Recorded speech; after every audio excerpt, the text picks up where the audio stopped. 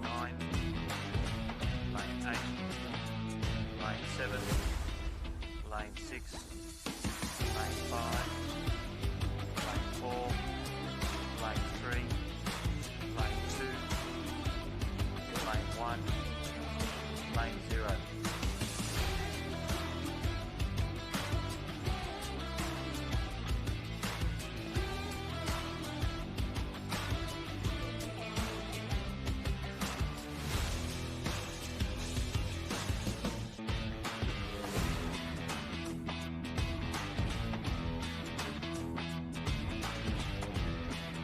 Lane 0,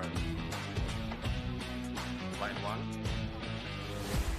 lane 2, lane 3, lane 4, lane 5, lane 6, lane 7, lane 8, lane 9. Test start.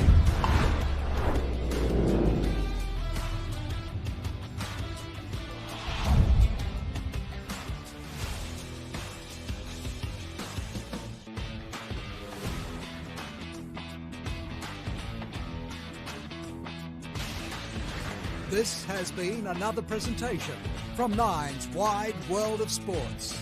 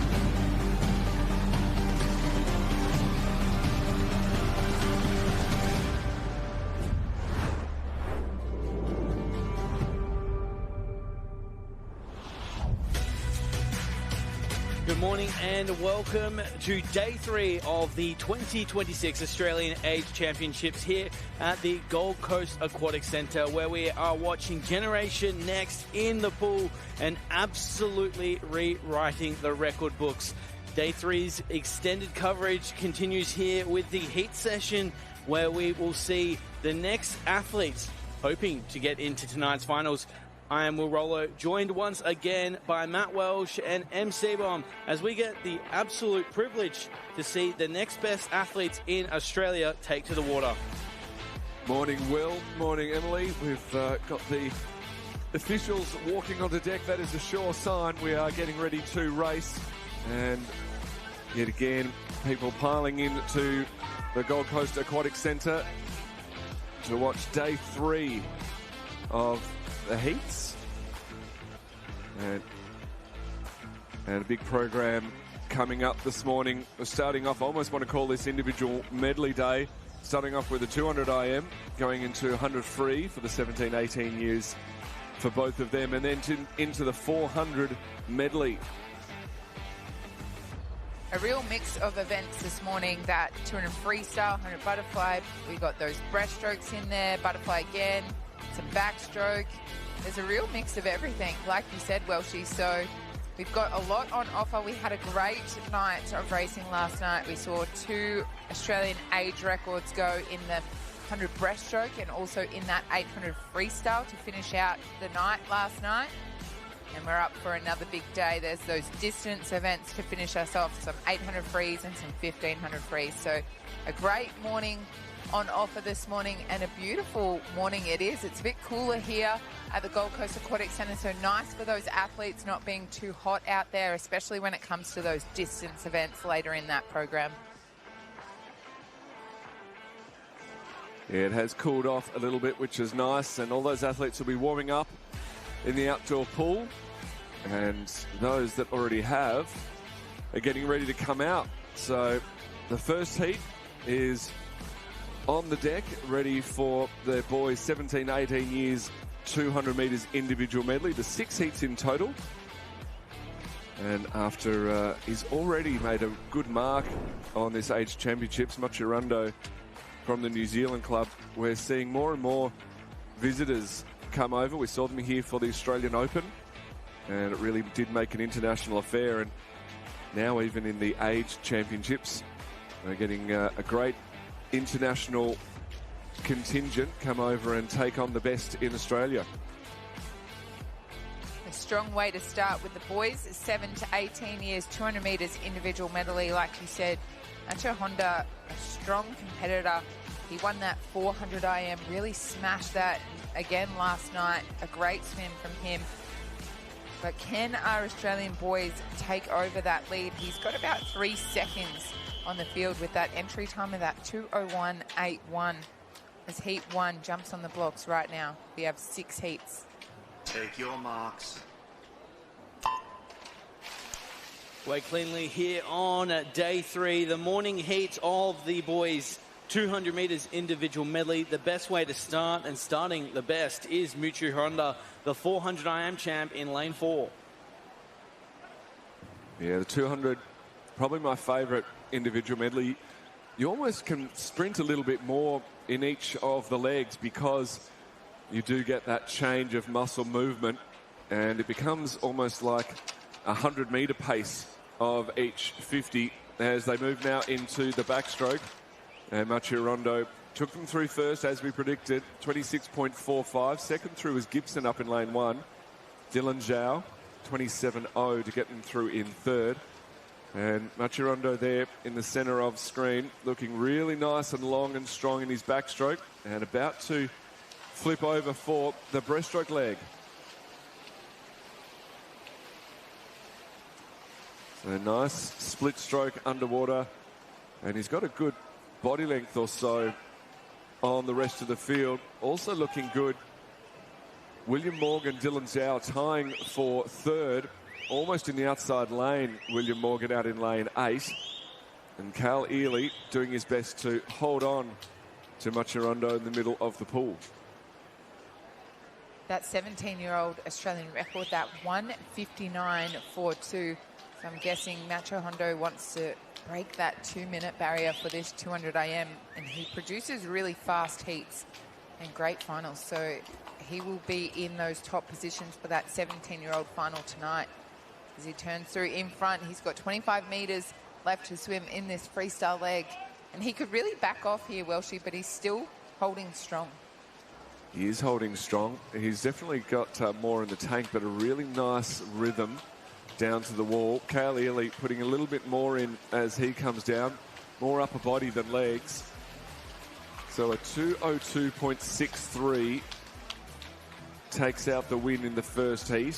About 4 seconds back to Cale Ely and exactly 6 seconds back to Luke Higgs in third place.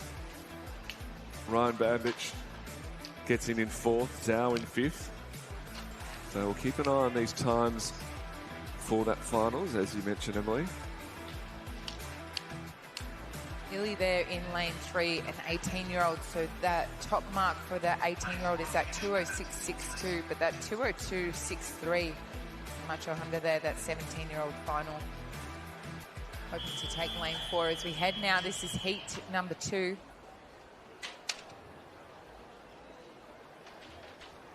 Take your marks. To the second of the seeded heats in the water, and we see our fastest seeded 18-year-old from Trinity Grammar. That's Grayson Doig in lane 4. Trinity Grammar, of course, a very strong medley program in New South Wales, competing strongly here through Doig as he starts to edge away from the field into the first term. As we mentioned, 6 heats in total of the 17 to 18 years 200 metres medley. Top 10 fastest 17-year-olds through to the final tonight. Same for the 18-year-olds who'll swim just after that. So there's plenty to race for this morning. And we'll keep an eye on those times to determine who will be joining us tonight here at the Gold Coast Aquatic Centre, coming down to the halfway mark of this 200 metres individual medley. And Grayson Doig still holding on. Only about half a second separating first and second. Kiddo doing a great job holding on. Cotter in for third. Rosetto in for fourth. Tancred stuck in the middle in fifth. Now on to the all-important breaststroke leg, and this is where we often see people making big breaks in their favoured stroke. So some of these swimmers will be stronger backstrokers, some stronger butterflies, or breaststroke is definitely one that will get you up, and that's what's happening right in the middle now. Grayson Doig, Sydney Kiddo coming through. Harrison Tancred holding on for second.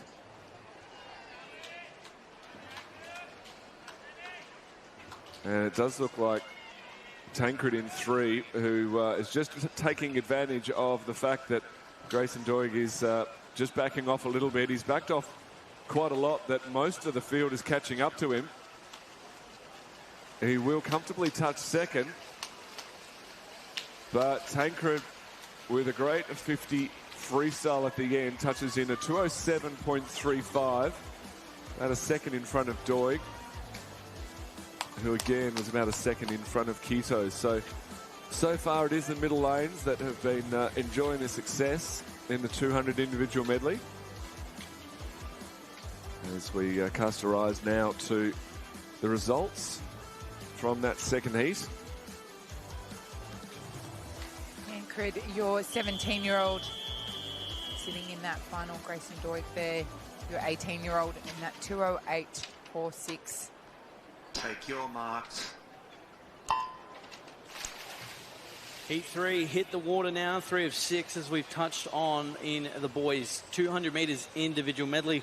In lane 4, we see another 17-year-old, and in fact, a field really deep of 17-year-olds. Expect that final to be incredibly difficult to make, especially for Regan Cheng in lane 4 of Carlisle, represented here as a visitor, so he will be up against Mutu Hondo. We'll keep an eye on that junior Pan Pac qualifying time as well, 2:03.23. We're going to see some fast swims tonight to get underneath that mark. But leading us through, it is Armin out in lane 6. So the meet qualifying time is different for the 17s and 18-year-olds. And there's 6 heats this morning, but it's pretty much 3 heats of 17-year-olds, 3 heats of 18-year-olds, all mixed together to provide the best racing environment possible for the athletes. So that's why we're seeing fantastic heat swims. And when you've got people like Will Sutcliffe down in lane 9, touching first in a 59.2, it really shows that the athletes are making the most of the conditions here at the Age Championships. So into the breaststroke now. Second through was Charlie Austin, Regan Cheng in for third. Kalogeropoulos in 8, trying to keep up with Sutcliffe, but has now passed him into that breaststroke. So Will Sutcliffe will relinquish first place, and Regan Cheng picks it up. So Kalogeropoulos into second, Olgate into third, and now into our final freestyle leg. And it looks like Regan Cheng, with a very well-paced swim, will be touching first in the third heat. He had Emily Seebohm just making note that his breaststroke leg was easily the fastest across the field, which has led him to touching the wall first, a 206.38. Charlie Austin in second, a 208.27. And then Kalogeropoulos touches third, 208.52. So these times vitally important for the finals tonight. The placings almost arbitrary. The times, though, they're racing all 6 heats and their age groups within those heats.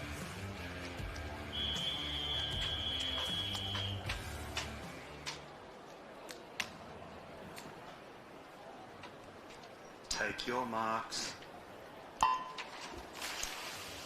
So we keep moving here as we welcome in our 4th heat of 6, the first of the unseeded heats. A fantastic start from O'Neill of St Andrews in lane 4, but moving through as well is Harvin of Norwest out of lane 6.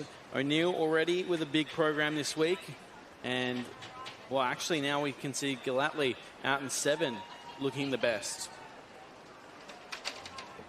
Yeah, very strong 50 butterfly there, 27.17 from Jordan Galatly.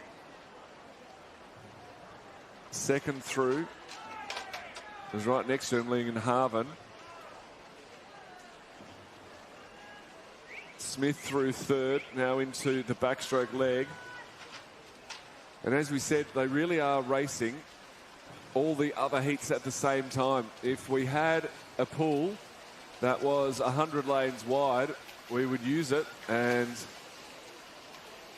it would be quite an interesting feat. But they are racing every single other heat that is going today. So the time is vitally important. The placing almost arbitrary, but the time is really important because that will be compared against every other heat.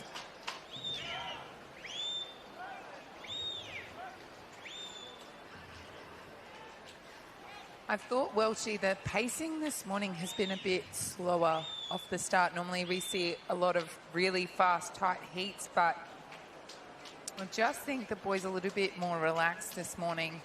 It's day 3 at the championships here, and I was going to raise this later, but the management of energy throughout the day, one of the things that a lot of swimmers say is it's always day 1.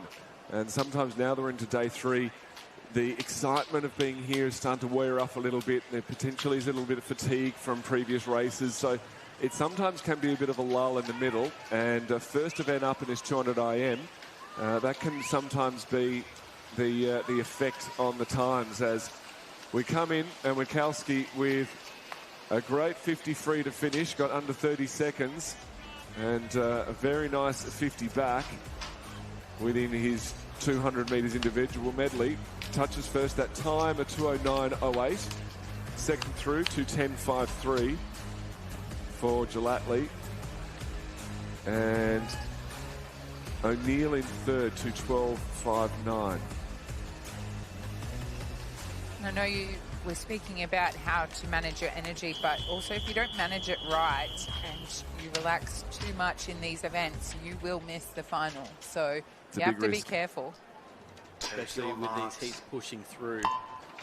Unseated but ready and raring. This is Heat 5 now in the water as we make our way through the opening event of day 3. Jai Cordis out of lane 3 for Southside, qualified 4th in the 100 butterfly final. So expect him to go out very quickly.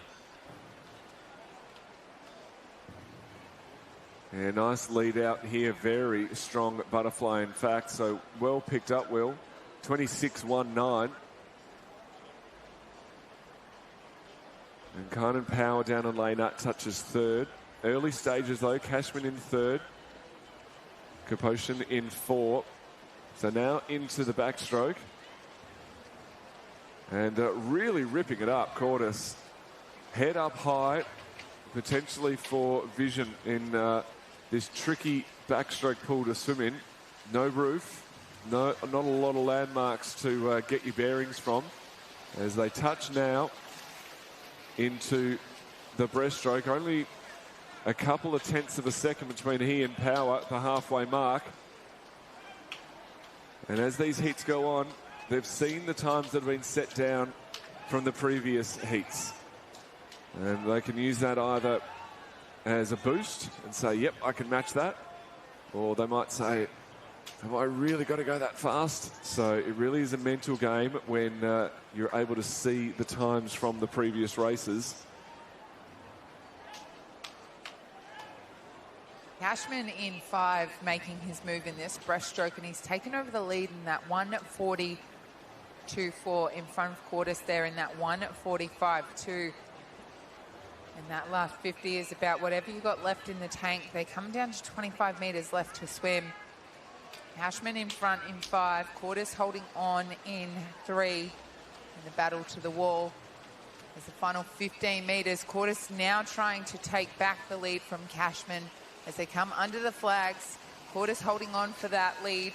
Cashman in that second position, 2:11.97. Cashman that 2:12.65. Great swim from those boys. BBs from the program, so fantastic morning swim.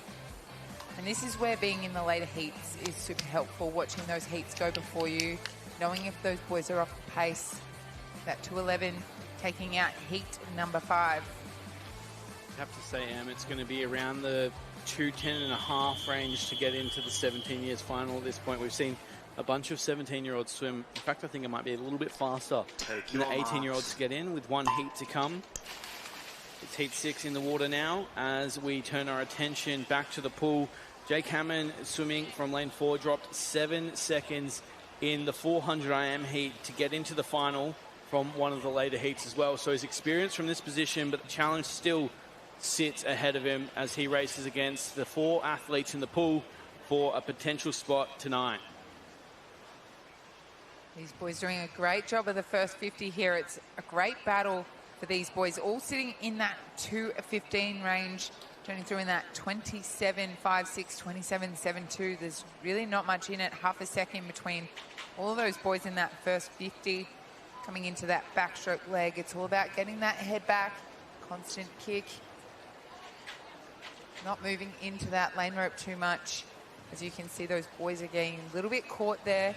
Hammond in 4, just ever so slightly on that lane rope on his right side as they come down to the back to breast turn.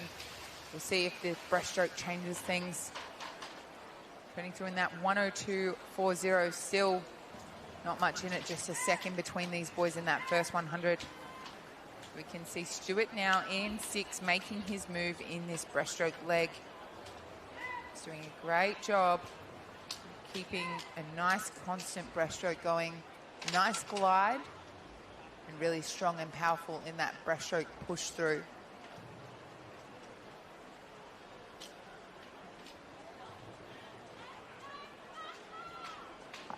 Hammond in 4, now making his move. Parrish in 3, trying to hold on with them. Turning through very close together. Stewart in the lead still in that 1:42.32, 1:42.52 from Hammond in lane 4.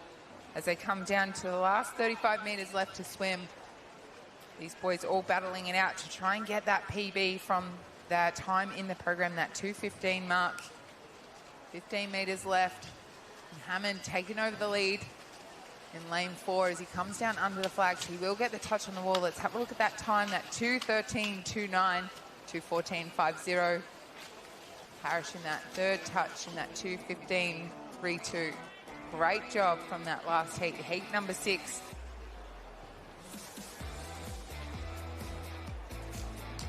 Certainly a good way to wrap it there. Jake Hammond, 2:13.29 as she called it through. And that is, again, another PB for Jake. Not quite the 7.5 seconds in the 400 IM, but you'll take a PB at any point in your career. And well done to Jake to round out there. We get the official results. You can see Hammond on top. Parrish and Painter rounding out the top 3. Now you get a summary of event 32 as well now, and we'll see, as expected, there it is, Muchiro Hondo on top, 2:02.63. That is a sensational swim to start off the day 3's action. Cheng in second, so the two visitors leading the way as both 17-year-olds. We'll see them come back this evening and deliver a fantastic final, remembering, of course, that junior Pan Pac qualifying time, 2:03.23. For now, though, we turn our attention to event 33.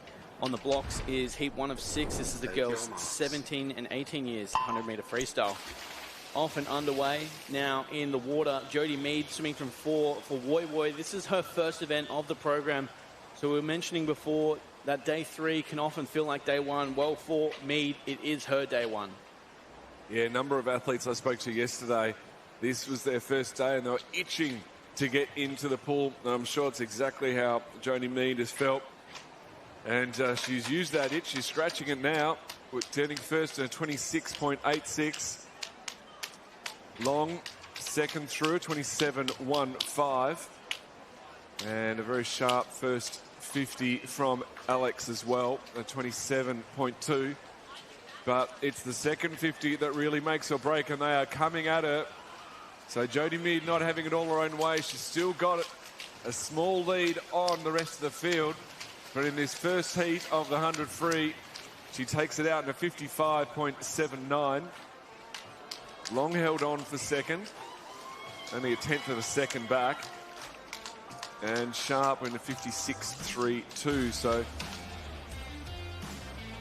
quick times to start us off in the first heat. Pretty much only within roughly half a second of their entry time. So it's a very nice way to start their work on day 3. Take your marks. See what the answer is here for heat 2 as they get to work off the blocks, and you can see some of the names from the earlier days in action. Childs so prolific in that state relay and firing down this first 50. Yeah, great to see this action. As we said before, this is the 17 and 18 years. We've got 6 heats, so it's roughly 30 17-year-olds, 30 18-year-olds, and all combined based on their fastest time, and it's leading to this great racing. Childs and Ring in the middle of the pool, going absolutely at it. Arnell, a visitor from the USA Club, who is trying to get the best of it. She's pulled up right alongside Ring, and potentially the momentum on her side as she really starts to push ahead in the last 10 metres and comfortably takes out this second heat in a 56.08. So Childs in second, Ring in third, fourth belonged to Newham down in lane 8. They had a great outside swim from St Andrews, and Kayla Pratt coming in fourth. So results there from the second heat.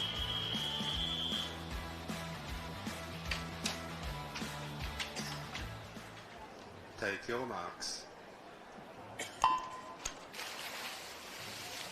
Final seeded heat underway here, and 2 names very familiar to the Age Championships lead the way through the middle lanes. Ainsley Trotter, the world champion, junior world champion at last year's World Championships in the 50-meter backstroke, showing her incredible speed through the blocks, but Lily McPherson going with her to the turn, as well as a host of athletes. It is a host of athletes. Look how close they all touch. McPherson in first, but a tie for third between Trotter and Gowns. So this is a very tight battle in this third heat. And they're just starting to separate now. So McPherson still with the lead, I feel, but Gowns is really pushed up alongside. In fact, she might have passed her, and she really has. Coming over that last 15 metres, she's pushed further ahead and now gets about a body length. So a comfortable win in the end from McPherson. Oh, McPherson getting over Trotter, my apologies. 55.97. Trotter 56.43. Liu 56.63. So nice dominant swim there from McPherson.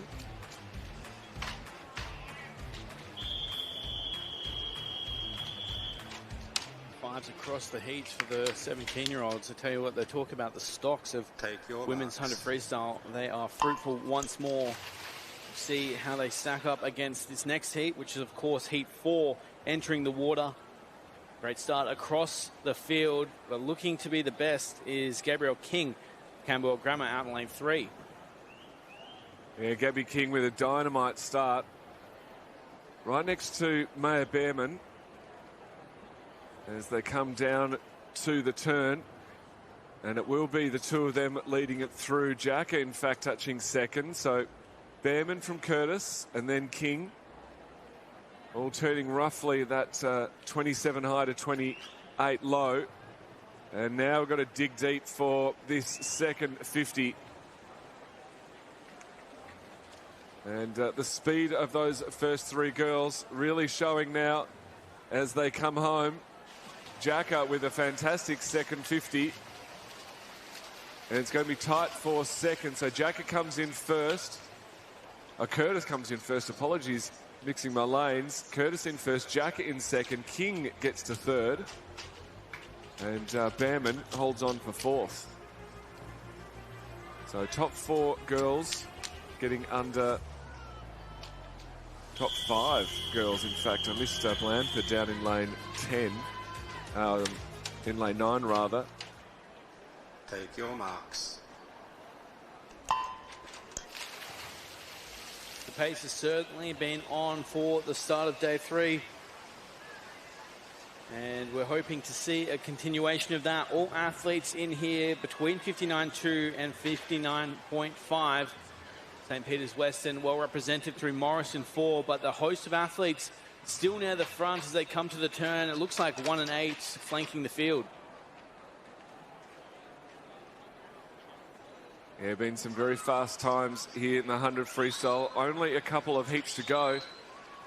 Paige Carey with a very quick 28.0 down in lane 8. She's really stands out from the field. Had a good margin over Morris and all alert. And it looks like it will be Morris and Carey battling it out for the honours of touching first. Morris will get there in a 57.32. Carey in second, 57.94.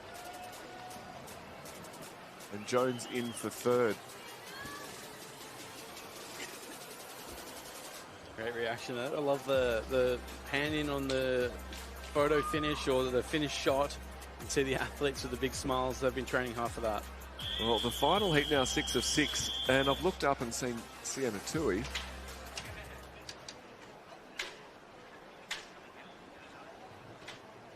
Stay down, swimmers. Slight delay on the start as they set the pool. Some athletes choosing to get out. Take your marks. But no delay now as we dive in to the 6th and final heat. And we see some superstars of the sport entering the pool. And see how they go here in the 100 freestyle to round out event 33. I looked up and saw Sienna Tui and I thought, oh, is this the right event? But obviously turning her hand at the freestyle and doing a great job there in lane 6. She's right up with the leaders. But it looks like Lillian Schooley will touch first in lane 1. Tui then in second. In fact, equal second with Carruthers down in lane 8. And Tara Borelli in lane 5 touches fourth as they're coming down. A really big second 50 here from Tui. Very turning her hand to the freestyle and doing an incredible job of it. She's swam away in the second 50, really well paced, and comes in with a 58.3. So a very strong swim from the 17-year-old. Easily under her entry time. And has decided to throw her name in the ring for the 100 freestyle as well. So results there from Heat 6. Nice to see these athletes. I know we've spoken about it, doing all these different multitude of events. So she's definitely known as that breaststroker, but great to see her in the freestyle too. As you have a look at your 10 fastest times, just remember there are 17 and 18-year-olds. There will be 2 separate finals tonight. But it looks to me like the 17-year-old final is going to be on fire. All those 17-year-olds going 55 this morning, so definitely on track for a superstar in the making in that 100 freestyle. Seen just what that can do for the event's development as well. We move now to our next event. This is event 34. This event has been reseeded down from 10 heats to 9, the first of which in the water. Lenny Grigor swims as the fastest entrant from Somerset, 4:21.93, a very swift time at 16 years of age. And you can see that prowess playing here with Waring, who was prolific last night, taking that Australian record in the 800 freestyle. Those two lead us through the first 50. Yeah, Lenny Grigor, the Australian record holder for the 15 years, obviously set that when he was 15 back in 2024 in December, a 4:20.73. And the 400 IM really demanding of obviously all 4 strokes, but all of the skills as well. Every turn is tested. And working the underwaters, loving the underwater footage here at the Gold Coast Aquatic Centre. The water is crystal clear and you can see every movement. So much work obviously done underneath the water in swimming, and really only way to capture it is from there. Getting over towards the lane rope a little bit there. There, much like in training in an outdoor pool, you'll have that lane rope right next to you. We'll see whether he circles the lane on this turn or whether he sticks to that lane. He's turned over in the middle, and it looks like he will circle. He'll come back to his favoured side of the lane in this second 50.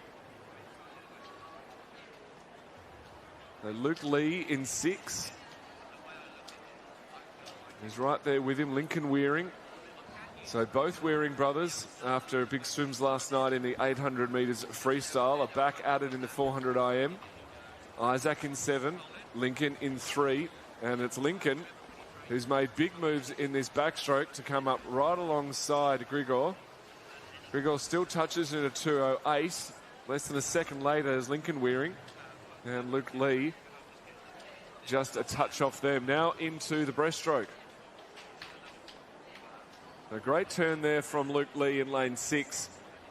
And Russell Pang really making big moves in this 100 metres breaststroke already. They're not even 35 metres in, and he's gone from 4th to 2nd in the pool. Grigor extending his lead in that breaststroke leg. Turns through in front in that 2:45.10, a 36.74 breaststroke leg, which is absolutely fantastic. Really extending on this lead more and more in this breaststroke as those boys battle it out with Pang and Wearing in that 2nd and 3rd position. He's got a beautiful glide, Grigor. It's nice and long. He's really utilising his body through this breaststroke. And the fastest breaststroke split out there by almost 2 seconds. Well, it really shows in the water, doesn't it, Emily? The turn at the other end was less than a second, or the start of the breaststroke was less than a second. He's pushed that out to 5, over 5 seconds. He certainly has, and he could really let go a little bit in this freestyle, but you can see he's still using his legs here. He's really trying to power through His time in that program, that 4:21.93, but he holds the Australian record at that 4:27.3 for a 15-year-old, so you know he can go a little bit faster than that. And he'll be trying to get that Australian 16-year-old record, which isn't too far off his 15-year-old record. Oh, that 4:24.8. He is really shut down in this final 50. He's shut down to such a crawl that he's almost in danger of being caught, because there's a real race on between Pang right next to him and Lincoln Wearing. So he will touch first, and he's paced it beautifully.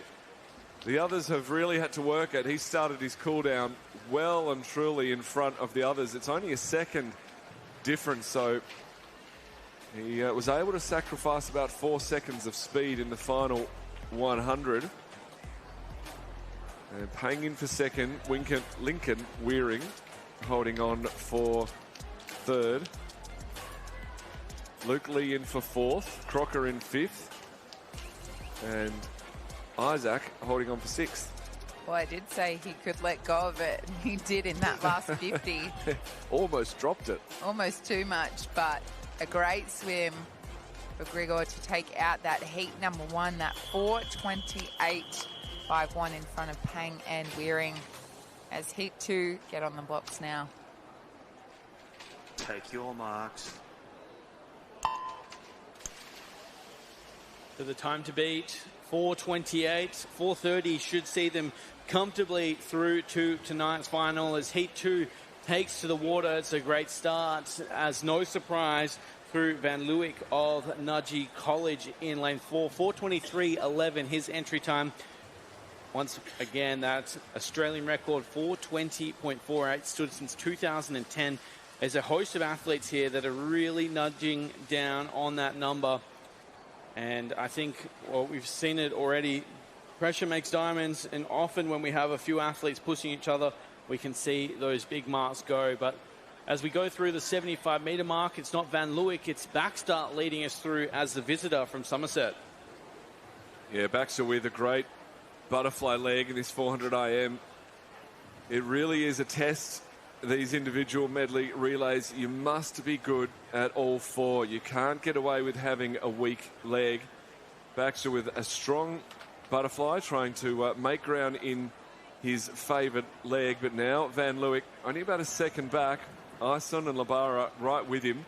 Now they're starting to peg Baxter back in the backstroke. So Oliver Yin in fifth, so he's right up there with them. Johnson as well, out in one. But now, stroke for stroke coming down, I think Van Leeuwenhoek will have taken the lead at the halfway mark. They turn over, and it's only a tenth of a second, but the lead has changed hands. Labara in for third. Ison still holding on for fourth. Not quite halfway through this race, so plenty of room to move and to make up.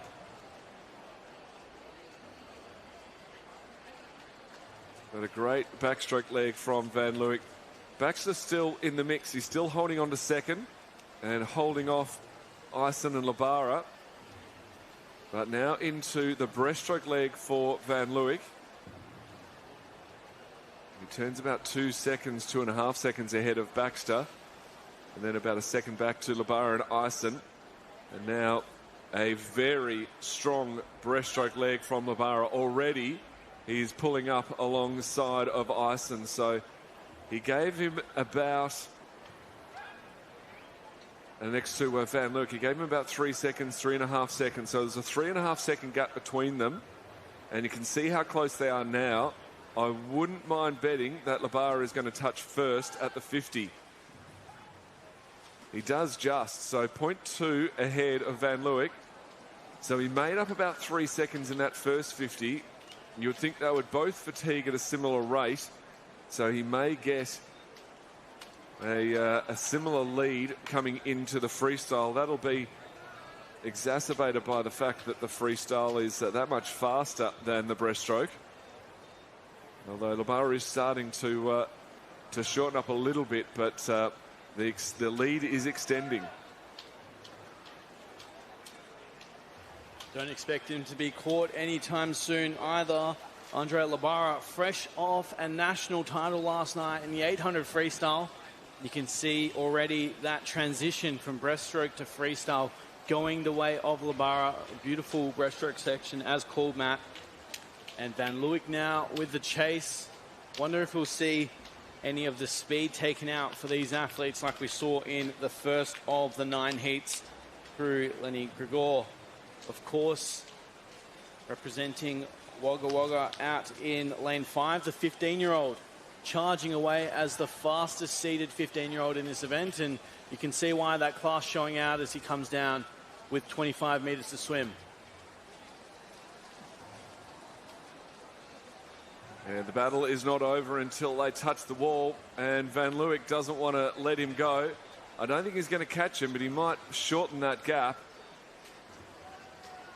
So down to the touch now.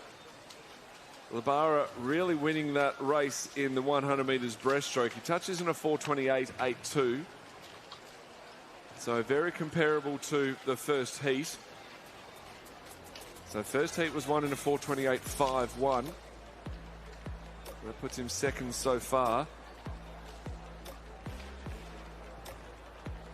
And Leeuwenhoek in for second, Baxter in third, Ison in fourth. Unfortunate to see a disqualification there for Thorpe, but it's a very technical event, the 400 IM. Got to be tested on every single skill.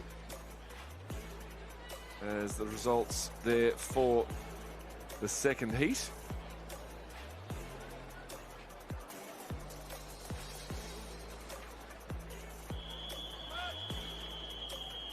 Great swim from Labara there to take out heat number 2 as heat number 3 are on the blocks. Take your marks.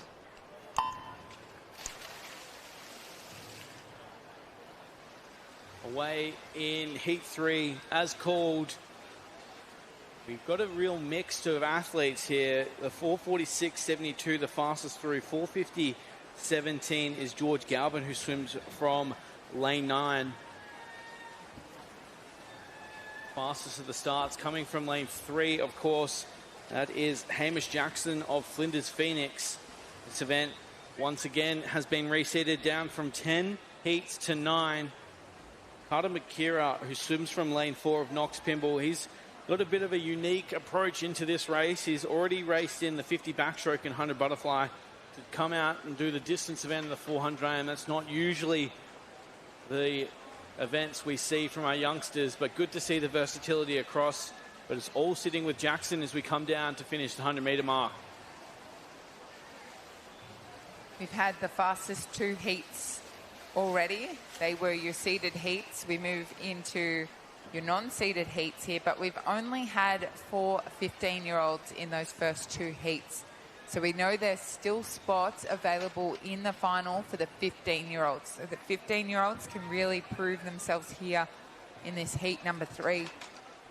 And doing a great job, Jackson out of 3 and Mills out of lane 0. Very strong in that butterfly leg, that 101.86 and that 102.61. As we head into that first turn in the backstroke. Hamish Jackson through the, as you called it, 101 mark. He just broke his personal best just 2 days ago in the 100 butterfly. He dropped a 57.05 to qualify as the fastest through, the 9th fastest through to the final. He also raced the 50 backstroke earlier this meet, so you can see that these athletes really having to rely on their early skills. Swim to your strengths, minimize your weaknesses. That's exactly what Jackson will do here. So he's got a 4.5 meter lead, turning through 2:12.30. So he's on track here if he's got a solid breaststroke around that 4:35 to 4:40 mark. And in that breaststroke now being tested as the field looks to chase down, led by, looks to be Schneider's out of lane 8. Yeah, Jackson looking great through that backstroke leg. Second through, as you said, Will, Schneider's. Third through, Charlie Potts. Sam Mills is throwing his name in the ring. You can see him there at the top of your screen. He looks to be almost in second place. It's third, in fact, but only exactly 9/100ths of a second behind Snyder, so very tight between those two.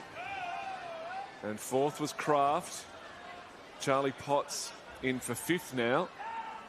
So the breaststroke is coming through, and they are catching our leader Jackson, but he got such a lead in that backstroke that he's got enough of a buffer leading into this freestyle. Sam Mills looking fantastic at the top of your screen. You can see him coming in under the flags now. He'll touch second this time. He does. He's about 4 seconds off Jackson and got about a second lead in front of Kraft, and Snyder's down in 8. So now into the freestyle. It's a little bit more level pegging with this stroke. There can be some real discrepancies and differences in the breaststroke, but less so in the freestyle. But let's just see how much energy they've got left. Some fast times being thrown down in the first couple of heats. We saw 2 4:28s and plenty in the 4:30s. So now the swimmer in lane 3 with only 35 metres left to swim has got a solid lead in this third heat. 9 heats in total, so a huge contingent of athletes putting the name down for the 400 individual medley at this meet. This is for years 15 and 16.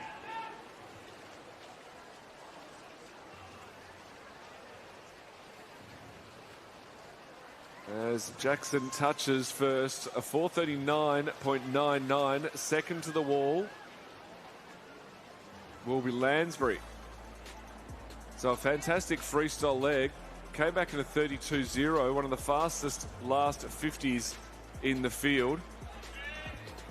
So Lansbury in second, a 4:45.33. Third through was Snyder's, who was always in the mix, a 4:45.46. Tucker in for fourth, Kraft in for fifth. Mills held on for sixth with a really strong breaststroke leg. Sneaking under the 4:40 was Hamish Jackson. He'll be your winner for Heat 3. Came in with a time of 4:46, so took a good 7 seconds off his entry time. He'll be very happy with that and really worked for it. That should, as Em touched on before, Matt, that should get him comfortably through to the final this evening with only 4 17-year-olds swum thus far. There's still plenty to come as we welcome out 15-year-olds, in fact. We welcome out Heat 4.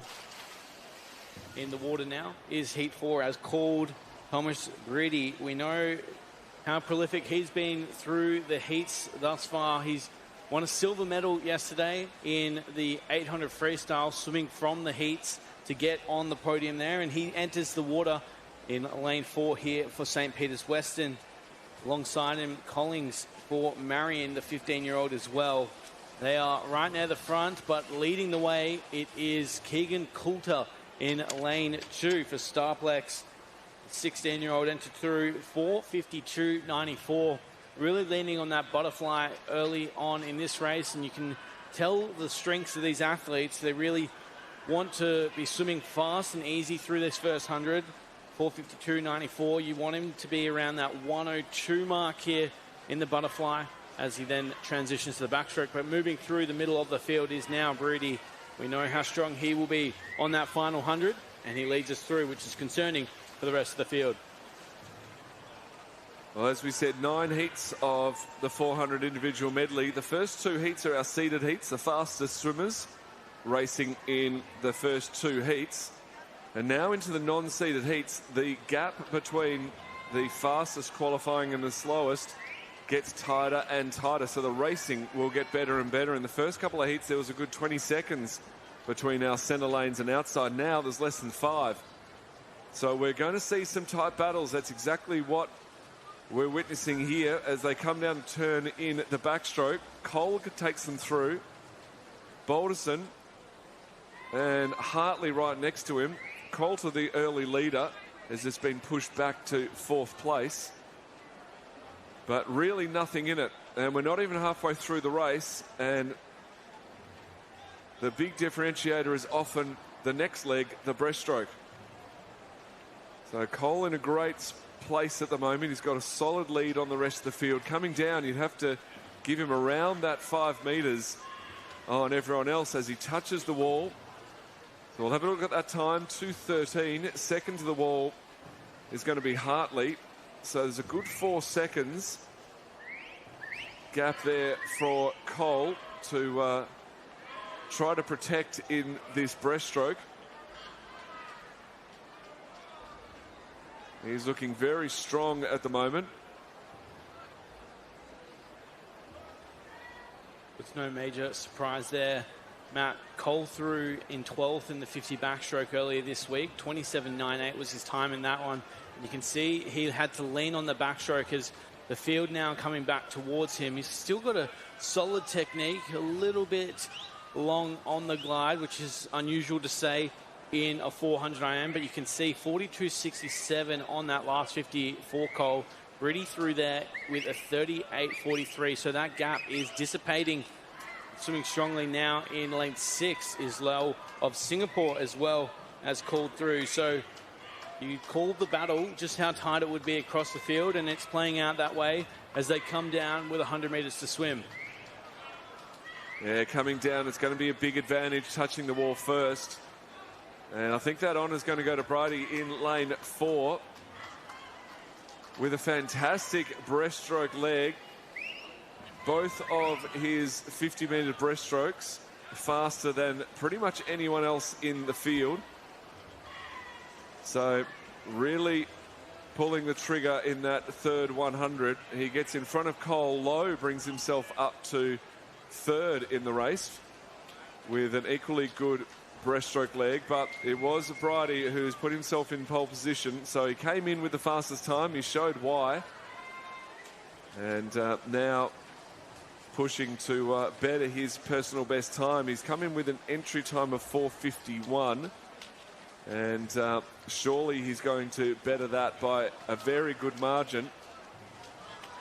He should come through in a roughly 4:45, so he's probably going to take about 5 or 6 seconds off his entry time.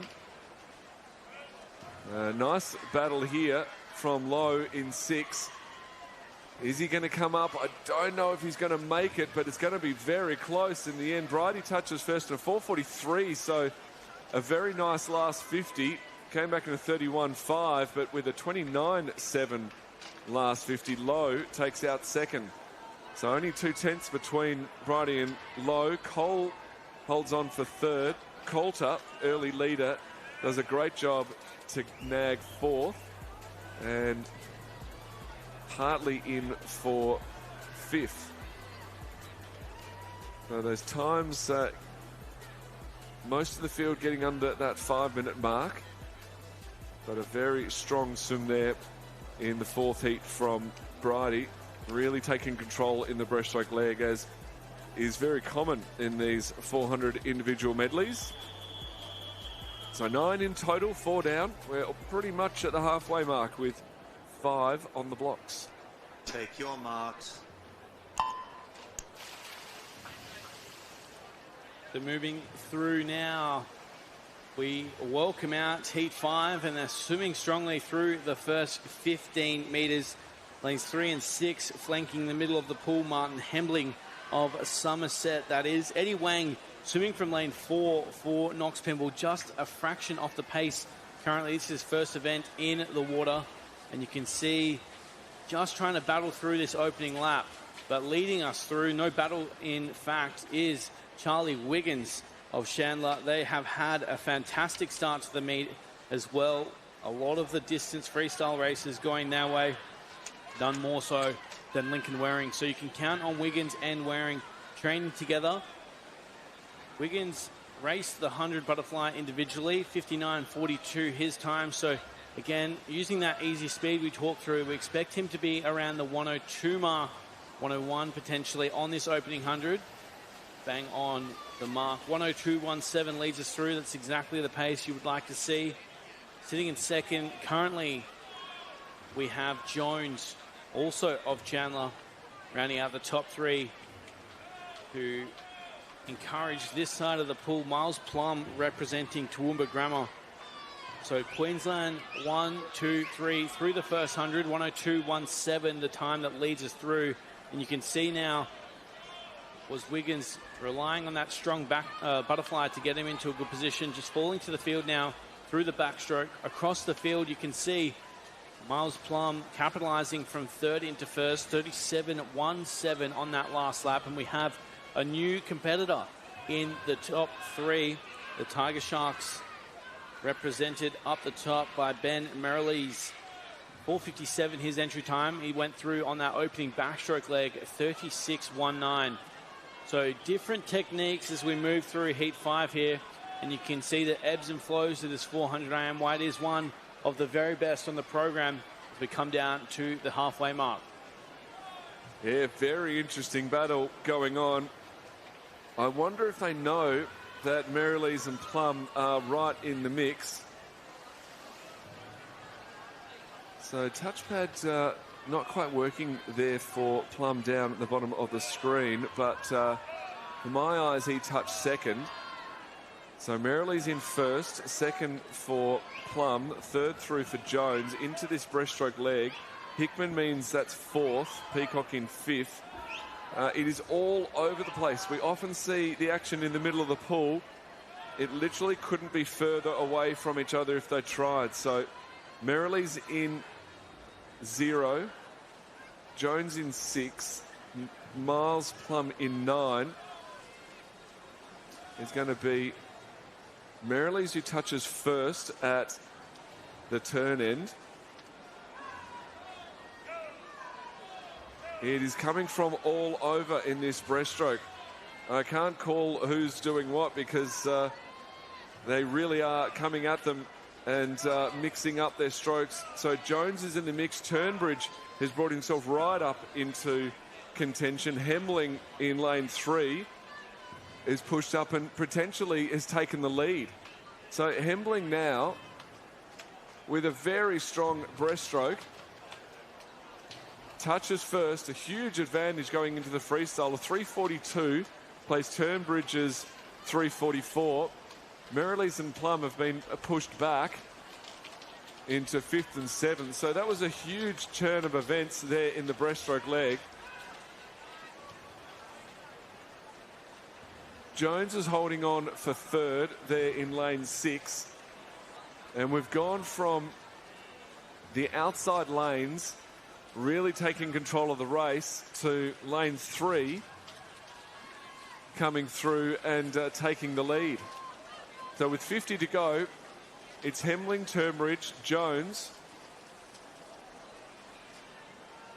Hickman in for 4th, Plum in 5th, Merrilees in 6th, and then Peacock, Wiggins, and Wang in the middle of the pool holding on for 10th. So Heat 5 of the boys 15 to 16 at 400 IM has given it all, and now they're coming back. I don't think they're going to catch Hemling. They don't, but it was close in the end. So Martin Hemling holds on for first to win his heat. Second in Hickman. A tie for third, just to throw a bit more into that race. A 4:53.13. In fact, I'll have to check those times. I think they were different. It's showing a tie for third, but I don't think it was. So 4:53.22. And yeah, it wasn't. So 4:54.21 for Wiggins. So the time's all over the place in that race. Take your marks.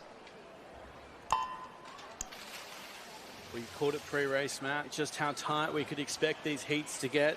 This one, again, should be much more of the same. Less than 2 seconds separating the first through 10th qualified for this heat. Interesting to note, though, there's 6 athletes in this field that are racing for the very first time on the Gold Coast this weekend. So we are on day 3, but for some athletes they're coming in fresh. We noted on day 1 for MC Bomb just how important sometimes it is to blow the cobwebs out, and we'll see how they all stand up here.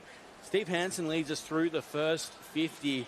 He was 52.46 in the 100 freestyle. So to let him lead the early part of this race could be detrimental to the rest of the field. And we can see an answer coming through Lucas Morgan out of lane 8, one of our first race athletes for this meet.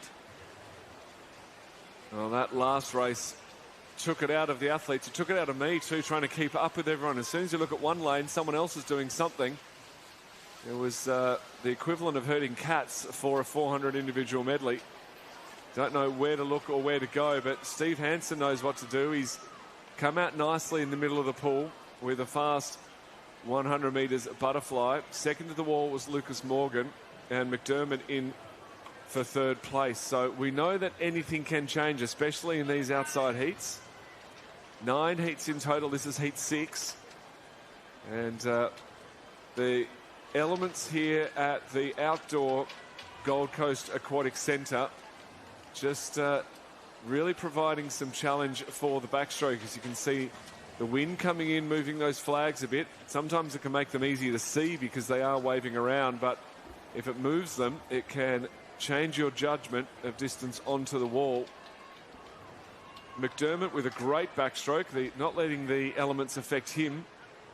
And he's obviously found something to base his straight line on, because he's swimming beautifully down the water. The backstroke technique, probably the best in the pool I can see. He really keeps a good length in his stroke. Hasn't quite counted onto the wall properly though, and bumps his way through onto the breaststroke. And now all the swimmers now trying to catch up to each other. In the backstroke, you can virtually see nothing. In the breaststroke, you can pretty much see everything. They can see where the competitors are. They can see where they need to get going. And they are trying to make up as much ground as they can.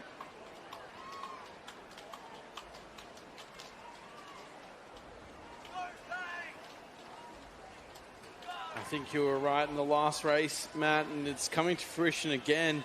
Herding cats, a perfect description. William Mann, 39.46 on that last lap to charge through into first position. McDermott still sitting comfortably, but 45.17 won't cut it here on the breaststroke leg. So you can see Chester as well moving through now. Sitting in third on the turn was Sweiter out of lane 3. But the battle well and truly sitting between Mann and Chester. Joking that somewhere. 7 and 6 on the final 100-meter turn. And Willie Mann will hold it here, 40.24 on that last lap. Jacob Chester with a 1:16 100 breaststroke, a very impressive breaststroke split there for the Surrey Park athlete out of lane 6. And it will be those two that lead the field with 100 to swim. It's going to be hard to see them being caught from here, but if last heat was anything to go by, we won't count anything until the final touch. But we're here in the shot now with Brisbane Jets, William Mann. You can see he's just holding that body length lead over Jacob Chester, with everything being put into this race by Chester. It is such an advantage having a strong breaststroke in the individual medleys, especially in the 400. You've got so much more room to make up that ground. But William Mann now just holding off Chester. Rogers coming right back into it. Sweiter in lane 3 just moved off the side. Rogers with a storming last 53. He wants a bit of the action. He touches second. So it's Mann in for first, a 4:51. Rogers a 4:52. Chester a 4:53.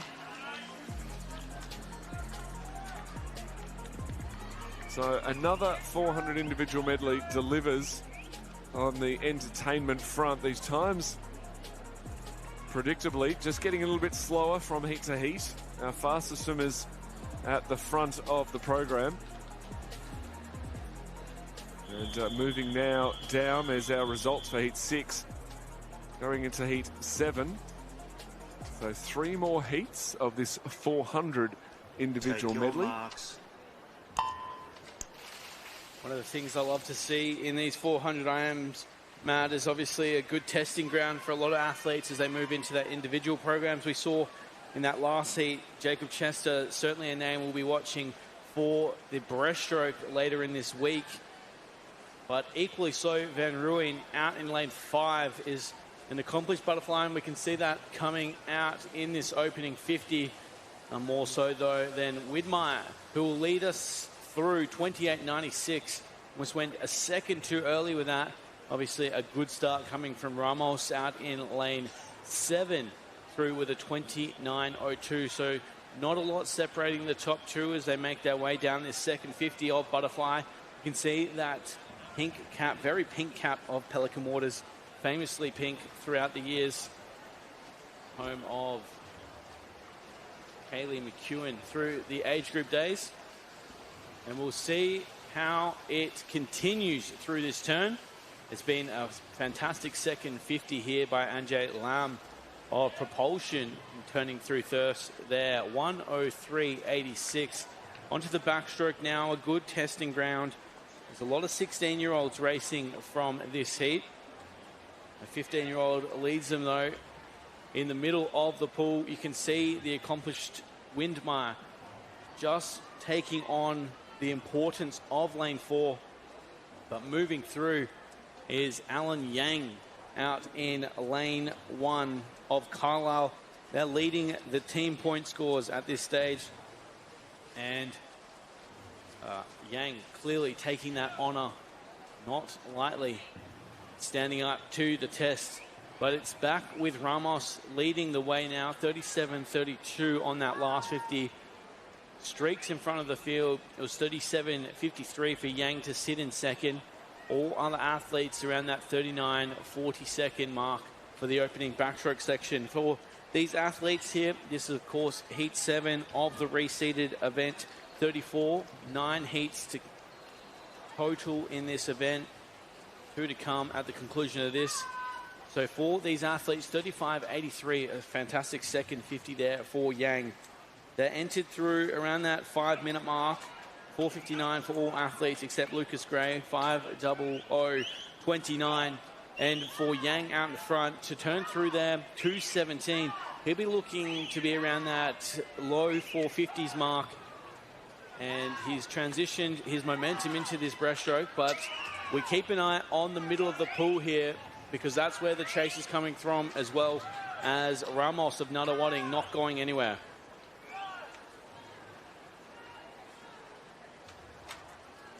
A great breaststroke leg there from Hamish Evans. He touches first, halfway through, a 3:02.59. So he split a 38 for his first 50 breaststroke, and he's the only swimmer who's split under 40 seconds, and he's done it convincingly. So we talked about the importance of a strong breaststroke in the 400 IM, and it's exactly what Hamish is delivering here.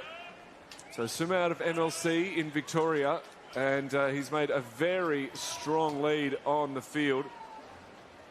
Let's see how big that gap is. He touches in a 3:42. So again, he split under 40 seconds for the back half of his breaststroke. And most of the other swimmers in a 43 to 44. So just how dominant that was. Second through, about 7 seconds after was Van Rooyen. And then Brown in third. Fourth was Yang. Fifth, Lamb. Sixth, Ramos. Jaden Zeng in for seventh, and then Pope, and then Gray. So Vidmar in for ninth as well. So Hamish Evans now with that strong lead. Probably a little bit of that evaporated. He had about 7 seconds. He's down to 5, so they're coming back at him in the freestyle and coming back strong. Van Rooyen really wants it. Brown as well in lane 3. Even Alan Yang out in lane 1 wants a bit, but it's not going to be enough. Evans will take out this heat. So heat 7 of 9. And Evans touches in a 4:53.20. Second of the wall was Yang with a great last 50. a 4.54. So Yang's last 50 was a 30.5. Evans with a 35. So the strengths and weaknesses within the strokes really brings out some great spectacle in the 400 IM. We've got 2 more to go this morning for the boys 15 to 16 years. But well underneath that 5-minute mark, which was great. Evans came in with a mark just under 5, so 4.59. He's gone about 6 seconds quicker. Matt, you don't see it too often, but Evans just 0.5 off a second off beating his backstroke with his breaststroke. It's saying a little bit about both, isn't it? Take your marks. For the penultimate heat of event 34 in the water and underway. Once again, this event has been reseeded from 10 heats down to 9, and these athletes now with an opportunity to better their entry times and potentially even put themselves in contention for this evening's finals. The field full of 15-year-olds here, and it looks to be lane 8 or lane 3 leading us through. In fact, it is Clint McHugh. No, Jasper Harvey on the commentator's curse. 29.47 leads us through. Yeah, Harvey and Cunningham having a nice little battle down the bottom of the screen. And Xavier Miles in lane 9 going with them. So you can see them there in your screen. There's 4 and 5 now, but just before we had Cunningham, Harvey and Miles, and they were leading them through. Also looking good, Clint McHugh, as you said, Will.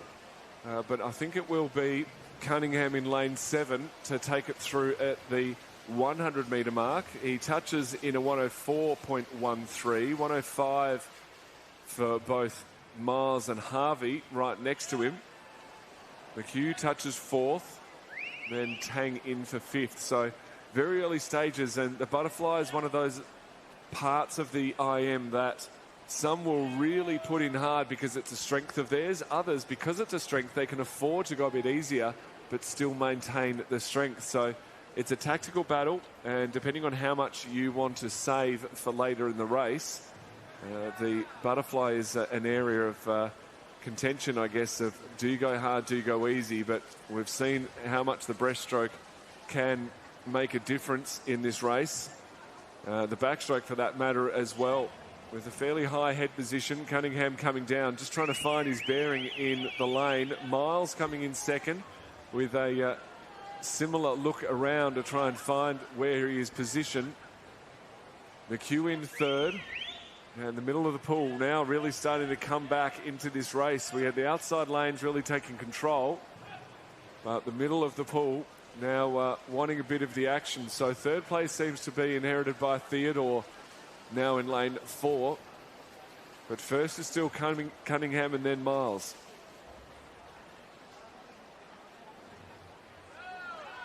So now to the all-important breaststroke. We saw a very dominant breaststroke from many of the swimmers, especially that last heat with Evans. But now into this 8th heat, second last heat of the 400 IMs. Only one to go after this. The swimmers trying to make a bit of a mark. Mills down the bottom of your picture right now with the red cap has had a great first 50 of his breaststroke. He touches first in a 42 split. So just putting that in comparison to the swimmers across the field.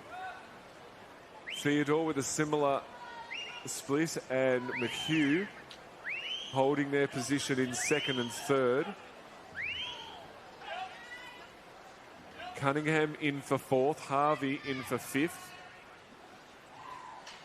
Dragonich 6th in front of Tang, Fan in 8th, Monaco in 9th, and Brueggemann in holding up 10th. But it's Miles with a very strong breaststroke leg. He takes the lead out in lane 9 ahead of Theodore and McHugh.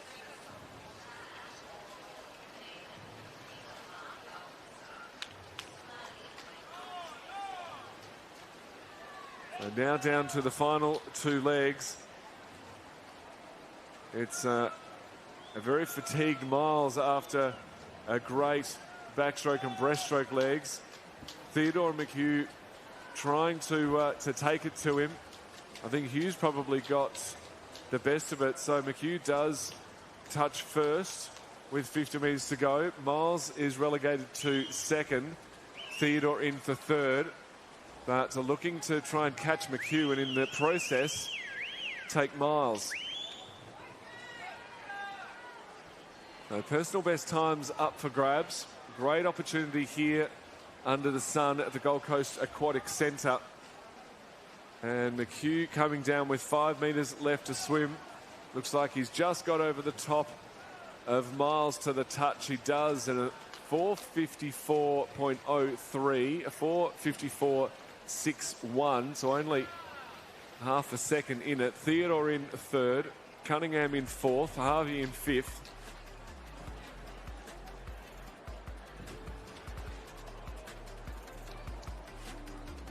I love this part of the program, Matt. This is where we can see some big PBs dropped, and Clint McHugh on cue getting that 4:54 as you call through so brilliantly.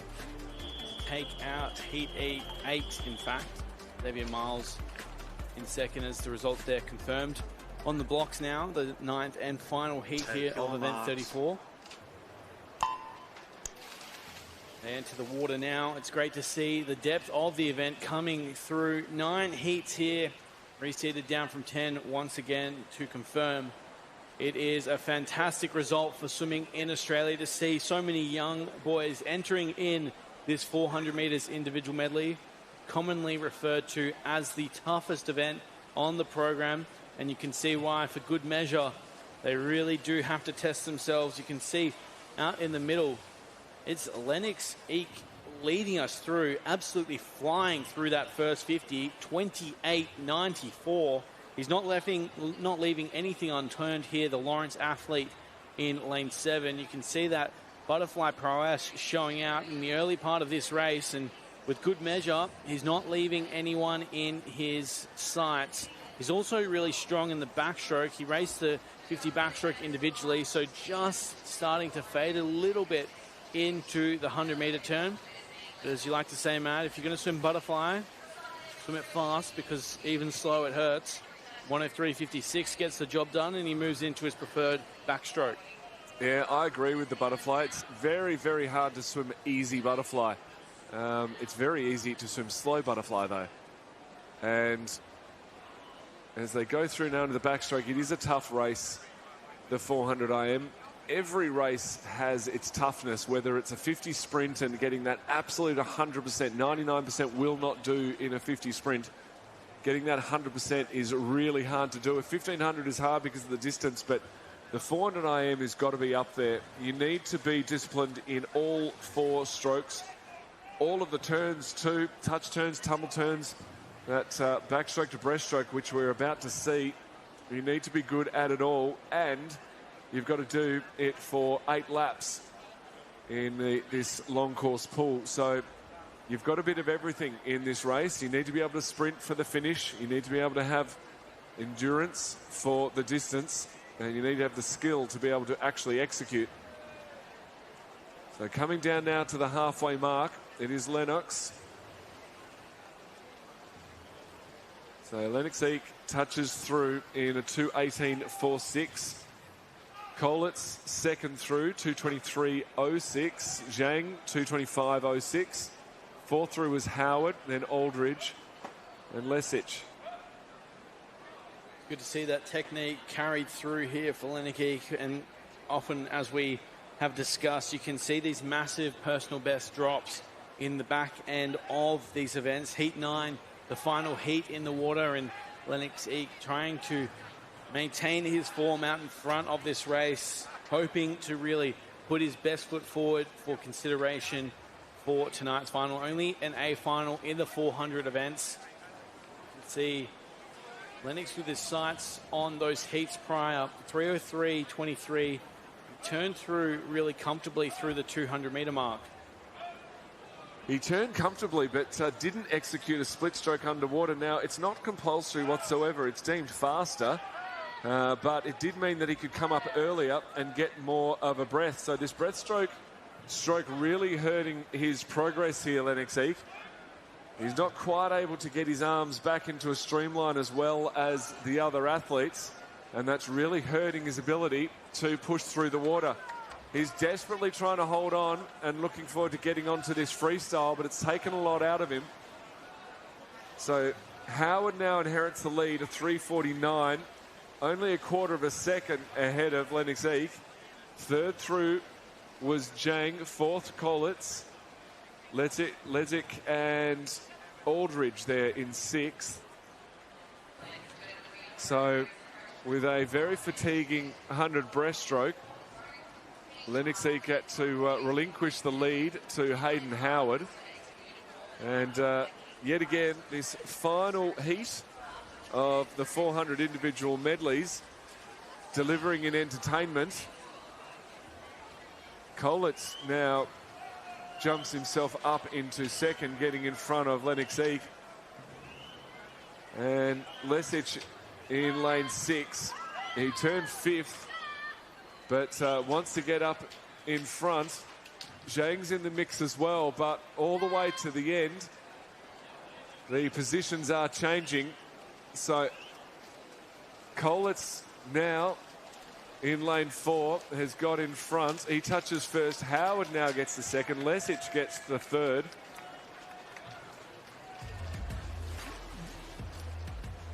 Jang held on for fourth. Eek in for fifth. And Aldrich rounds out the sixth. So I lost count of how many times we had changes of positions, but it was somewhere in the thousands. Just the way you like it, Matt, the change in positions to keep you on your toes in the ninth and final heat. I think my toes have had enough. That was absolutely frantic trying to keep track of all of that. But we move now into a slightly less volatile event, shall we say, in the girls 15 to 16 years 200 freestyle. We've got 11 heats, so roughly 5 or so for the 15, 5 or so for the 16, mixed together to provide the best racing possible in the heats. And this is shaping up to be a great one. Macy Sheridan, fastest qualifier in lane 4 of the first heat. She will be looking to maintain her #1 spot moving through to the finals, but you've got to do the work to get there. Take your marks. Absolutely. Let's see how Sheridan hits the water here, along with a host of athletes set to compete the first of 11 heats here in event 35. Macy Sheridan, of course, made history last year. She was crowned the 2025 NT Sportsperson of the Year, becoming the youngest recipient of that title. Sheridan, of course, featured heavily in the freestyle and backstroke sections of the competition, and she'll be right near the front. Leading the way, though, is Anouk Potter of the Highlanders. Zali Schneiders, the defending champion for the 15 years, swimming in second position currently for Caulfield. That's the order as they go through the 75-metre mark. Just a little bit of eyesight across the field. Schneiders, though, not wanting to leave anything to chance. An experienced operator, a national title holder in years past. And she's out to a body length as we hit the 100-metre mark, 59.50. So there is a little bit of match racing filtering through here as we welcome back Emily Seabohm to the commentary booth. And as we look to the field here, this is a great approach to the race from Zali Schneiders. Yeah, very tough to go out after it in that 59.50. So a great job from her. She's probably got a body length on the field at the moment. Sitting in that second position is Potter out of 3. So she's holding on for that second position currently. That 1:31.28 for Schneiders there. Potter in that 1:32.28. So Schneiders has a comfortable lead now as she heads down to the final 25 metres of this race. She's just holding on as Potter now is making a move in 3 to try and take over that lead. But Schneiders holding on strong. Hogan in 6 coming up to that lead pack. Potter in the front now as they come down under the flags. It will come down to that touch and those times that those girls can produce. 2:03.55 for Potter. Snyder's in that 2:03.95 and Hogan in that third touch, 2:04.24. So a fantastic morning swim for those girls. Yeah, storming home there, 31-27 as you called it. Home, and Anouk Potter doing the most for Highlanders to get herself on the wall first and foremost in Heat 1. That will put them in a very strong position. 2:03.55, a solid swim, 16 years of age. Title holder for the 16 years age group, Asher Ring from Sopak, did that in 2:01.75. So to put it in perspective there, 2:03 is a great way to start this women's 15-16 years 200 freestyle, but there is plenty of talent still to come with 11 heats racing, the first now complete. We look at the warm-up pool, and once again, it is absolutely flat out in preparation for races to come. Yeah, so many races this morning, so that's why that warm-up pool is jam-packed, and so many different events too, so we won't probably see too many of those swimmers multi-eventing this morning, so that's why it is so busy in that marshalling room, ready with those girls in the 200 freestyle. As those results are now official, Potter taking out heat number 1 in that 2:03.55. As we move now to the second heat, we have 11 heats of this, so much depth in this 200 freestyle. Take your marks. So Heat 2 hits the water, and featuring first in lane 4 is from New Zealand clubs. That's Alyssa Lawson, one of our visitors. They have been as well prolific through day 3's heats. Really mature approach into attacking the racing this morning. See how they filter through this opening 50. Brisbane Grammar also swimming strongly is McClellan in lane 5. Those will be the top 2 as they hit the turn. Lane 9 swimming strong is Sylvester out there. Great job for that first 50, 28.14, just in front of McClellan there from Brisbane Grammar in lane number 5. So a strong battle here with our New Zealand swimmers. They have been on fire. We saw Tapper last night do a great job. Macho Honda earlier this morning, but also yesterday and the day before. So our New Zealand swimmers have certainly brought over some fast swimming. As we head into that first 100, McClellan turns in front there, that 59.10, 59.14, so not much in it with those first 3 spots. 59.62 from Jeffs there too, so very much on par with that first heat. They turned through in that 59.5, so 0.4 between that first heat and this heat, and this seems to be quite a battle with those top 3 girls, McClellan, Lawson and Jeffs there in 5, 4 and 3 battling it out. What we like to see in the heats and why they are swimming so fast. It's good to see the tight competition, even to start day 3's program of events. As we go through with 50 metres to come, McClellan really driving this forward. 1:31 on the turn. We're looking at a 2:03 swim once again, if not under. Lawson challenging, but it won't be enough, as Jeffs as well will have to settle for a minor position. The win will come from lane 5. Eloise McClellan takes it out in that 2:04.37 in front of Jeffs, that 2:04.97, and a visitor there in that third position, that 2:05.84. So very fast times from those girls this morning. We saw 2 swimmers in that first heat in that 2:03.5 and 2:03.9. So they're our fastest swimmers so far as those 16-year-olds. But Jeff's there, great time for the 15-year-olds. As we head now, this is heat number 3. That's right, and they're off. Swimming from lane 4, highly touted young prospect from Chandler, Olivia Galea. She is absolutely on fire through those distance events, trying it here in the 200 freestyle. Third fastest ranked, the 16-year-old, 2:03.69 on the entry time. We look across the field though, there's all sorts of action looking to lead us through. The first 50 is Osborne. Osborne taking them out in that 29.15. Bernardo in that second touch from lane 1, 29.31. These girls really not much in it at all. That 203, your fastest qualifier for this heat. But those 204s are very tight, and those 205s. So we'll see what these girls can produce as they come down to that 100-metre turn. Osborne holding on for that lead ever so slightly, but quite a blanket field at that first 100 turn. They're turning through in that 101.05, so slightly slower than the pace of the first two heats. So very interesting to see that those girls in those first heats were dropping the 59s in that 100-metre mark. So they're slightly off that pace, so about a second and a half off that pace as we head into that last 100. We'll see if they have more of a back end to that race, but Osborne's still holding on to that lead. Tough way to race the 200 freestyle, to have to come over the top in the final 100, really tests your endurance, but also your capacity to back up from heats to heats to finals. Osborne, though, still fighting. Delinda Thompson out in front for lane 6. Fantastic through that third 50, 31.90, and you can see it set her up perfectly here for the final.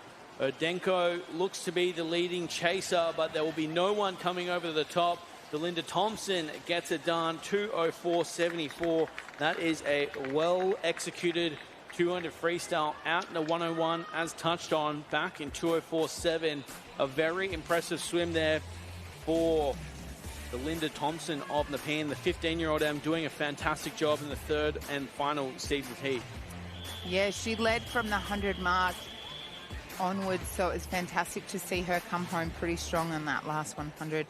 As we head now, this is heat number 4. Way cleanly, all 10 lanes filled here, ready to race across this 4 laps of freestyle. A great start from lane 6. That is Eloise Patterson of Somerville House. They have been pretty impressive through the opening days of competition as well. As now they get to business, we can see on screen there Caitlin Keating of Knox Pimble just trying to settle into the stroke, ever so important in this 200 freestyle. But leading us through will be North Dufter out in lane 1.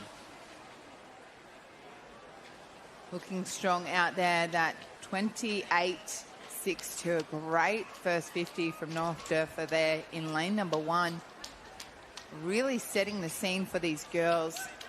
Has quite an interesting stroke, that right arm very stiff in the water, but powering through in that first 100 metres. As we come down to that turn, we'll have a look at that time she can produce. So very much on par with those earlier heats. So that 0012, looking at a very good split. If she can hold on to this, she might even be able to swim herself into that final tonight.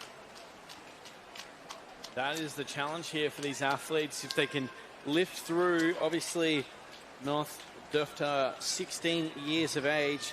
It's pretty evenly split in the girls' race here in the first 3 heats. A mix of both 15-year-olds and 16-year-olds. But there is absolutely no stone unturned out here in lane 1. North Dufter looking to make an imprint on the final, 33.94, so just fading slightly on that third 50, and you can see the field now coming through. Rose Purcell leads the charge out of lane 7. The North Duffer trying to hold on for this last 25 metres. It might come down to the finish here with Purcell coming through strong in lane number 7, and Goodwin in 5, coming home super strong as they come down to 5 metres left to swim. She's holding on ever so slightly for that lead, and she will touch first in that 207.82 in front of Goodwin there in that 208.29. And Anderson with that third touch, 208.43. That's what we like to see, committing to that race, just running out of steam a little bit late. And ultimately taking the heat win, 207.82, as we get the confirmed results here. Gold Coast Aquatic Centre turning it on for day 3. Goodwin in second, Anderson in third. We turn our attention here to the box. Heat 5 ready to go. Ready and away. Here we are with Heat 5. A great start coming from Saunders in 3. quicker off the block, though. Emma McMahon swimming strongly from lane 4 for Somerville House. We look across the field, you can see these athletes just setting up this race perfectly. Tip here just to get out, settle into your stroke rate, and then build through that second 50. Can't win the race off the first 50, but you can certainly lose it. McMahon putting herself in a perfect position here, 29.20 through the first 50.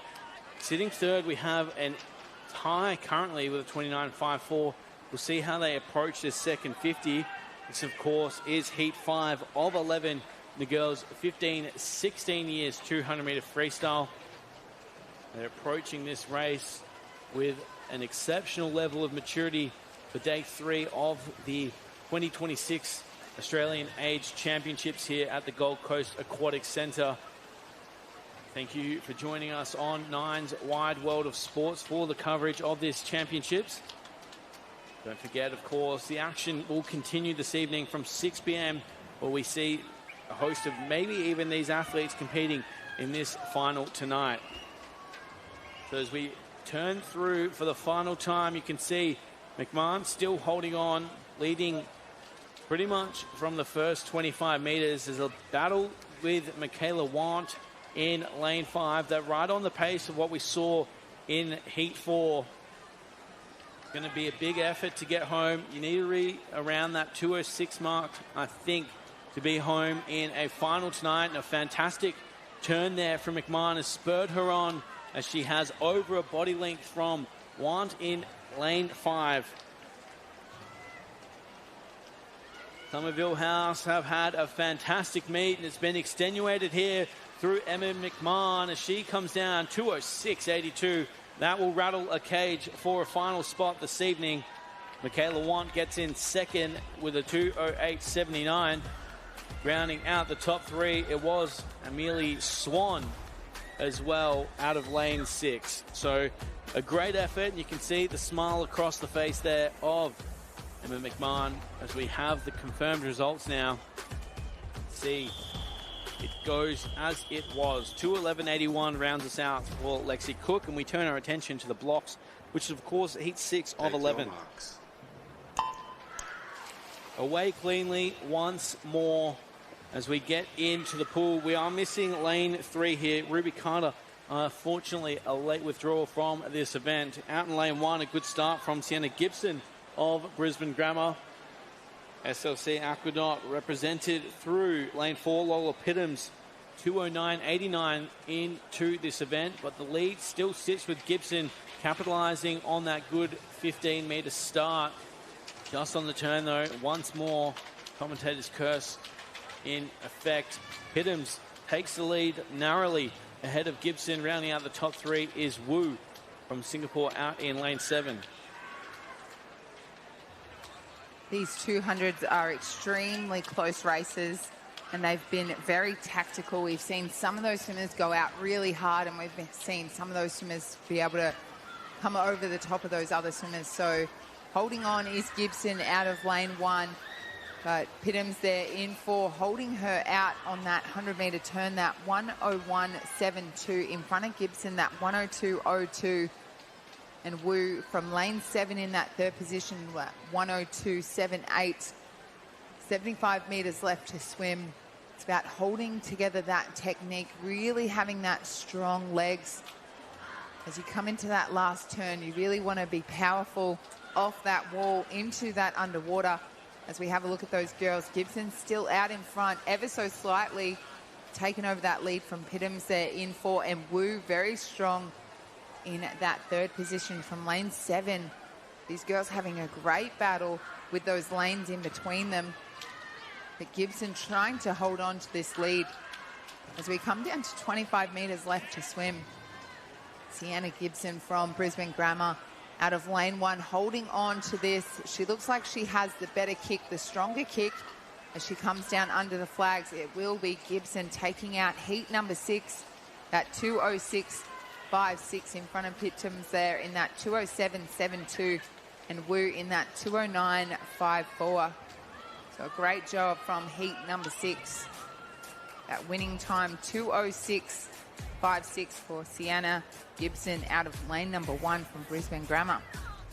And we know how good Brisbane Grammar is at that 200 freestyle. Obviously, Ed Somerville leads the charge there under Bobby Jovanovic, and Sienna Gibson showing that work. The 200 freestyle, I think one of the hardest events to train for, constantly swimming at pace. A lot of pace 50s, of course, but it's all worth it with a PB like that.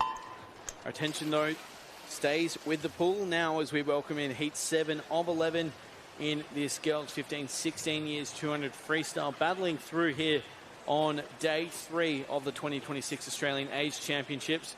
Great start across the field. We've got 9 of the 10 lanes filled with, unfortunately, withdrawal out of lane 0. To go through to the turn, though, lane 3 looks to be leading us. It's very narrow across the field. No real margins for difference. It's like we want to see. Cara Bird, though, takes the lead, 30.05.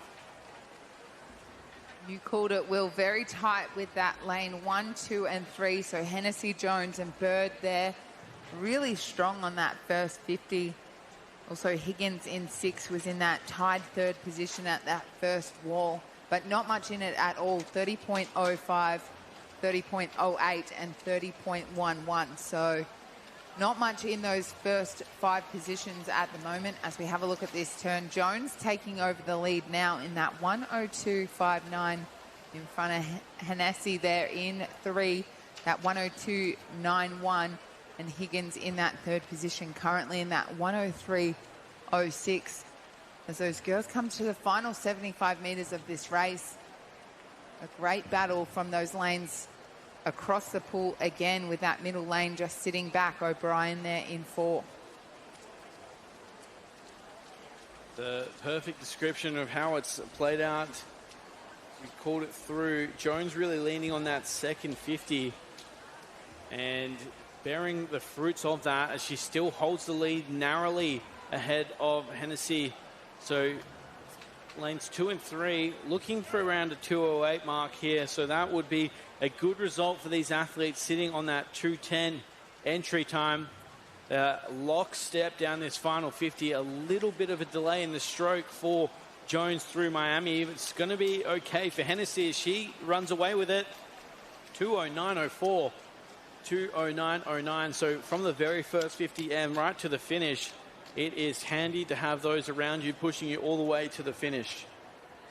A great time for these girls, all sitting at that 2:10 mark. So anything under that is a beautiful time for these ladies. In heat number 7, that 2:09.04, 2:09.09 for those top 2 spots in heat number 7. As we have a look now, heat number 8 of 11. Take your marks. So a half of a second separates the fastest through to the 10th into this heat.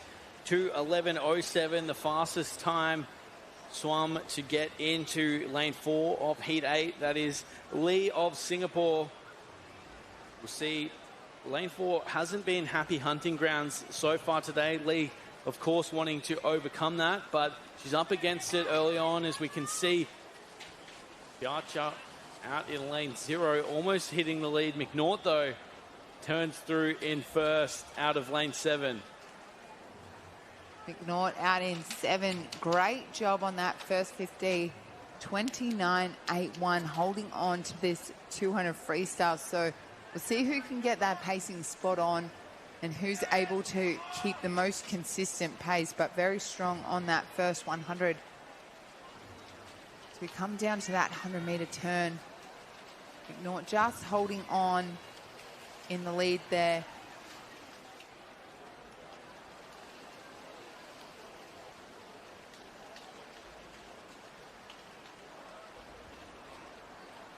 Let's see how they play out here in the last 75 meters.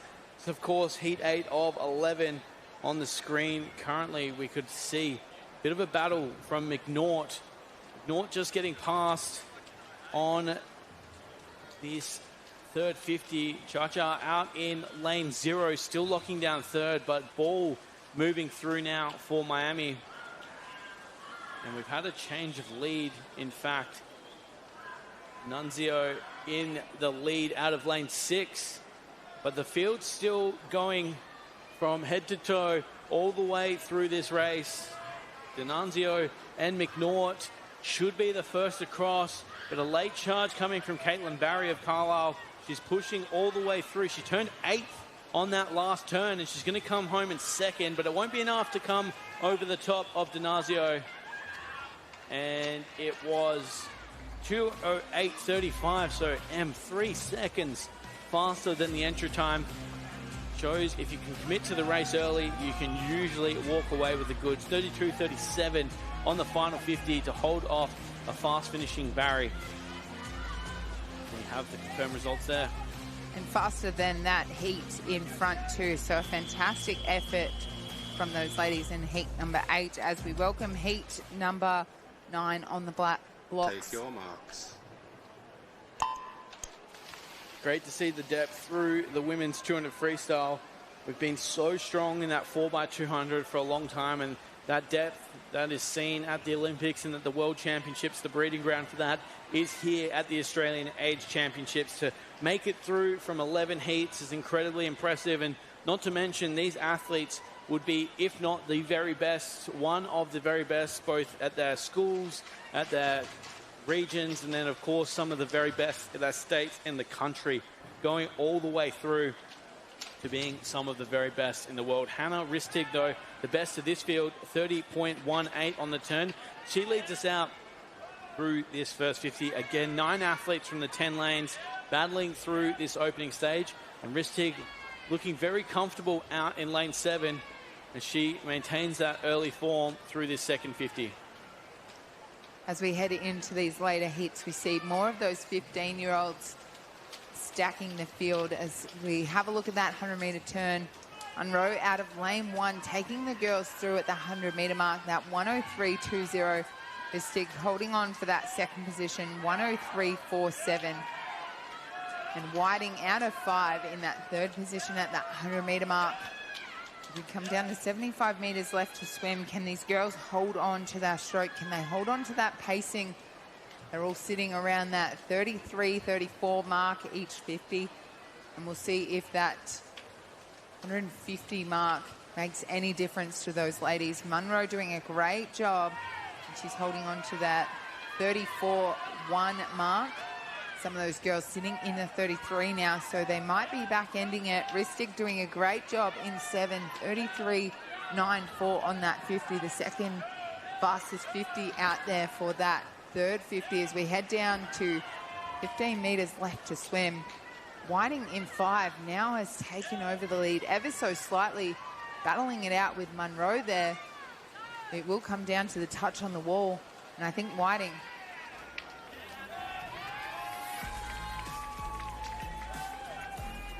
it's actually again in 4 that takes out the win in that 2:11.08. I was watching the wrong lane there, but Munro with that second touch on the wall, that 2:11.14. And Ristig being able to hold on from that strong first 50 in that 2:11.43. To be fair, it is juggling between the lanes every heat at this point. It's so tight between these athletes as we welcome out heat 10. And in the water, of course, as well. Heat 10 now. It is an ebb and flow through these heats, and we like to see it. Tight racing all the way through every heat. For some of these athletes, it could be their only event of the competition, so they need to make it count here on the Gold Coast. And it's turned into such a beautiful day on the Gold Coast Aquatic Centre, and the athletes delivering a performance that is worthy of this incredible weather. Turning us through on the first wall is the namesake, Indiana, of Chandler, 29.42, turning through to take the lead. More of a loping distance freestyle stroke, but a good kick driving her forward as Indiana Wall sits comfortably just ahead of the rest of the field. The chase coming from 3 was Vish, who sat second on the first turn, and I think it will be that way with a challenge from Green on the first or the 100-meter mark. Yeah, looking strong is Wall out there in that 1:02.39 in front of Fish there, that 1:02.72, and Green third at that 100-meter mark, that 102.97. As we have a look at those splits on those 50s too, Wall was 32.97 on that 50 just gone, and the only one of those ladies to sneak under that 33 seconds for that 50. Your next one was Vitch at that 33.14, so Wall trying to hold on for that first position, but Vitch is taken over in that 136.32 in front of Wall now, that 136.53, and Green still holding on for that third position, but battling out to take over that second position currently. Producing some great splits here. 33.60 from Vitch there on that third 50. So we come down to the last 15 metres left to swim. The swimmer in lane 3 has got that lead so far, and it will be a matter of what time she can produce. And a 2:09.93, a great swim for our winner there. And Wall in that second position, 2:10.56. Green with that third hand on the wall, that 2:11.54. It was great to hear the cheers there for Randwick City, and very well deserved as Fish got her hand under that 2:10 mark. We've named a number of barriers, and 2:10 certainly one of those for the 200 freestyle, especially at 15 years of age. Take your marks. Turn our attention though to the blocks and now to the water, as we have a clean start once more for the 11th and final heat here of event 35. This is once again the girls 15, 16 years, 200-meter freestyle. We've added an athlete here in lane 8, Sienna Bolgar, racing from lane 8. Lucy Reed on the program as lane 7, the final athlete in, but Bolgar racing from 8 and will be in contention through the early 50. Third, in fact, on the turn. 29.58 leading us out. Stello driving that from lane 5 as we miss lane 4 for this event. Hornsby well represented in lane 5, and that will be the order through the 75 metres as well. Looking good on that first 50. We had a couple of those girls sitting under that 30-second mark on that first 50, so that 29.58 leading them through. Costello doing a great job out of lane 5. She would take that 100-metre turn 2 in that 1:02.98 in front of Reed there in that 1:03.06. Olgar in lane 8 in that third position currently, that 1:04.42. As they're really trying to find that rhythm of this 200 freestyle. It can be a tough race because it's a mix of that sprinting but also a bit of endurance there. So Costello trying to hold on to that lead, but looking strong is Somerville in 2. Now ever so slightly in front, but Reed and 7 holding on as well. Somerville now taking over that lead, that 1:37.55 in front of Reed, that 1:37.61. Bolgar still in that third position, that 1:37.68 as we come down to 25 metres left to swim. Somerville out of Nudgee College doing a great job in lane 2. It's quite the battle with these girls, all sitting around that 2:12, 2:13 mark. Holding on in 7 is Reed, but Cook in 6 looking strong into the wall, but it is Somerville that takes out the win in that 2:11.73 in front of Cook there, that 2:11.85, and McKellar Stewart in that third touch onto the wall, that 2:11.93. Not much in it at all, only a second between first to 7th in that last and final heat. That was heat number 11.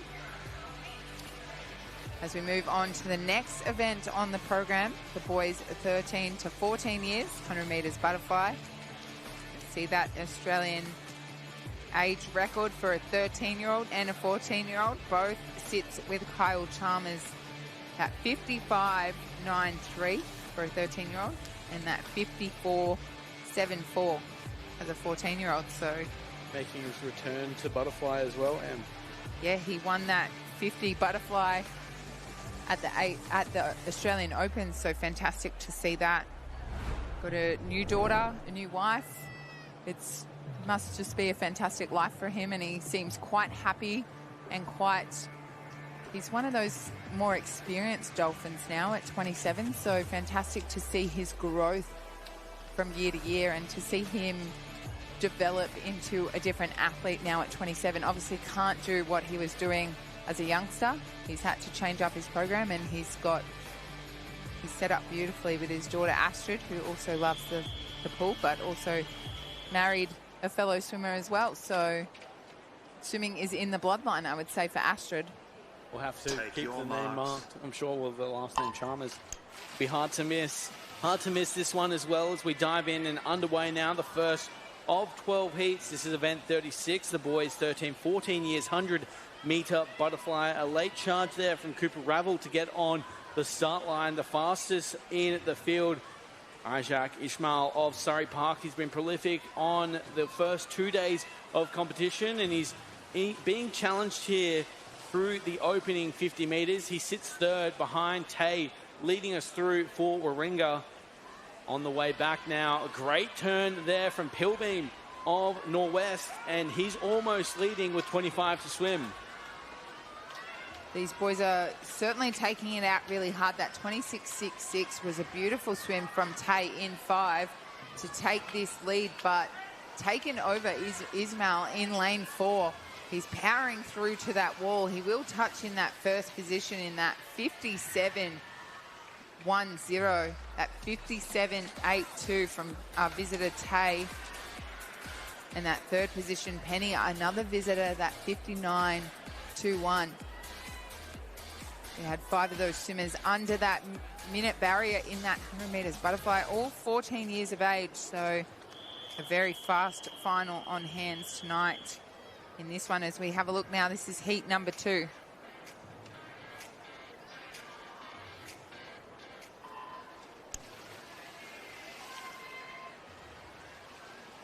Heat 2 underway, long way underwater for Jacob Deere there in lane 5.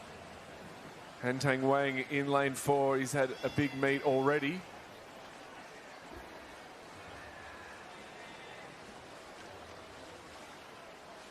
And coming down to the halfway mark, it will be Jacob Deere who touches first at 27.42.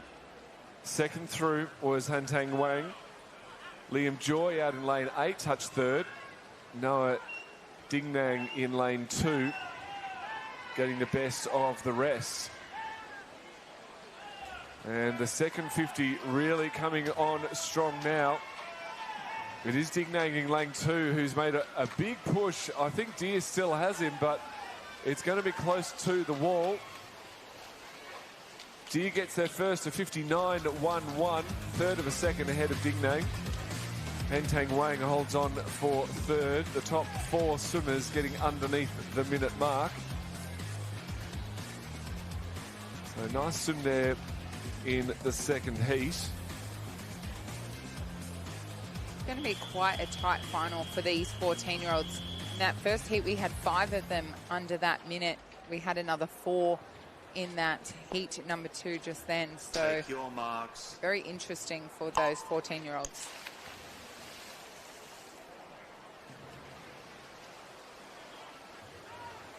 We're up to heat number 3. We have 12 heats. This is your boys 13 to 14 years, 100 metres butterfly. Off to a great start is the middle of the field there. As you can have a look, that swimmer in lane 4 doing a great job. Honna there really powering through that first 50. Also strong is Jewel out of lane number 1. They turn through in that 27.15, 27.38 for Jewel there. In that third position, down in lane number 9, Gardner doing a great job of that first 50 in that 27.48. 25 metres left to swim. Honor holding on in lane 4 for that top position, but still doing great in 1 is Jewel holding on for that second position, but you can see Liness there in 3 trying to make a break for that second position currently. Honor touching the wall in that 58.39, 58.98 and that 59.11. So another 4 boys under that minute barrier, so very tough to make that 14-year-old final tonight. Honor looked good on the way back there. He nods his head in approval. as he looked really nice. He was low in the water. It wasn't coming up too high for the breath. Very quick early breath and getting that head back down to align his body. And really making his speed out of his technique. Good swim there for Heat 3. That was our final of the seeded heats. And of course, as we have combined 13 and 14, from my eyes, we've only had half a dozen or so of the 13-year-olds. So there's still plenty of chances to make that 13 final.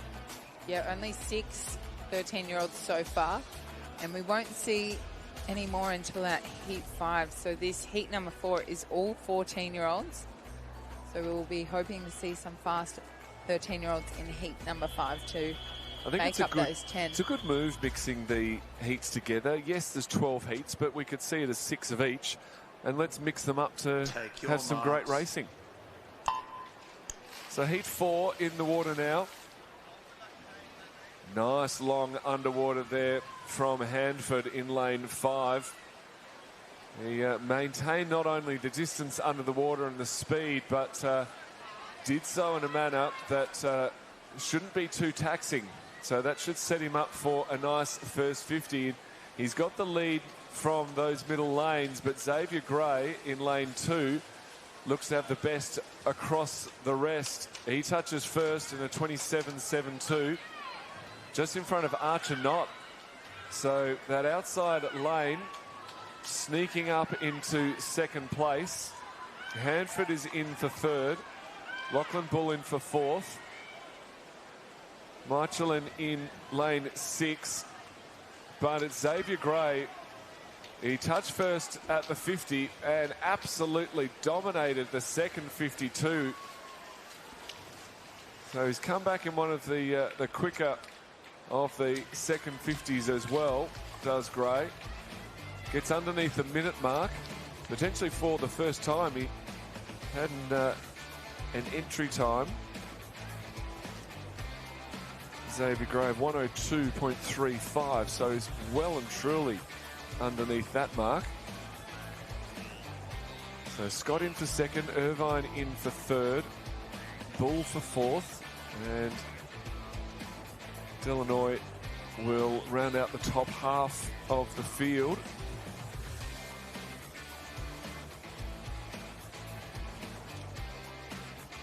Great swim from Gray, and opening up with that 27.72 to start out with.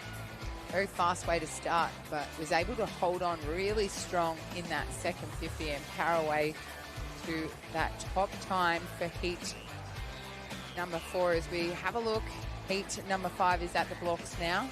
Really briefly saw that warm-up pool, but it's busy out there for sure. Plenty of swimmers getting ready for their heat swims this morning. Take your marks. Quick out of the blocks for Ethan Carr in lane 4. Had a great reaction and nice underwater. Didn't quite hold his streamline all the way till the end. Potentially that breakout just losing a bit of momentum, but still holding on quite well. He's having a nice battle with Leo Kim right next to him. And those two will be coming down to the wall. So Luca Green at the top of your screen touches first, 28.16. So we always talk often about lucky lane 6, lucky lane 7. Well, it's lucky lane 0 at the minute. Leung and Kim in lanes 2 and 3 tied for second. Fourth through was Billy Main. Fifth through, Hunter Bastow. As they're coming through now, it's Kim in lane 3 with a dynamic second 50. Almost getting under the minute mark, a 1:00.68. He touches the wall over a second in front of Louis Boyan. And third to the wall, Billy Main. So now into these outside heats. More and more of our 13-year-olds will be coming into the mix and having their shot at a final, and Leo Kim has thrown his hat in the ring fair and square with a very strong 100.68. That's where we see a lot of our 13-year-olds in those later heats. So we know that some of these 13-year-olds will be in the final tonight, so they've got to put their best foot forward, even if they're in those later heats. We need 10 13-year-olds and 10 14-year-olds. And it's the first time in a while that the 13-year-old boys have been added into the age championships program. But they're certainly putting on a great show. There'll be 10 for the A final, another 10 for the B final, the 50s and 100s with the opportunity for more night swims with B finals for the 50-100. 200 above, just A's, but time's official there. We see the warm-up pool, and as we said, that really is another pool filled with action. It's all the coaches are out there, the swimmers getting ready for the race or cooling down from their race they've just swum. Marks. So heat 6 in the water. So the end of this swim will be halfway through our 100 metres butterfly for the 13 to 14-year-old boys. And a nice start-out lead there from Sahar in lane 5. He looks to be having a nice, strong swim. William Kerr in lane 3 also looking good. But McBrien in lane 7 touches first, 27.99. Second through was Kerr. Campbell in for third. And Naksang, our visitor, in for fourth. Much more even across the field. McBrien, who touched first, having a great battle with Kerr, though only about half a second separating them at the halfway. I think McBrien's pushed a little bit further ahead now in the second. And with a very nice big stroke, he touches in a 1:00.74. So McBrien with a time of 1:03.5 on entry has taken 3 seconds off that. And he should be happy.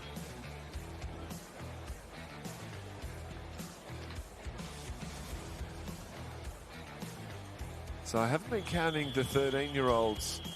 Emily, you're very good at that. At keeping track of these times, placings, all the stats from these heats. As heat 7 dives in the water. Nice underwater there from Zhang in lane 4. Do love some great skill work. The best of the best do it. It takes some real skill just because people like Marchand and obviously the best in the world do these 15 metres underwater. Doesn't mean it's going to work for everyone. It takes a lot of practice, a lot of work in training to get it right, but when it is done right, it looks fantastic. Aidan Murphy takes them through at the halfway mark, 28.53.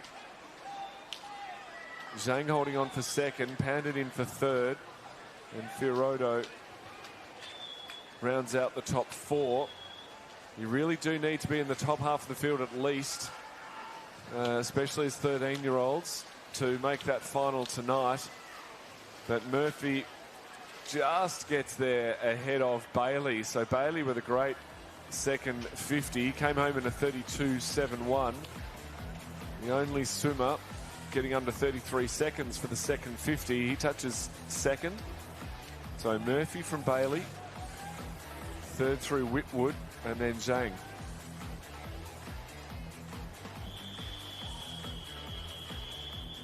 Heat number 8 on the blocks. We have 12 heats. Take your marks.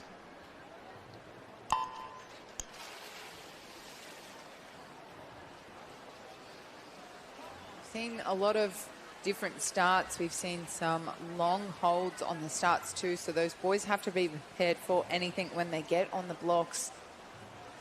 7 in 4 looking strong. As they come down to that 50-metre turn, these boys all at that 13 and a couple of 14-year-olds, so we still know that those 13-year-old spots could be open for that final.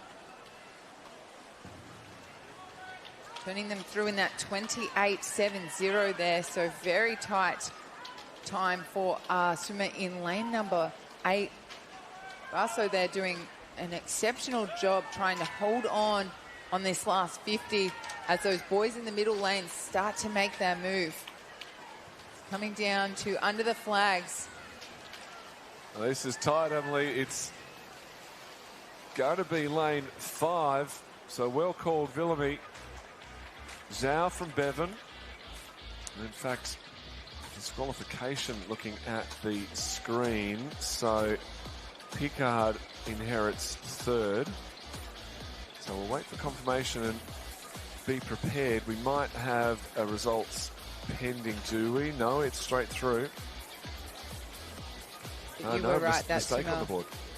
The swimmer was DQ'd. Well, it did say that, but it doesn't say that on it. We would have 10. Yeah. So swimmer was DQ'd. They're just not showing that on that board. Take your marks. So heat 9 of 12 in the water now. And you're absolutely right, Emily, with the starts. Some of those starts being held long. It's the backstroke starts when they hold them long that worry me the most. It's hard holding your position up out of the water like that. And the longer you hold it, obviously, it's sapping energy from the swim.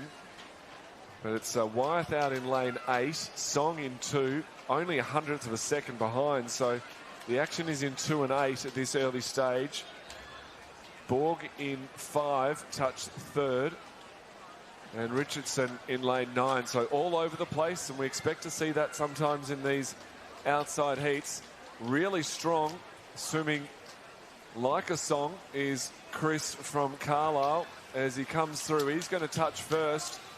One more stroke to the wall, and he touches in a 102.40. 103.0 for Borg. Richardson holds on for 3rd. Great effort from lane 9 in the 103.07. 4th was Wyeth. We actually had, looks like potentially another DQ. Green in for 5th. So a few more heats to go in this 100 metres butterfly. And some really strong PBs for these boys in the later heats. Song there with almost a 3-second PB as we move now to heat number 10 on the blocks. Take your marks.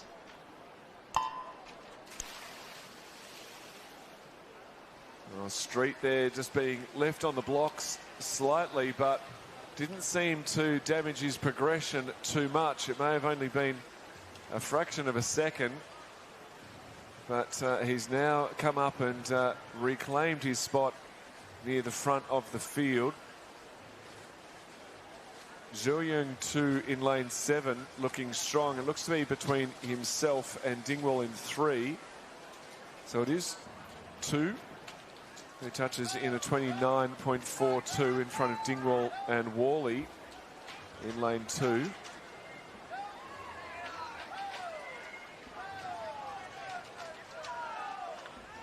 And really strong second 50 now. Tony Mazek in lane 1. He touched 5th at the halfway, but he's pushed himself right up. It's going to be between himself and 2, who's in lane 7. I think it will be Mazek. If he can get on the wall, he does get on the wall properly. A 104.56. He gets on the wall just in front of Fu. 104.64. So Jaden Fu just touching out 2 in lane 7. Street gets in for 4th. I thought Fu was actually stronger, but he finished on quite a short stroke. Like he was almost kissing the wall. And he was also looking across as well when he breathed. The infamous 3-touched finish. One with each hand and one with the face as we go into heat 11 of 12. And these heats just getting tighter and tighter less than a third of a second separating, or roughly a third of a second separating our fastest swimmer in the middle to our outside lanes, and it is the inside lanes where the action is. McCormack touches first from Wolford, and then Porter, and then Ferren Trapper.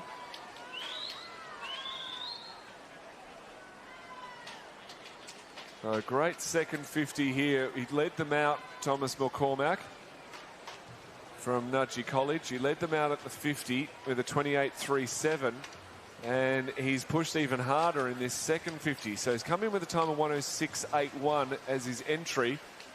That is easily going to be broken. He touches in a 102.25, so 4.5 seconds better, and a dominant win in our second last heat of the boys 100 butterfly. So second of the wall was Stokes up in lane 1, then Manning in 0, Wolford in for 7th, Ferren Trapper in for in for 4th, and McCormack in for 5th. So yeah, a big swim there from the top of the lanes. They came from nowhere. Take your marks. This is your 12th and final heat. The boys 13 to 14 years, 100 meters butterfly. We've seen some really strong times, but A and B finals for these boys in the 13 group and also the 14 group. So we'll see what they can produce on this last heat. Looking strong. Hopkins out of 1, ever so slightly just has the lead. But Dearden in 4, coming through strong, and so is Dawson in 3. They're turning through in that 30.52. Really good to see them utilize that underwater. Benron in 6, holding on to that first position on that wall there, that 30.52. And they're coming home strong in the last 25 meters. Hopkins in 1, still looking great out there, trying to hold on for this lead. But those boys in those middle lanes coming through now. Benron still holding on. Lamont in 5. Dawson in 3, but Hopkins in 1.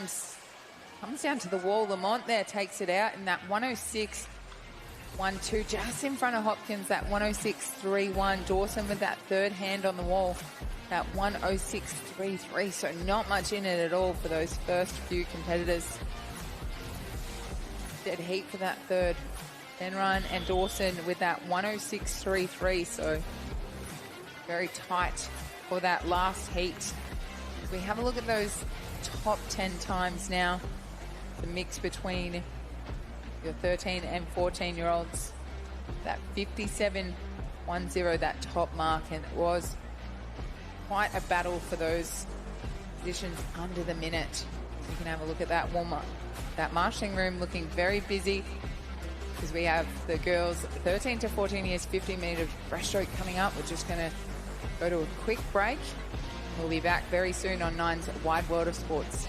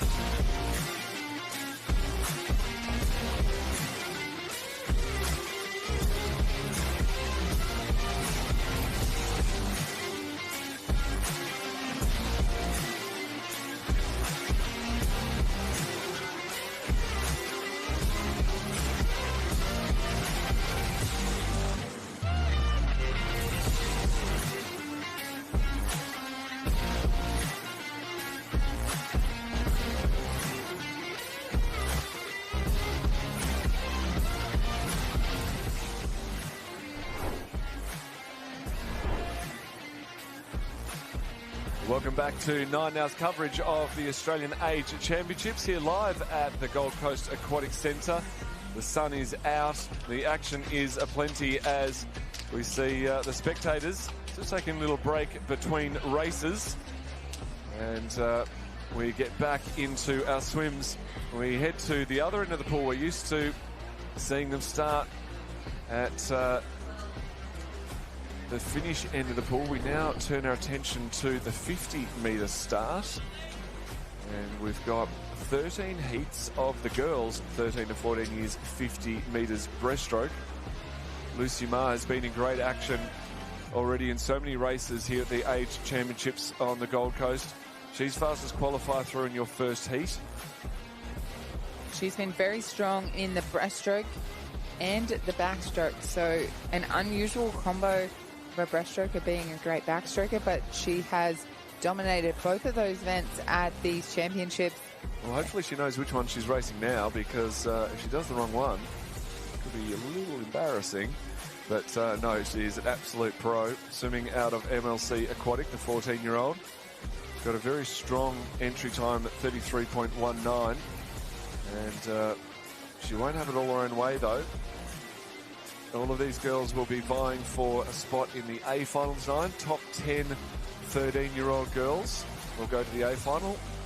Next 10 will go to the B final. Same for the 14-year-old girls. First 10 into the A, next 10 into the B. And they'll get a chance to come back and swim underneath the lights. The wind just slightly picking up here at the Gold Coast Aquatic Centre. You can see the flags waving around there a little bit. But that shouldn't disturb them too much in this 50 metres breaststroke. So heat one in the water. Really nice start there from Lucy Ma. We highlighted her as the swimmer to watch, and she's absolutely dominated the first 15. Mello next to her in lane 5 wants some of the action though, and with the first few strokes is trying everything she can to pull up next to Lucy. Izzard in 3 is right there as well, but it is all eyes on Lucy Ma in the middle of the pool. With 5 to go, she stretched the lead out. She touches in the 33.12, 34.08 for Mello. Izzard in third at 34.12. Demamil in a 35.09. And Durbridge rounding up top 6. So results there on your board from the first heat. As we said, 13 heats in this in total.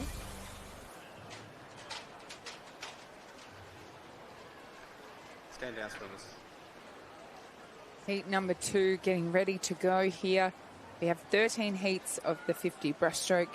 Batura, a strong breaststroker, and so is Neo in 4 and 5. So keep an eye out for them as those girls in heat 2 jump on the blocks right now. Lucy Ma leading the way in that 33.12. Take your marks. The girls are off. This is heat number 2, the 13 to 14-year-olds, 50 metres breaststroke. Great start there from Neo in that orange cap on the screen. She's really powering through in this 50 breaststroke. Batura in 4, coming through very strong right now. Just taken over that lead from Neo as they come down to 15 metres left to swim. Batura holding on very strong. Zhang in lane 2, coming through very well in that second position. Batura will hit the wall first in that 33.18. Zhang from lane 2, 34.11. And that third touch, gut throw there from lane 8 in that 34.73. Great fast 50 from Kasha Batura there. That time is on the board, that 33.18, sitting at that second fastest time so far for those 14-year-olds. Yeah, as we have a look now. Only just off Lucy Mars. You wrote that down. Was it 33.12? Yeah, that's correct. 33.12 for Ma, 33.18 for Batura as heat number 3 is in the water. Great underwater. Wow, a long way underwater for Charlotte Holmes in lane 5. She really stretched that out, and it gives her a great advantage while doing it, but also at the back end she would have done just that much less swimming. And in a 50, you've got to keep that power up. You can almost see the waves working against the girls swimming into the wind. Jessica Daly really pushing away now. It's not a lot in it, but I think with a good touch she'll get there. Daly does. with a 33.12. Holmes in second, 33.47. These times important because that's what will determine their place in tonight's final. The placing's not as important. Tregenza in for third, but it's the 33.57 that will rank her. And Alberson with a 34.41. So the exact same time as Lucy Ma from that first heat to take out that third heat in that 33.12.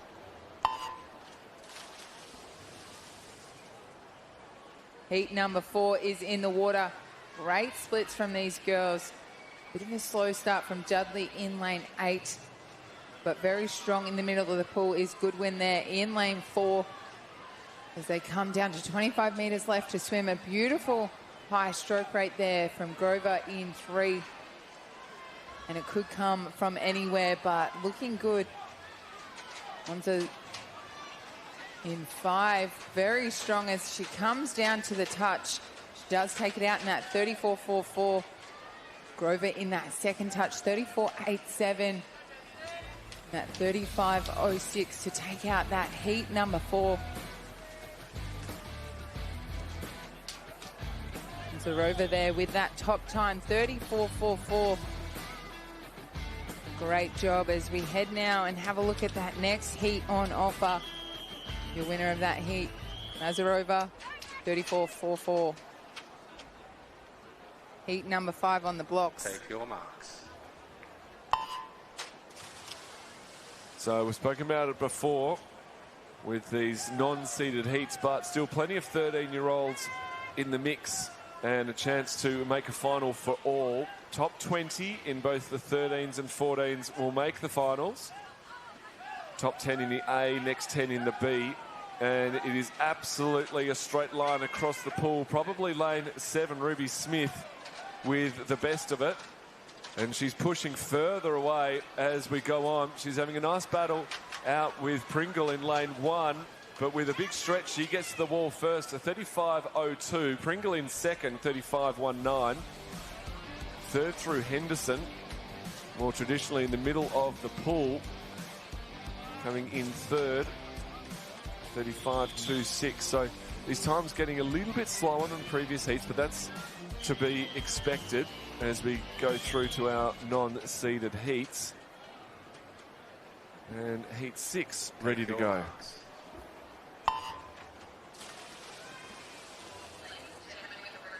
Great starts from these ladies. Beautiful split stroke. Bernarda there in 6. Amelie in 5. Very good off that underwater, off the blocks, using great momentum through this 50 metres breaststroke. They come down to 20 metres to swim, and it could be anyone's race.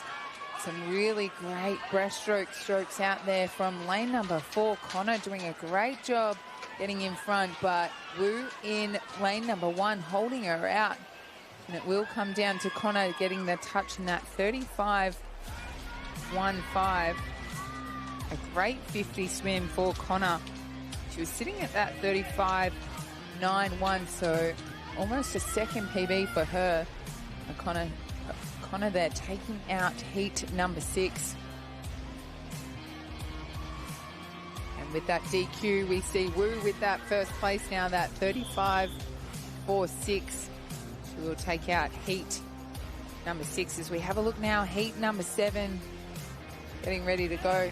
Wu there, fastest time, heat number 6.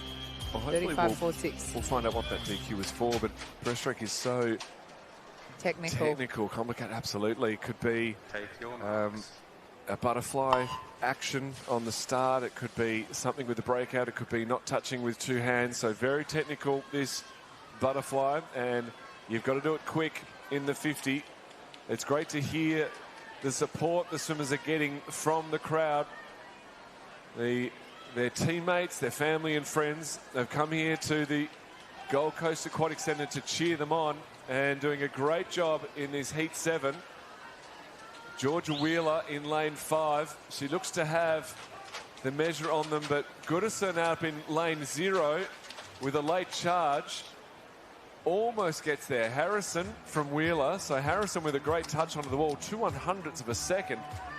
I think I want to see a action replay of that. That was very tight. So Harrison from Wheeler, Goodison comes in third, 35.41. So 35.38 to 35.40 to 35.41. 3/100ths of a second separating first to third. That was a tough one to call as we now move into heat 8 of 13. And the girls are away in this 50 breaststrokes. Some beautiful split strokes out there in lane 4, which was Joe and Kelly in 4 and 5. Very strong on that underwater as they head into the fast part of this stroke. Really powering through with those arms, looking strong still is Kelly in 5. Joe in 4, battling it out with each other there as they come down to under the flags. It will be Kelly out in front ever so slightly, but doing a great job in lane 0 for that second touch on the wall, that 35.74. But Kelly takes it out in that 34.82. And Joe in that second touch, that 35.79. A great job from our lane 5 swimmer. As we have a look at those results now, they are official. Beth Kelly taking that one out in that 34.82 for heat number 8. As we have a look at heat number 9, we got 13 heats of this. A lot of depth in this breaststroke in those younger age groups. Yeah, these battles are brilliant, and it continues into heat 9. Not a lot between the field as expected. They come into this race with roughly 0.1 of a second, separating Hartley in the middle of the pool and Taha in lane 9. So a 1/10 of a second on paper leading them through. Who is going to take the opportunity to push themselves in front? You can see those waves. It looks like they're going backwards. It's very hard. I got to say, for my money, it's lane 5, Sunderland. No, Harai, lane 6, sorry, lane 6. Harai touches first. Zhao in for 7, in lane 7 for second. Liu in for third. So that was right across the pool in that 9th heat. And again, really tough to call. That 0.1 of a second on paper turned into 2 seconds across the field. So the swimmers Take your marks. having different experiences in the elements here at the outdoor pool. The girls doing a great job in this breaststroke. We've seen some great PBs, and we'll see if these girls in heat number 10 can get away to another flying start. Looking great is the middle of the pool there. As we have a look at those swimmers, are really strong through that breaststroke. And powering through. Dangerfield in 1, Lee in 2, looking very strong out there in those outside lanes. Belichovsky looking good in lane 5 as well. Absolutely. As they come down under the flags, we'll see who can get their hands on the wall. And it will be Lee out of lane number 2 with that 35.99. Belichovsky there in that second position from lane number 5 in that 36.04. With that third touch onto the wall, that 36.48. Very tight in those 36 marks for these girls in heat number 10. But someone was able to sneak under in that 35.99. As we have a look now, heat number 11 at the blocks. Take your marks.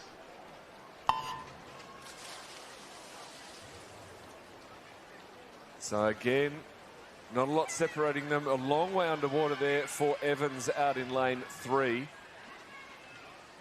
And she had the best of the start. And at 25 metres, she looks to be able to hold that position. Peloton next to her, trying to stay with her, getting the advantage of seeing the leader in the pool and going along with her. So coming down with 5 metres to go, it will be Evans in 3. She did a really fantastic second 25 to marry up with the first. She touches on a 35.48, a very strong swim. Peridin in for second, Zhu in for third. And then Ivy Smith on the other side of the pool gets 4th from Toller in 5th.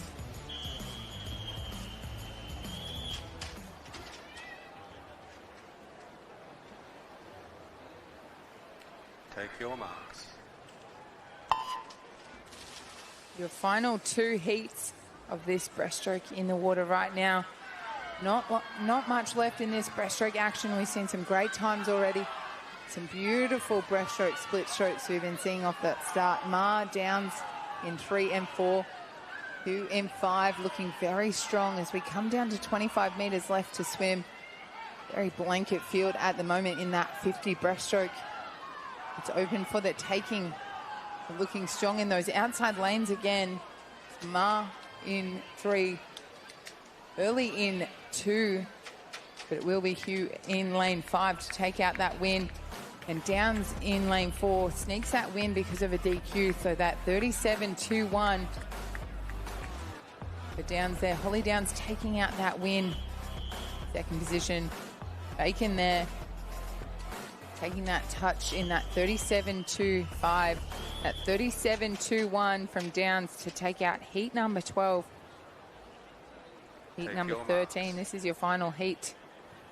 Yeah, last heat we rolled through them pretty quickly. Just the 3 competitors in this final heat. Nice start there from the middle of the pool. Jiang, Cartwright right next to her, and Valoria in lane 5. Kenwright in 3, just doing everything she can to hold on. Jiang looking strong in the initial parts. Top 10, we've said it before, top 10 going through to the final tonight. But whether you're going for that or not, the best thing to do is to go for a personal best time. All 3 girls with a 37.6 as the best time, and a 36.9 will definitely better that. So a great swim in our final heat of the girls 13 to 14 years breaststroke. There's a summary for that final heat is shown, and the summary of the whole lot. Lucy Ma there taking out top honours with an equal first daily. 3rd through Batura, and home Tregenza Melo Zhang. So plenty of quality swims getting through to the finals, and we now keep our attention at the turn end. We now move to the 17 to 18 year boys 50 metres freestyle, so expect some really fast times here. Kyle Chalmers with the 17 years Australian record with the 22.15, fastest qualifier. Oli Mauclair, so in the water, and a great start from Mauclair. Really came up racing. And he holds the 18-year Australian record, set at 22.04, and it is no surprise, a big straight arm stroke. Look at the dominance of that swimmer, 21.73. So great heat swim there from Mauclair. Second through was Cotrino, and then the towering Henry Allen with a 22.84 to get in 4th. So these times are all important to make it through for the finals tonight. Will be interesting to see on that record tonight whether Oli Mauclair can get his own Australian record. Sits at that 22. Never mind. He did do an Australian record just then. The 21.73, and we both missed that. Oh, I looked at it and thought it was a 21, but yes, that is exactly 18 years. It was incredibly dominant, wasn't it? It was. It was like watching those open boys. That 21.73 as an 18-year-old. Great swim from him. And he reclaims his own Australian record. So another Australian record in the heats. We've seen 2 Australian records in heats now with Henry Allen and that swim just then. And we see so much dominance in those 50s. Yeah, it is so important to get up in these heat swims. This is what will determine the night final. A huge swim there to take out the Australian record in heat 1. Heat 2 now in the water. And these boys racing to have that night swim. It's so important to get up. It's exactly what Josh Hukonis is doing in lane 4. He's seen the fast swim from the first heat. He touches the wall.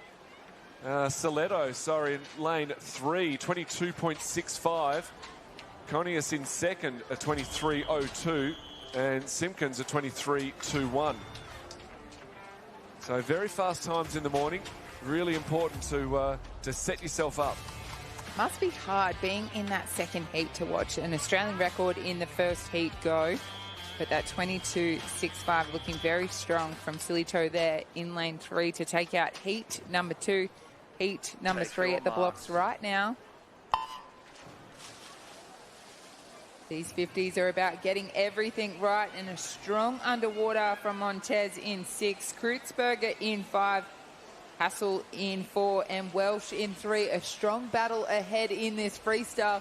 Looking good out there. These boys are powering through to the last 5 metres of this, and it will come down to the touch on the wall. And it's Montez in 6 that takes out the win in 23.31. Stewart from lane 8 in that second touch, 23.32. And that third touch from Hassel there in that 23.37, but not much in it at all from that 50. That was certainly tight onto the wall. 23.31, Montez taking out heat number 3. As we move along now, heat number 4 on the blocks. We've got some visitors in this one in lane 4 and 5. Well, the wind's really picked up. You can see the flags moving, and the swimmers swimming into that headwind. Great start there from Eli Billman down in lane 9. So all the swimmers quick off the blocks, and it really is just whitewater through.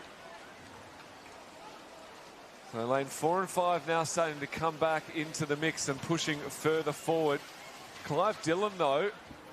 Dylan Clive, 23.47, touches the wall first. Second to the wall, McKellar, a 23.62. And Bruce Shen. Oh, Hardy in for third, 23.67. Shen in 23.80. So some very swift times here in the morning. We have 11 heats for these 17 and 18-year-olds. Take your marks. Heat number 5 in the water. Great underwater from Slatter in 3. Held it very strong. Coming off that underwater really well is Berger in 4. But Slatter holding on ever so slightly in 3. He's just in front of the rest of the field. As he comes down to the touch, it will be Slatter that takes it out in that 23.69 in front of Reed from lane 0, 23.79. And Connor in lane 6 with that third touch on the wall, that 23.83.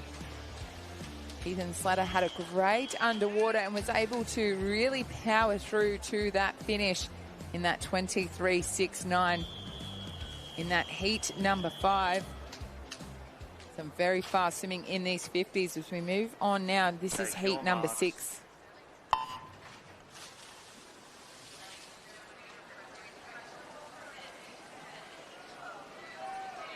So quick times this morning. We saw the Australian record going in the first heat, and it really is a matter of making the most of the opportunity.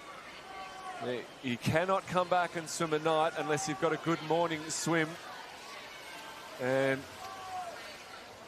a very strong swim there from Carmignini in lane 5, 23.82. Sheehan in second, 23.92. So these times being compared with the previous heats, and there's a lot of action around that 23 high. But really putting things in perspective, that 21.7 from the first heat, Ollie Moclair. I still can't believe it was 21 and we just didn't notice that that was an Australian record. But we move on. Heat number 7 in the water right now. We've seen some strong starts off the block, and those 50s are about getting everything right and doing a great job. This field is awfully tough in these 50s. No real leader here, but they're battling it out to get their hands on the wall. Looking good in 5. As we come down to that touch, let's have a look. It is Zhang in 3, over Lutton in 5, 24.09 for Zhang there. Charlie Lutton in that second touch on the wall, 24.19. Ulrich with that third touch onto the wall. That 24-6. And that rounds out that 7th heat as we have a look. Heat number 8, jumping on the blocks right now. Take your marks. Very tight to make these finals as those boys are away. This is heat number 8 in the water. A great long underwater from Melifont there in lane number 6. And he's powering through now as those boys in those outside lanes. So Vogel in 1 looking very strong. Right next to him, Zhang in 2, Powell in 0. But it comes down to that lane number 7 looking very strong. And it is Smith in that 23-6-0 to take out from lane number 7 that win over Melifont. Right next to him in 6 that had a great start, 24-03. And McDonald in that 3rd touch, 24-15. Yeah, that was a quick swim from a relative outside heat. That's going to throw him right into the mix. Every 100th of a second counts when we're ranking these swimmers up. 11 heats in total. This is heat 9, so only a couple to go, really. There's the in the water. Nice start there from lane 7, Will Hensley. And he and Ryan Thack probably getting the best of the first 15, but now starting to level it out. Also looking good, Jackson Rothwell in lane 3. Alan Maynard up in lane 1 as well. And I think it will be Maynard. He gets there at a 24.17.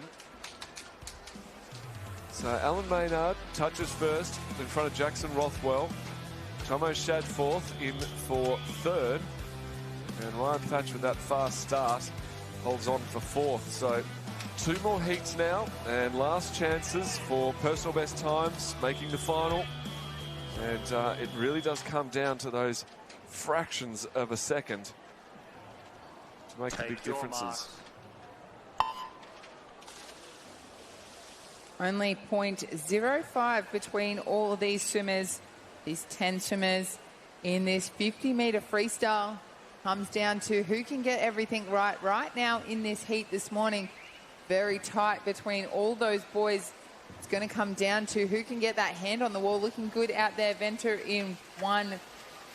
But just smashing through was Dwyer there, but Conroy takes out the win in that 24-5-1 in front of Dwyer there in that 24-5-2. And Cahill in that 3rd touch from lane 0, 24-5-5. Great swim for our swimmer to just blitz that field. Conroy doing a great job from lane number 2. As we move now, this is your 11th and final heat Take your marks. of the men's 50 metres freestyle. And they are in the water, and some great underwaters from those boys, especially lane number 5. But Mason off to a great start in 6. Very strong off the blocks. Looking good is Johnson in 3. And it's quite the battle with these boys as it comes down to the line here. And we'll have a look who can get their hand on the wall ever so slightly. Maybe Mason there. He does take that win in that 24-3-3 over Johnson, that 24-3-8. A great job from that heat number 11. And fast times for these boys. And that is going to be a great final to watch tonight. That Australian record was already blitzed in that heat number 1 with that 21-7-3 that both myself and Matt missed. But Mo Claire is going to be interesting. Well, I just want to alliterate that was fantastic. That was so fantastic. The first boy as an 18-year-old to break that 22-second he was barrier. almost a second ahead of second place. That really was an extraordinary first 50 in 11 heats, and really came out of the blocks so quickly that took us by surprise. So we move now into the girls 17-18 years at 200 metres at butterfly. First heat on the blocks. We have 3 heats in total, and top 10 through to the final tonight. So the 200 butterfly, always known as a tough event, but we have tough competitors. 3 heats in total this morning, and taking them down nicely is our fastest qualifier, Kopulu, in lane 4. Also looking good right next to her, Arnell and Candy. It's Kopulu touching first, then Arnell and Candy. Van Selm out in lane 0 is right in touching distance. Miller in 3rd and Pentland in 6th. And Miller in lane 3, rather 5th place. So really nice, long, slow stroke at this stage, just managing their energy. Van Selm doing a lot of work out there, virtually by herself. She's got about a body length on Liongo right next to her. But it's Kopulu maintaining her position up the front of the field, a 104.45. Second through Arnell, she's just bumped up. Third through Miller. This third 50, we know how important this is. And if anything, Arnell's really digging in deep in this stroke. A very low stroke rate there for Kopulu. And a bit faster for Arnell. She's just catching her a little bit each stroke. And I think they're going to tie on the wall or get close to 4/100 separating. Kopulu marginally holding on to the lead, but with a nice underwater off the wall, Arnell grabs that lead. And Kopulu's going to see her out of the left side of her goggles and try everything she's got to try and get back in front. This is not the final, obviously. It's just a heat, but there's bragging rights of winning the first heat. And it's going to lead you, give you a huge amount of confidence now leading into the finals. So it will be Alba Arnell, our visitor from the USA club, who touches in a 2:14.44, about a second and a half in front of Kopulu, who led for most of the race at a 2:15.9. And then Miller touches third in a 2:18.7.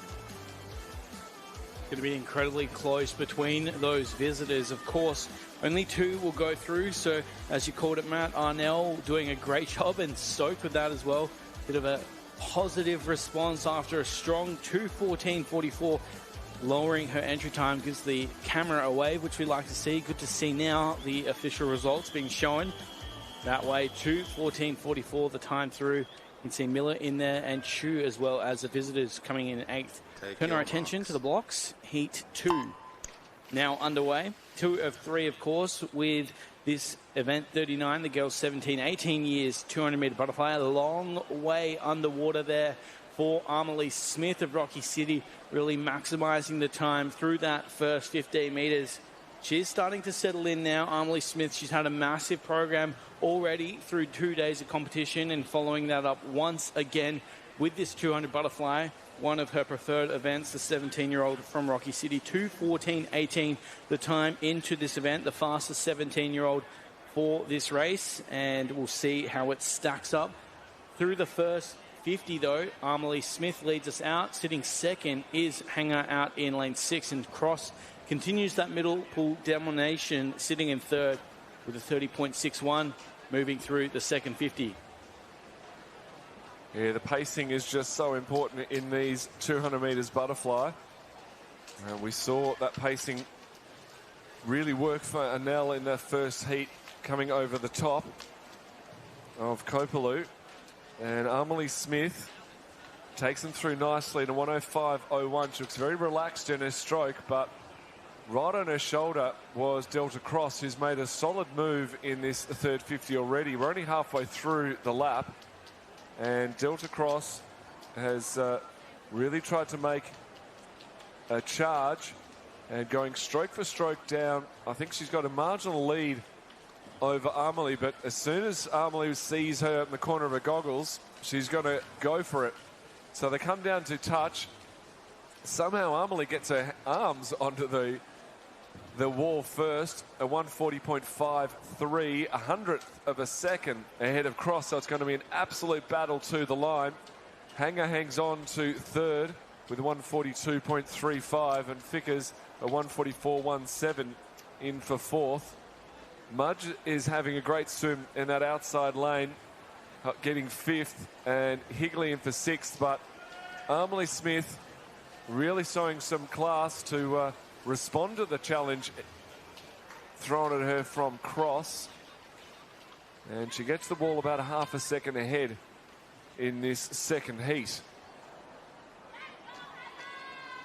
I was going to say before, Matt, we did see Anouk Potter from Highlanders go through as the fastest qualified in the girls 15-16 years 200 freestyle. So clearly that 200 distance favouring the Highlanders athletes. Emily Smith, though, getting her hands on the wall first, as you said. That impressive final 50 there, 36.17. An experienced operator through these heats programs, and you can see that will seat her nicely this evening. Just a bit off Arnell's speed. We'll see the third and final heat take to the water now as they hit the blocks. Take your marks. Away cleanly here and swimming strongly. We have 8 athletes. We miss Michaela Bird, the defending champion for the 17 years girls, who would have swum from lane 4. But unfortunately, Bird not racing this morning. So we see how the heat responds. Paige Carey of Cairns looking to take the lead at the turn, but she's up against Ava Gask, also one of the experienced operators, who's racing well from lane 5 and turning in first. Yeah, 28 swimmers competing this 17-18 years 200 metres butterfly. Only the top 10 can go through, so you sort of know roughly you need to be in the top 3 each time. So all 3 heats are seeded, so our fastest swimmers get lane 4 and progress through to 5, 3, 6, 2, as we always see in our seedings. So coming down now to the halfway mark. Quite impressive swim from Carey in the top. In fact, she touches marginally ahead of Gasquet in the middle. So Paige Carey leads them through at the halfway mark, a 105.66. Ava Gasquet, 105.75, only 9/100ths behind. Third through was Chloe Burke, followed by Hussein Aman, and then Allen, Riley, Walton in for 7th, Teo rounding out the 8. So almost as 2 lots of 4 swimmers racing on either side of the pool with that gap in the middle. They are battling it out. Chloe Burke with a very strong 35.2 50-metre swim really dominates that third 50. We know how important it is, and she's opened up just over a second lead on Ava Gasquet in lane 5, who's right next to Allen and Hussein in times. But who's got the measure in the last 50? Ava Gasquet coming back hard in lane 5. She's probably just going to get it on the wall. She does by about a third of a second. So Ava Gasquet 2:18.4. Burke 2:18.79. And the last chances of making that final have now been swum. It's a matter of collating and comparing as results from that final heat come in. So as we see a summary as well, Matt, the top 3 swimmers Campbell, the only 18-year-old splitting those top athletes, 17 years, setting up what should be an absolutely thrilling 17 years final for the girls 200-metre butterfly. I'm sure Arnell will be looking to claim that title from USA Club, of course.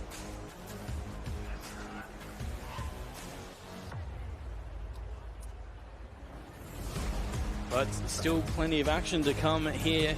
The 50-metre breaststroke up next. Of course, we are very excited for that. Thanks for joining us for Nine's coverage of day 3 here. Don't go anywhere, with more swimming to come.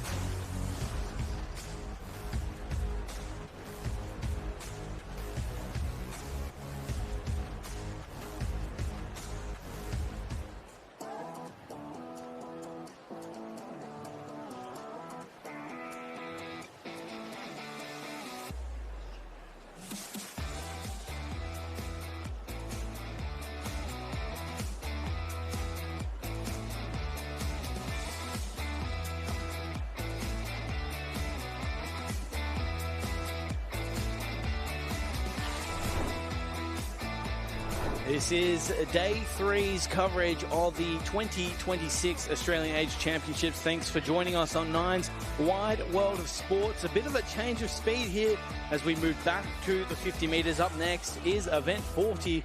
The boys, 15-16 years, 50-metre breaststroke. 14 heats set to take to the water.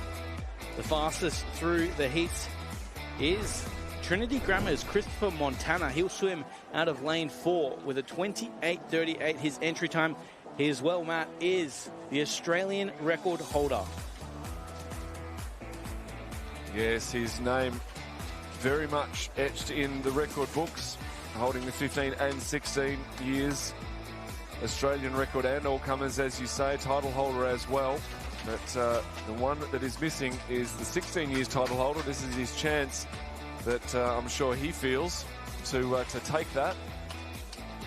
Lenny Grigor won't make it easy for him. In the second heat, Diesel Williams, Koa Stoats, all these names showing some great history in the event.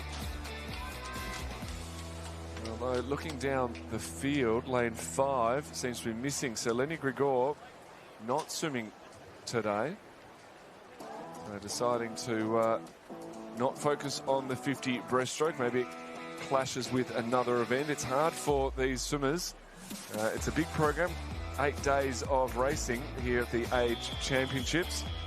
And multiple events can make it tricky to decide. But heat 1 of 14. So 14 heats in total. Take your marks. As they're often racing. So nice big split stroke in the middle of the pool, and up racing fast is Chris Montana. So swimmer from Trinity Grammar with a very fast stroke rating, powerful kick, and driving himself as quickly as he can down to the wall. Breaststroke is such a powerful stroke when done properly. It's exactly what we're seeing. A 28.32 for a 16-year-old, 28.32. That is a new Australian record. So 6/100ths of a second faster than his entry, which was the Australian record. So great swim there, matching the 53 we just saw before from Leclerc. It's going to be hard to top that one, an Australian record in the first heat. We'll see what Heat 2 has in store as they now make their way down the pool. Of course, event 40 underway. The fastest through, Diesel Williams, King Corporal Rose Bay, 28.83. So he's right there on the money. That 50-metre breaststroke starting to get much more popular in these younger age groups.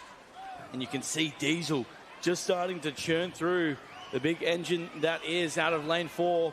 Williams now out to half a body length lead. This is a very fast time as well. What is it on the touch?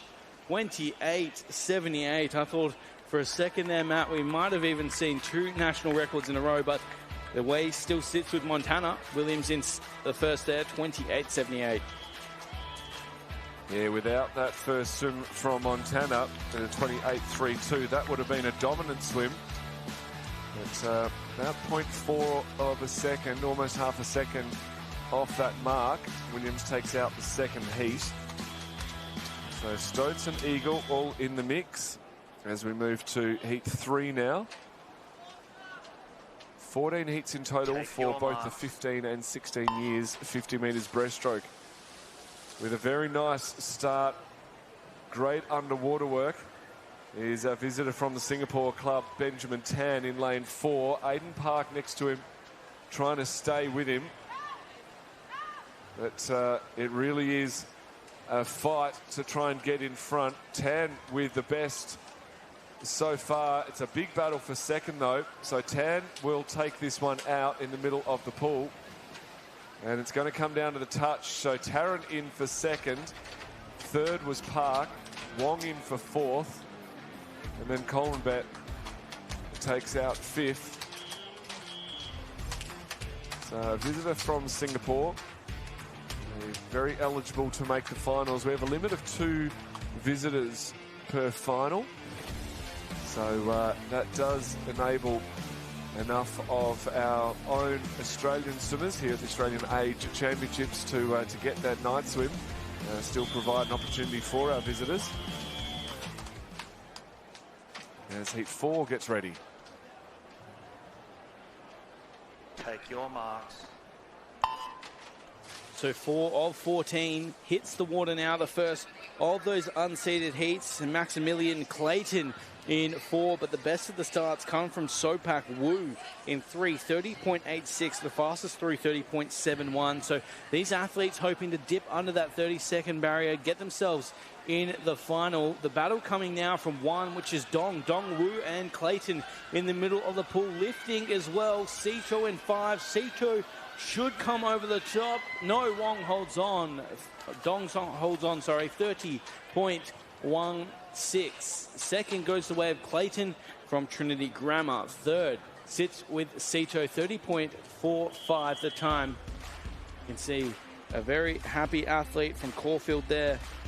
Lyric Wong as it gets confirmed. Leo Dong, sorry, on top, 30.16.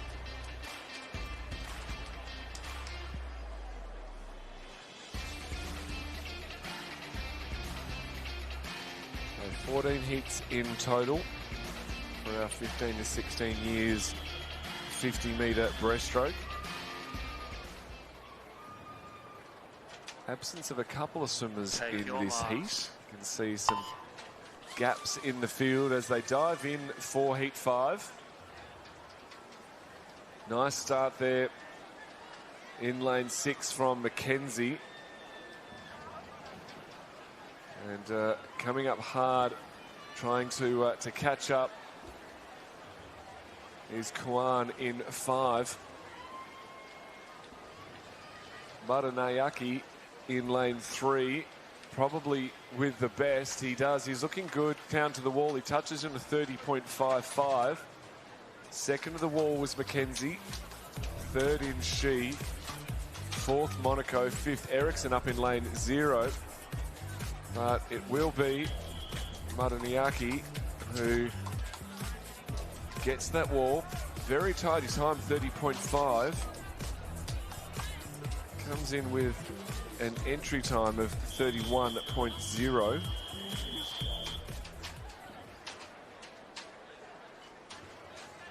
So you'll be happy with that swim as Heat 6 ready for their turn. They hit the water and underway safely across the field. A long time underwater, Jacob De Martin. We can see the breaststrokers are allowed further than the 15-metre mark, but usually losing speed. So De Martin's done a great job to transition that momentum through this first 35 metres. Going strongly in 1 or 0, in fact, is Jack Charles out there on the top of the screen. But it still sits with De Martin. He'll hold on here, just fading slightly, but enough for a 30.48.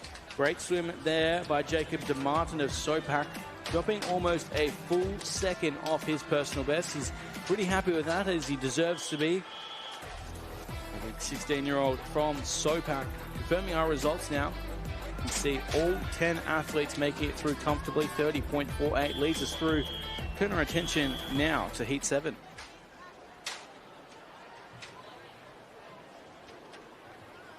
Take your marks. All 10 swimmers off nicely. And a nice start was Sean Sullivan in lane 8. Also looking good. Vidal down in lane 9. But now up and stroking, it's Cooper Wade in the middle of the pool who really wants to push ahead. Also looking good, Lewis and Van Ruin over in 2 and 3. In fact, 1 and 2. In fact, it is Lewis in lane 2 who pushes ahead in the final parts of the race. So 30.51 for Jackson Lewis. Second of the wall, Van Ruin right next to him. And third to the wall, Tan. Wade in for 4th. So another tight race. Heat 8 getting ready to go, and again a matter of roughly a tenth of a second separating all of the competitors. So all 10 across the field have set times within 1/10 of a second of each other. Take your marks. Start to get a strong hold here with the 15-year-olds hitting the water. Just a smattering of 16-year-olds around the field. Mason Gow out of lane 4. You can see him on the screen firing down this first 25. Lane 5 looks to be moving through fastest. That's Martin Hemling of Somerset.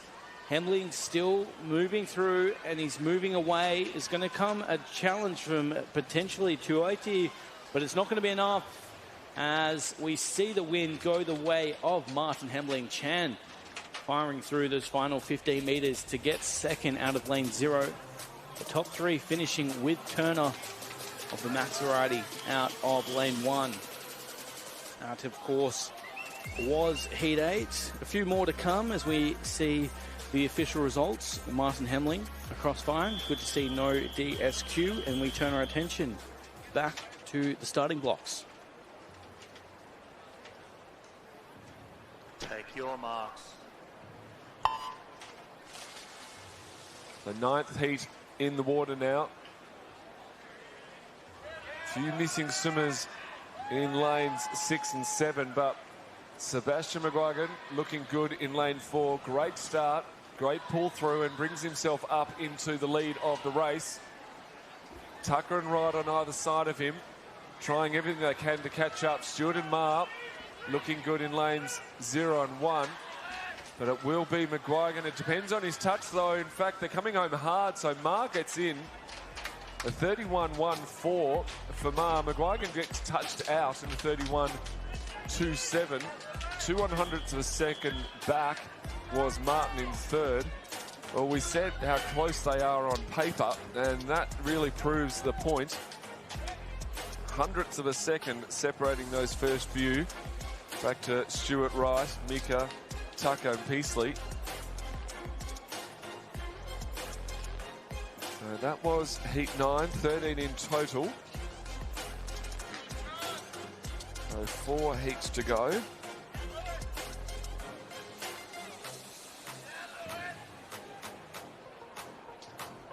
A 14 heats actually. Of course, we do hit the double digits now. Heat 10 behind the blocks, as you pointed out, Matt. We'll see what these athletes have for us. Just the 15-year-old will swim from this heat out of lane 9. St. George, that's William Daniels. Just waiting a second behind the blocks. We set our officials. Doing a fantastic job here. The technical officials, great supporters of this sport. Take your marks. They're off and underway in event 40. The boys, 15, 16 years, 50-metre breaststroke. You can see Anchumaya in the middle of the pool for Genesis, doing a fantastic job. The challenge, though, coming around him. Lane 6 as Lewis Leyland looking to get his hands on the wall first. Out in lane 1 as well, Archie Rogers. But here comes Anchumaya in lane 4. And he'll come down and take the win. 31. No, Jackson Lewis nailing that touch there to get on the wall first. What a swim from Somerville House. Jackson Lewis, he waited until the very final stroke of that race to get his hands on the wall. And he did it by 0.05. So, Matt, you've been saying just how tight the racing is. You see it there. Once again, the race is not over till it is over. Genesis gets second, Leyland rounding out the top 3 with a 31.30. Yeah, the breaststroke really is inherent of some tight racing. There's not a lot you can do to push yourself forward. It's the highest resistance stroke. And the touch is just so important. You do so much work to get yourself down. It's like driving 300 yards on the golf course and then 10 putting on the green. You do so much work to get yourself down there, and then if you find yourself in an awkward part of the stroke and you haven't managed it, you haven't stretched your stroke out or done something to get yourself on the wall properly, it can all come crumbling down. So the touch is one of the key components to setting up a great 50 breaststroke. as we dive into heat 3 now. A very long split stroke there from Isaac Asachi in lane 4. He really pushed it to the absolute limit. But with momentum now, it's Sutton, Burke, Gold, Berta, all pushing on the smaller laps, smaller lane numbers. But it is Iazachi who touches first. A 31.34. Cassini, a 31.75. 100th back to Sutton. Go gets in there for 4th. And Howard in for 5th. So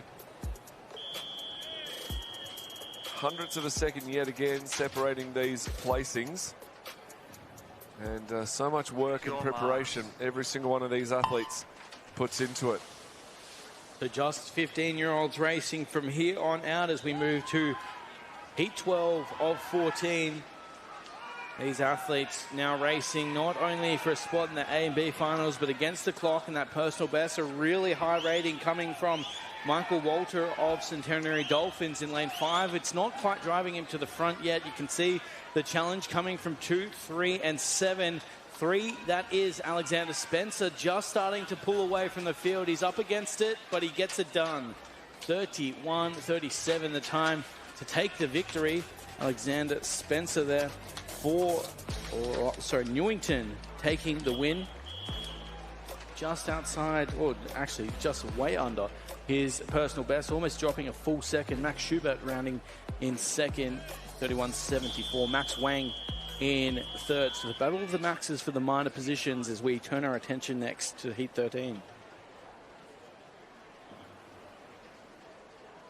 Take your marks. So heat 13 in the water now. Second last heat of the boys 15 to 16 years, 50-metre breaststroke. Great swim there from the middle of the pool from Tyone. And he's got the best of it so far. Also looking good is Gong. And with a big labang, it is George in lane 0 who's trying to catch up with him. Very tight between Hong, Tyone, Mercer Wilson in the middle of the pool. But Gong hits it hard with a 30.75. So Gong from King Labang. Lachlan Gong can't believe his eyes. A 30.75 he's gone. Very strong time. Came in with a 32.55. He's gone almost 2 seconds quicker. If he wasn't enjoying the Gold Coast before today, he loves it now. So final heat, heat 14, the men's 15 to 16 years, 50 breaststroke. We hit the water. We have 2 additional swimmers from the program, including Jan and Martin, 2 and 7. Those athletes, a great start from Martin. The late inclusion, making it count through the first 15 metres. As we get to the business end, though, 25-metre swum, you're sitting there with Jasper Harvey in the middle of the pool, sitting strongly overall, but here comes the challenge. 3 and 6.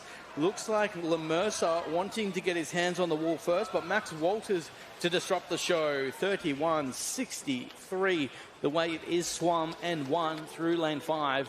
A second PB there for Max Walters for Narrabeen, and he's absolutely stoked with that one, showing us the flex to wrap out what was an impressive event 40. Yeah, he was pumped after that swim. So summary of the events. We saw the results there from that final heat, and our fastest swimmers back for tonight. Our fastest 10 15-year-olds will be in the A final, same for the 16-year-olds. And the next 10 will be in the B final. So 4 more 50 breaststrokes to be swum tonight as we turn our attention to event 41. The next one up in the program, the girls 15 to 16 years, 100 metres backstroke. We've got 11 heats. Starting off with heat 1 with Heidi Schumack, our fastest qualifier with a very strong 101. She really is the out-and-out fastest swimmer in this field. So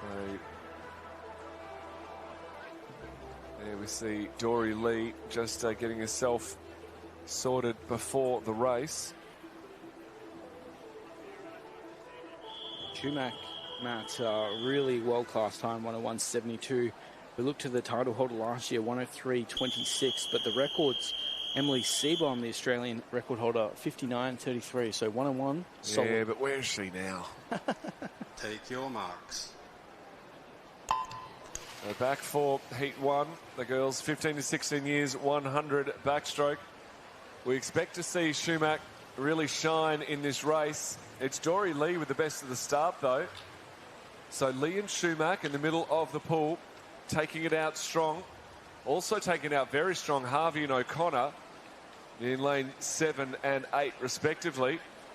And as they come down to the turn, I think Schumacher's pushed herself up into pole position. She turns in a 30.44 with a great second 25. Harvey in for second. Lee holding on for third. O'Connor in fourth. Sheldrick being dragged along by Harvey and O'Connor next to her. Gets in for fifth. Oluwanini in for sixth. Vaccaro for seventh.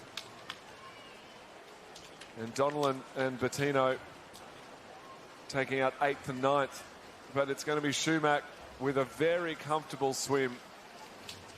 Absolute textbook swim with a 103.06.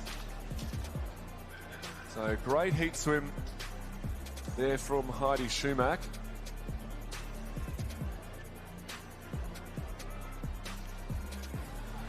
Schumacher has already been very impressive this meet. So to see that result, 103.06, we'll keep an eye on exactly how that places her for this evening, but potentially another gold medal headed to Schumacher if she can hold off whoever swims through in the next heats. Yeah, I can't see anyone beating that time this morning. Tonight might be a different story, so it still leaves an exciting race for tonight, but Heat 2 now with their chance. Take your marks. They hit the water. Heat 2, Madison McKenna is the cream of the crop here. 15 years of age as the fastest entrant for the 15-year-olds in this event. 103.06 to see her sit in lane 4, As we go through the opening 25 metres, you can see the cap there of McKenna, the St. Andrews cap in the middle of the pool, really starting to make an impact on the field. Across the pool, though, we'll get a shot shortly of this opening lap. You can see lane 6 will lead us through. That is Jeffers of University of Queensland. Out quickly, 31.11. Sitting second is McKenna. Crean in 5 to sit in third, but a good turn in lane 7. Daisy Dingle as we make our return lap. You can see now McKenna starting to show the class in lane 4, just pulling through with Johnson and Crean. Jeff is still up there in contention, but the the win for this heat will go the way of Crean on the wall. 104.19, a very classy second heat. Very close second heat, 104.56 to sit second through McKenna and Johnston, rounding out the top 3 after a fantastic start for Somerset, finishing in 105.00. See the two embrace post-race there. A great result for Marion to take out this second heat through Crean. I was just going to say, it's great to see that camaraderie, isn't it, with teammates, even competitors after the race. I often had an unwritten rule with my competitors. Before the race started, best friends. During the race, biggest enemies. As soon as you touch the wall, best mates again. I only found myself once cheering for someone else in the race, but you got to get that white line fever, or black line in swimming as it should be, to really get the best out of yourself. That friendships last forever. The race is a finite time as we dive into the water in Heat 3. And a number of these swimmers, we spoke about it before. It's day 3, 3 days of racing, but for some of these swimmers, this is day 1. This is their first day of competition. They have had the last couple of days just to get into the meet and have some light swims in the warm-up pool. But first time in the water for many of these girls. Macy Sheridan, our fastest in this lane, but it's Jaslyn Plummer. No, it's Jessica Mello, apologies, with a very strong lead in lane 6. So she goes out in a 30.35. Then Carmen Zuli in lane 9. So 6 leading from 9. Third was Plummer. Sheridan back in 5th. Kira Jeffs, one of her first swims. Looking good out in lane 1. She's in the middle of your screen. She's coming home strong. In fact, she looks to be pushing for second place and just behind Mello. So Mello touches first. Sheridan just touches out Jeffs. I really thought that Kira got on the wall first there.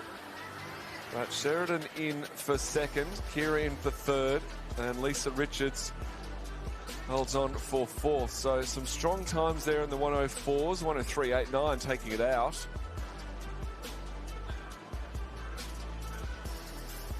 Tough old double day for the girls 15-16 years age group. 200 freestyle earlier into the 100 backstroke. Good to see the backup there from Macy Sheridan, who wouldn't have been static with the 200 freestyle, to come back and a solid swim in the 100 backstroke as we now turn our attention to the water. Heat 4 ready to go. Take your marks. Off and underway, it is Heat 4, the first of the unseeded heats. Once more, 106.39 goes in as the fastest, representing Samoa Club, which is Hamilton in lane number 4. A good start from Mia Roberts, though, coming out of South Gippsland in 3. Those look to be the challenges through the first 25 metres and building. Now into the turn, you've got a great shot down this Gold Coast Aquatic Centre there. Just seeing those incredible officials that make sure the sport ticks through. Turning through first, though, it is Ruby Woodford, in fact, of Woogaroo, in lane 7. 31.48 on the turn. Mia Roberts, after the fast start, sits second. Lavin Hughes in lane 2. For St Andrews, rounding out the top 3. They make their way down the final 25 metres now. You can see it is Woodford still steering the ship here. She's going to hold on, you'd have to say, from this point. Just outside the shot there, you can see the far side of the pool, but Woodford is going to steal the show, stopping the clock. 1:06.17 second going to Hamilton with a fantastic second 50 there.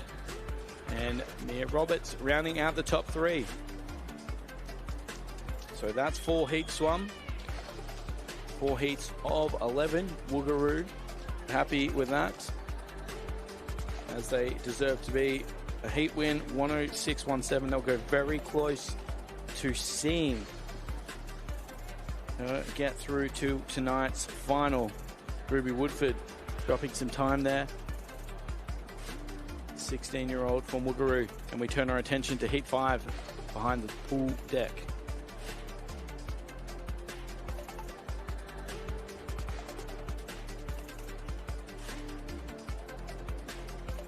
So results there from the previous Heat 4. Somerville with a nice swim. Oh, sorry, Woodford rather, with a nice swim there, 1:06.17. Then Hamilton Roberts. Somerville down in 5th. So jumping in now, and it's a good point you made before. Some of these girls backing up from previous races, and it's a real skill taking your head out of one race and getting yourself into the next. As Heat 5 is underway. Nice long underwaters, working those skills. Excellent work there, Madeline Field. 10 out of 10 for that 15 metres underwater. Tongella in 5, wanting a bit of that early lead, our visitor from New Zealand. And so far, fairly even, especially in the middle of the pool. Dobby and Tongella.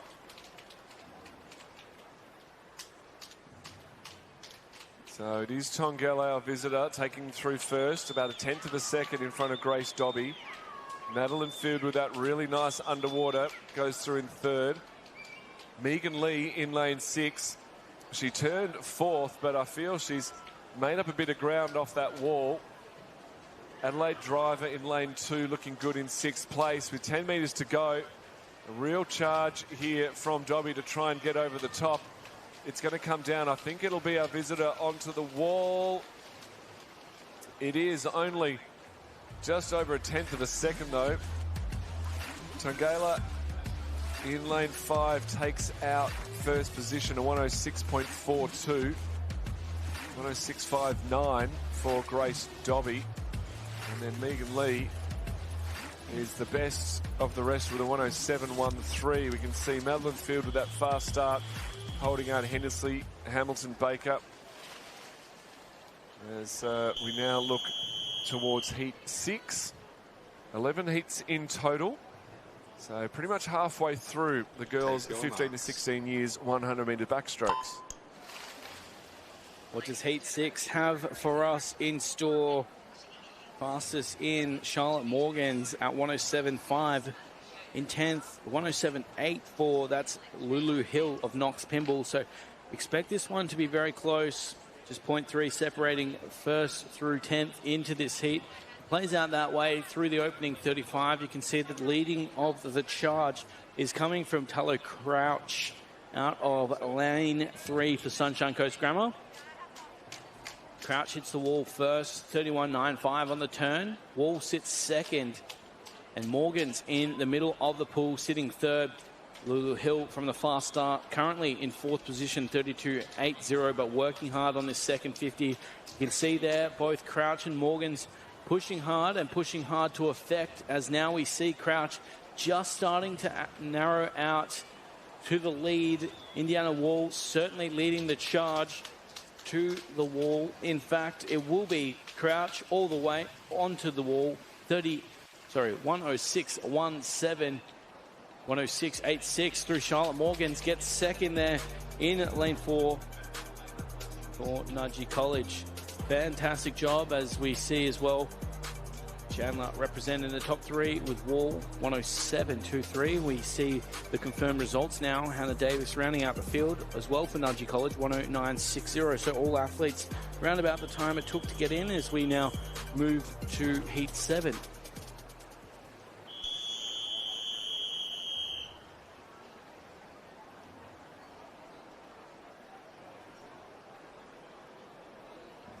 Take your marks.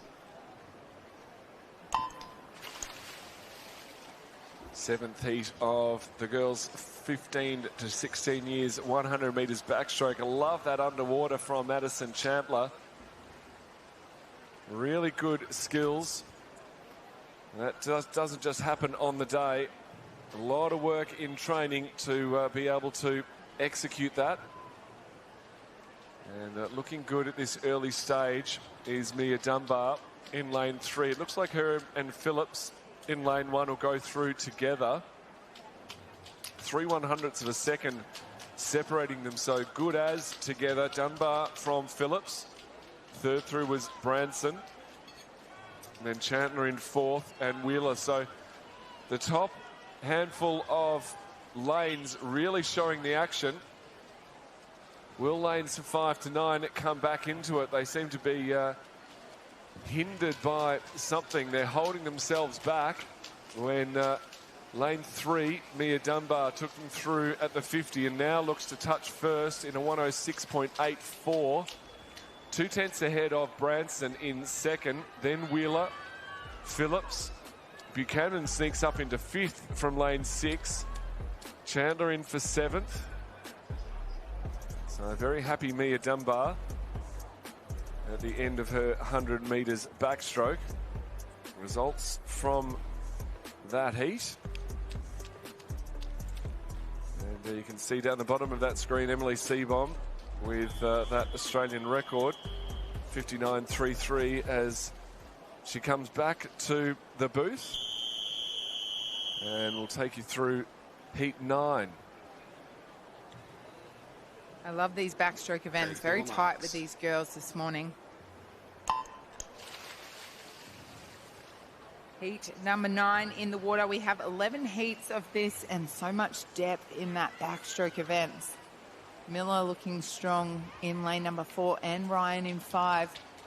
Battling it out with that sun and that bit of breeze on the flags at that 50-metre end. So it's about adjusting at that turn mark and making sure that you get that distance away from the wall well. Coming out strong, Ord in 1.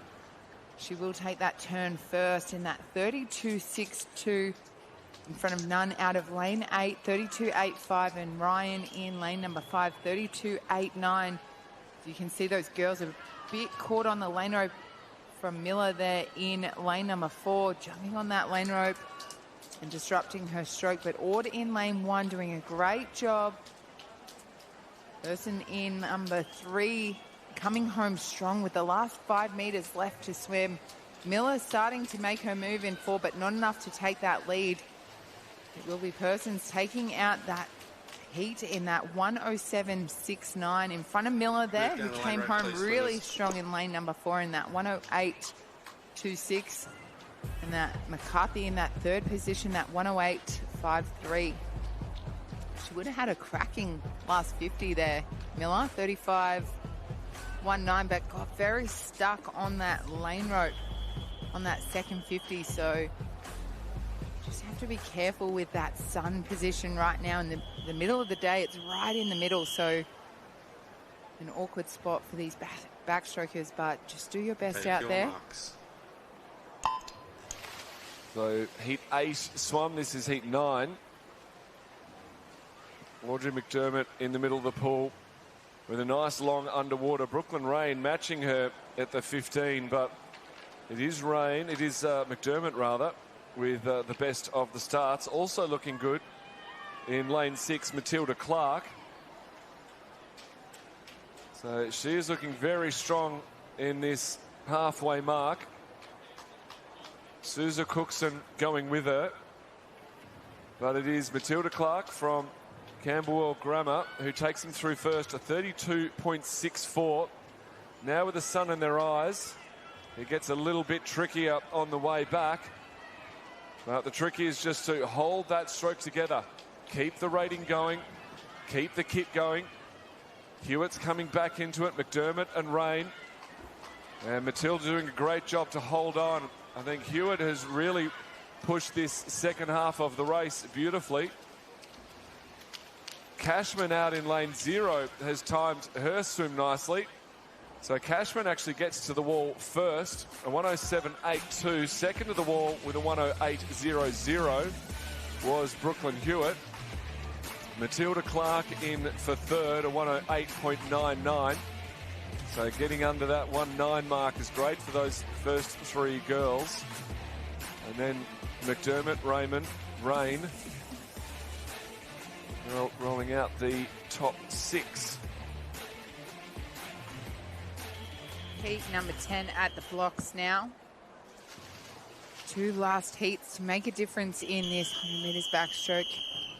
So qualifying for that race was 109.17. And a bit tougher in this outdoor pool, so those times are pretty good. Take your marks. Long start for those ladies, but great underwater from Grade there in lane number 3, and Smith Miller in 4. Very strong on those underwaters as they really try to settle into that controlled speed for that first 50. And they're doing a great job of this backstroke. It is hot out there with the sun, but looking strong is Young in 5 as they come down to that the 50-metre turn there. Wang in 1, also doing a great job, but it is Young who turns through first. Everett in 9 in that second position, going through in that 32.74, 32.98 as they come down to the last 25 metres left to swim. They're holding strong in the middle of the pool, looking great. Is Smith Miller staying very centred in that lane. You can see Young just caught on that lane rope ever so slightly. Wang in 1 doing a great job of this back end. David right next to her in 2, holding strong as they come down under the flags. Everett in 9, still holding strong as well as she... Have a look at those touches on the wall. That 109.13 from Wang, but I thought Everett in 9 got the touch on the wall, but I'm not sure if the pad picked up her time. But Wang there with that top time, that 109.13. That second touch was chugged there in lane number 7 with that 109.28. we just wait to see those results to become official. Great job from Wang in one. Those outside lanes in those later heats. And there we go. It's changed now. Everett did win in that 1:08.23. So I thought she did get her hand on the wall first, and she did. Those results now are official. Rose Everett taking out that number 10 heat. Great pickup. As we head to heat 11, well, she was clearly in front, and the number 1 came up on Wang, and I thought I saw something different out there, and luckily I did. Take your marks. This is your last heat. So as called, the 11th and final heat hits the water. We have swimmers from lanes 2 to 7 competing here. So 6 athletes to round out the field. An opportunity here to drop once again under that 110 barrier.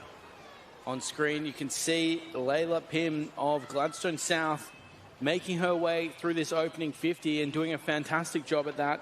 Keeping her company, though, at the front is Emerald's Ashley Sprout as those two look to lead through. The second place, though, at the turn is India Condon for Surrey Park. No, in fact, it's Annalise Matthews for Rocky City.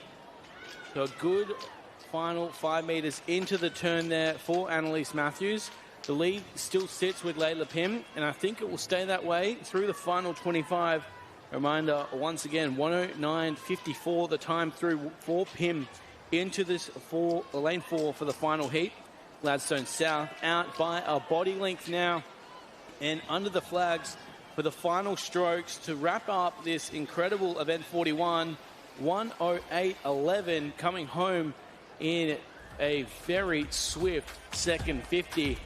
Second going to Somerville of Nudgee College. Out of lane 6, they've produced some good backstrokers over the years. Third going the way of India Condon, rounding out the top 3, 1:09.67. That is the top 3 confirmed. With the results, we'll have a summary of event 41 in a second as well. You can see Heidi Schumack ready to go to the water in lane 4 this evening. Mello and Crean also ready to race quickly. 15 and 16-year-olds smattered throughout that top 10. So, we are set for an absolute doozy this evening.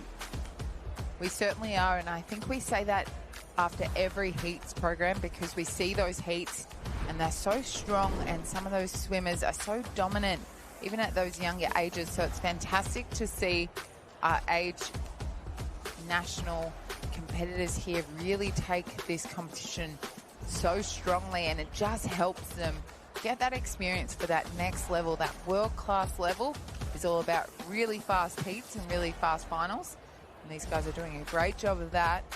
As we move on to the next event on the program, this is your boys 13 to 14 years 800-meter freestyle. One of those long-distance events. These boys would do lots of Ks in training. Obviously, we will swim our fastest 10 swimmers tonight, but there is no 13-year-olds in that field tonight, so we got to watch those times this morning. Well, Sunny Quito leads the field as the only 13-year-old in this heat, the fastest of the 2 heats to swim this morning.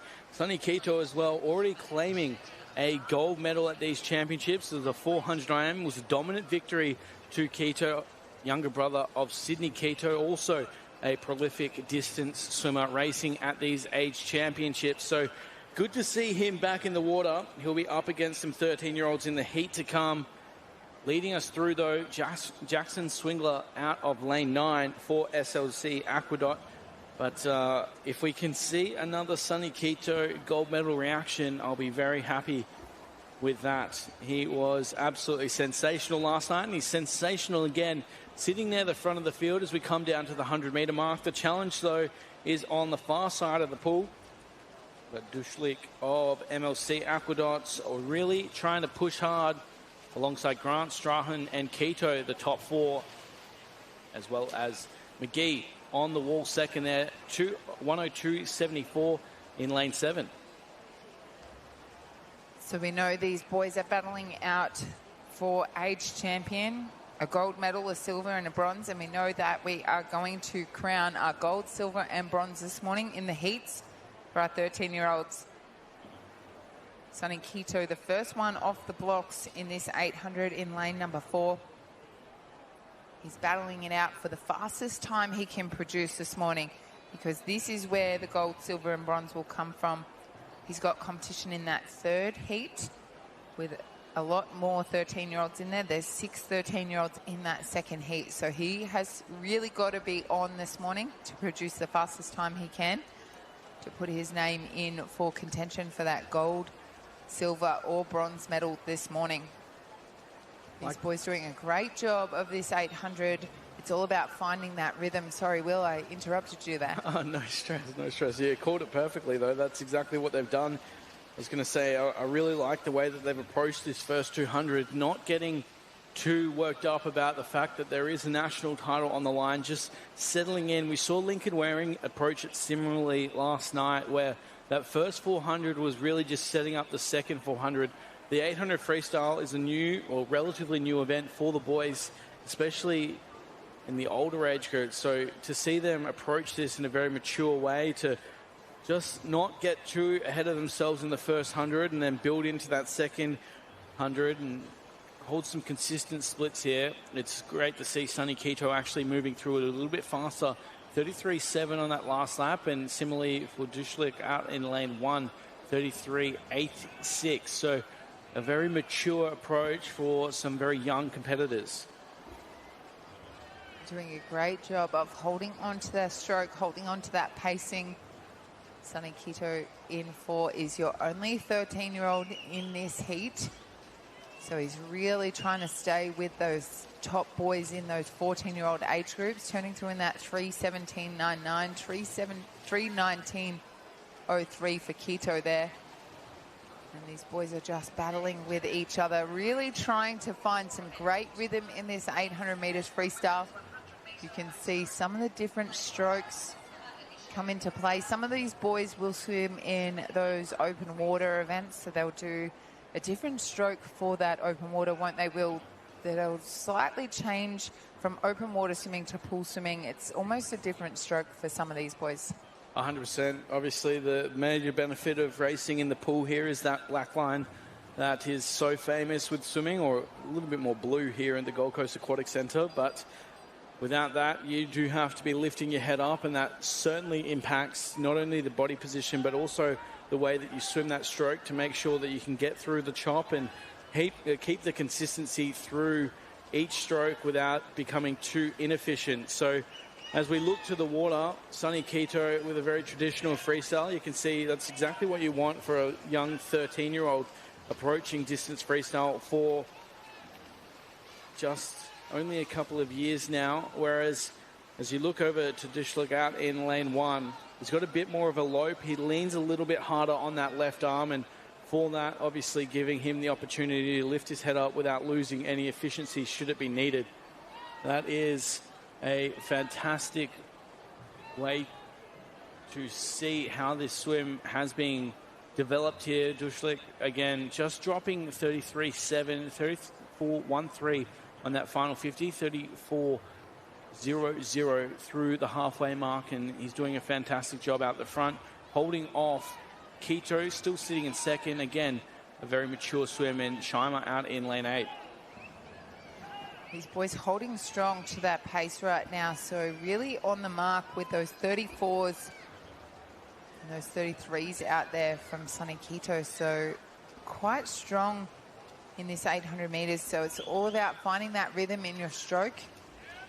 And really, when they do have that breathing stroke, that's their opportunity to look at the rest of the field too. Take an opportunity to see where everyone else is placed, to see where they're placed in the field. Obviously, they'll be able to see from those turns, passing some of those other boys in those lanes next to them. So it's a real opportunity for them to look both ways. On one way, they might only breathe to one side, and on the way back, they will get the other side.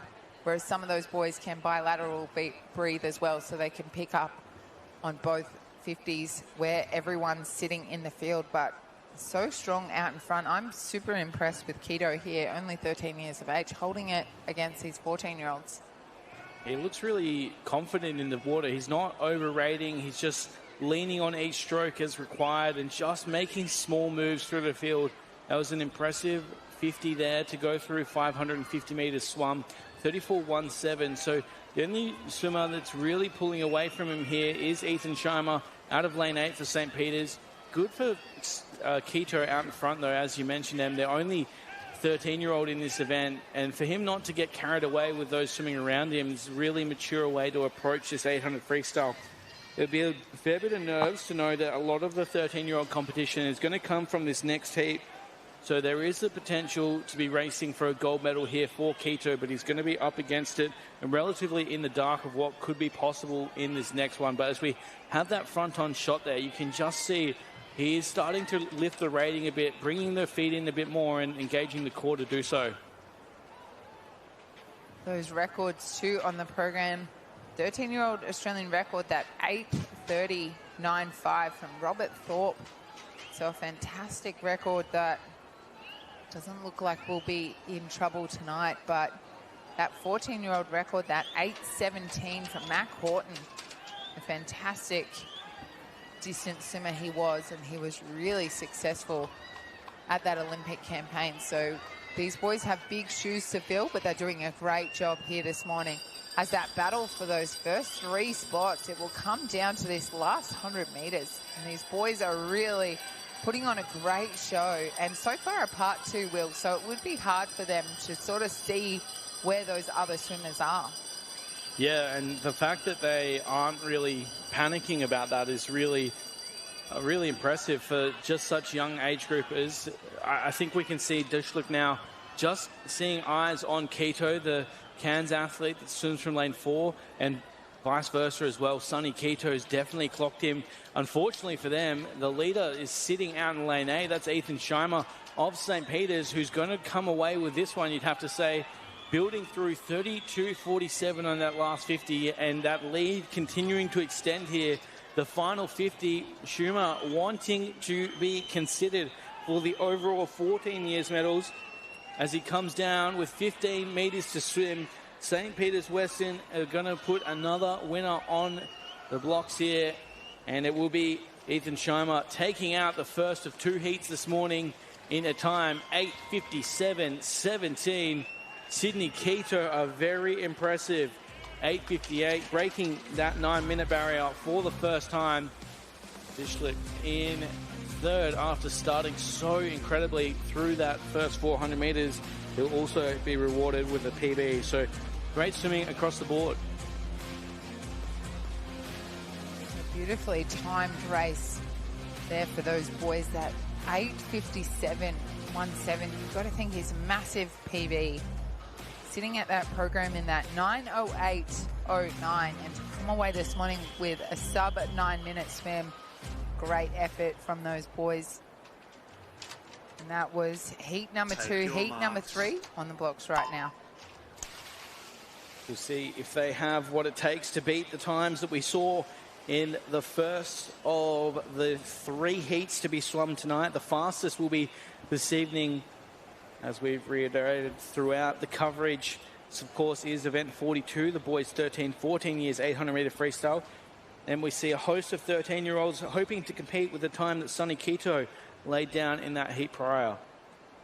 Absolutely. They have a fast time ahead of them to try to achieve, that 8:58.94, sitting at that gold medal for the 13-year-olds currently. There's 6 13-year-olds in this heat right now, so we know that one of them could step up and take on that gold medal, or there will be definitely a silver and a bronze medal in this heat right now this morning. A fantastic job from Hayes in 4 to take through that first 100. We saw that lead change many times in that first 800, Will, and we might see it again as these boys turn to in that 101.24, that 102.79, and then those 103s there, very close in that third position. As we come closer to 1 o'clock here on this third day of competition, it's getting warm out in the sun, and I'm sure that the boys in the 800 in this third heat are glad they're in the slightly cooler pool, but with 13 laps to go, I'm sure they're going to get pretty warm. The conditions here making it that much trickier, that much more of a challenge at the Gold Coast Aquatic Centre. We can see the wind picking up as the flags bobbing up and down as Jack Hayes comes down to turn at the 200-metre mark. So slight lead in front of Turnbridge and Bevan. So he turns into 208.89. Bevan takes over the second place in front of Turnbridge. Only less than 0.1 separating them though.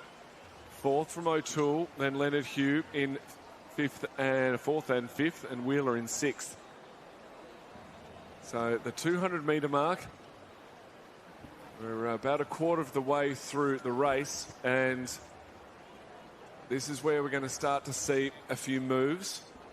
So our previous heats, Sonny Kiddo was a 211.21, and these guys were 208s, a 211 for Turnbridge as 13-year-olds. So they're the 13-year-old contingent of this 13 to 14 year 800 metres freestyle is really heating up for these medals. These are timed finals, and as we come down now to the 300, the times that they do will be compared against the previous heat and the next one tonight, as Will said earlier. And it is Hayes who holds off that charge. O'Toole has now jumped up into second. He's overtaken Bevan and Turnbridge. They're relegated back to third and fourth. Wheeler is still holding fifth. Leonard Hugh in for sixth. Bosema 7, Lamont 8, Grant 9, and Boyan is rounding out 10. They're pretty consistent at this stage through their splits. Jack Hayes still holding roughly 34 points. And coming down to the halfway mark. So I'm watching those 13-year-olds in this heat. So Turnbridge and Wheeler in those 2 and 7 that are fighting it out now. Wheeler's taking that third spot in front of Turnbridge there. They're both 13-year-olds, so they're racing for that 8:58.94 from Sonny Kito in that first heat. This is medals on the line for the 13-year-olds.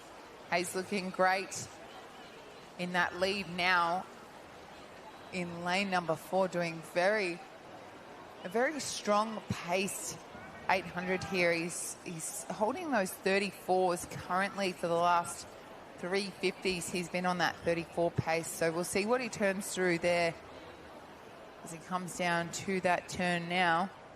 Still in that 34, so the last 450s have been 34.0, 34.5, 34.3 and 34.4.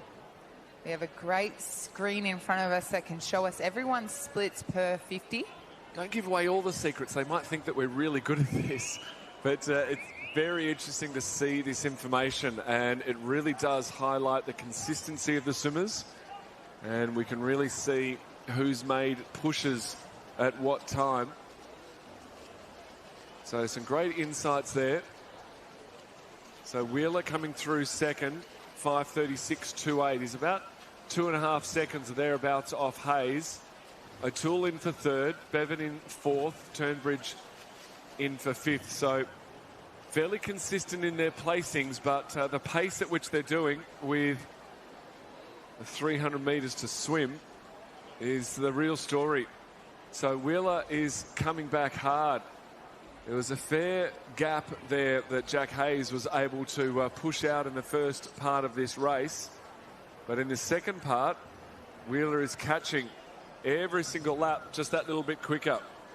So those times, Emily, what was that on the last 50? So Hayes there was 34.0 on that 50, but Wheeler was 33.4. So you can see he's really starting to work this back end. Wheeler's come through strong the last 200 metres, and he's trying to get the lead off of Hayes that has held it the entire race so far. The previous 50 to that, he was half a second quicker as well as they turned through. And again, he's gained about a bit over half a second on that 50. So this race, we've got 200 metres to swim. The bells are getting ready to come out for the next turn at the start end. And at this rate, if Wheeler can continue to nab half a second from Hayes each lap, he's going to be right up there with him for the final sprint to the wall. So Hayes in, he's just split a 33.5, a 33.3, so only about a 0.2 of a second. It is getting tighter and tighter as Hayes will look across and be able to react to Wheeler's move. It's who has conserved the most amount of energy, and it's going to be a sprint to the final 100. So the final heat, timed final of the men's 13 to 14 years 800 freestyle has come down to a gap of around half a second, in fact exactly half a second. Wheeler to Hayes. So Wheeler's kicks really come in now. I feel like Wheeler has more in the tank than what Hayes does right now. The only criticism I have for Wheeler is he's circling the lane. Quite a lot, though. He's not just slightly off centre. He's quite on that lane rope every time, and he's swimming actually more metres than Hayes is right now. So that's my only thing, but he has taken over the lead. He is chasing that fastest 13-year-old from the heat before. Hugo Wheeler from Nudgee College doing a great job of this 800. He's back on the other side of that lane rope now as he comes down to 25 metres left to swim. He's got a massive kick going as he's really powering through. He's definitely taken over the lead from Hayes there that was holding it the whole race, and it comes down under the flags, and he's just slightly in front, but he will take it on the wall in an 8:53.46. That will be your gold medal. Wow, he went in with an entry time of 9:13. He's gone 20 seconds faster than his entry time. That is a huge swim from Hugo Wheeler. Really good point you make with the circling the lane and just increasing that distance ever so slightly, but a nice timed swim from Wheeler gets him in top of Hayes, an 8:54, well under that 9-minute mark as well. Third through was Bosma, 9:05.18. He held off Bevan to get third place. Bevan in for fourth, of course. Lamont fifth, Turnbridge sixth, then O'Toole, Grant, Leonard Hugh, and Bowen taking out 10th place. So big mention to our 13-year-old gold medalist coming out of the pool right now. Hugo Wheeler will take that gold medal in the 800. We have Sonny Quito in that silver medal in that 8:58.94. And Bosma with that bronze medal in that 9:05.18 for those 13-year-olds. A great effort from all those 13 and 14-year-old boys in that 800 metres freestyle. Excellent work, Emily, working out our place getters for the 13-year-old 800 metres freestyle. We've got more to come after this ad break. We've got the girls 13 to 14 years 15 metres 100 freestyle. And make sure you join us straight after this break live at the Gold Coast Aquatic Centre on 9 Now.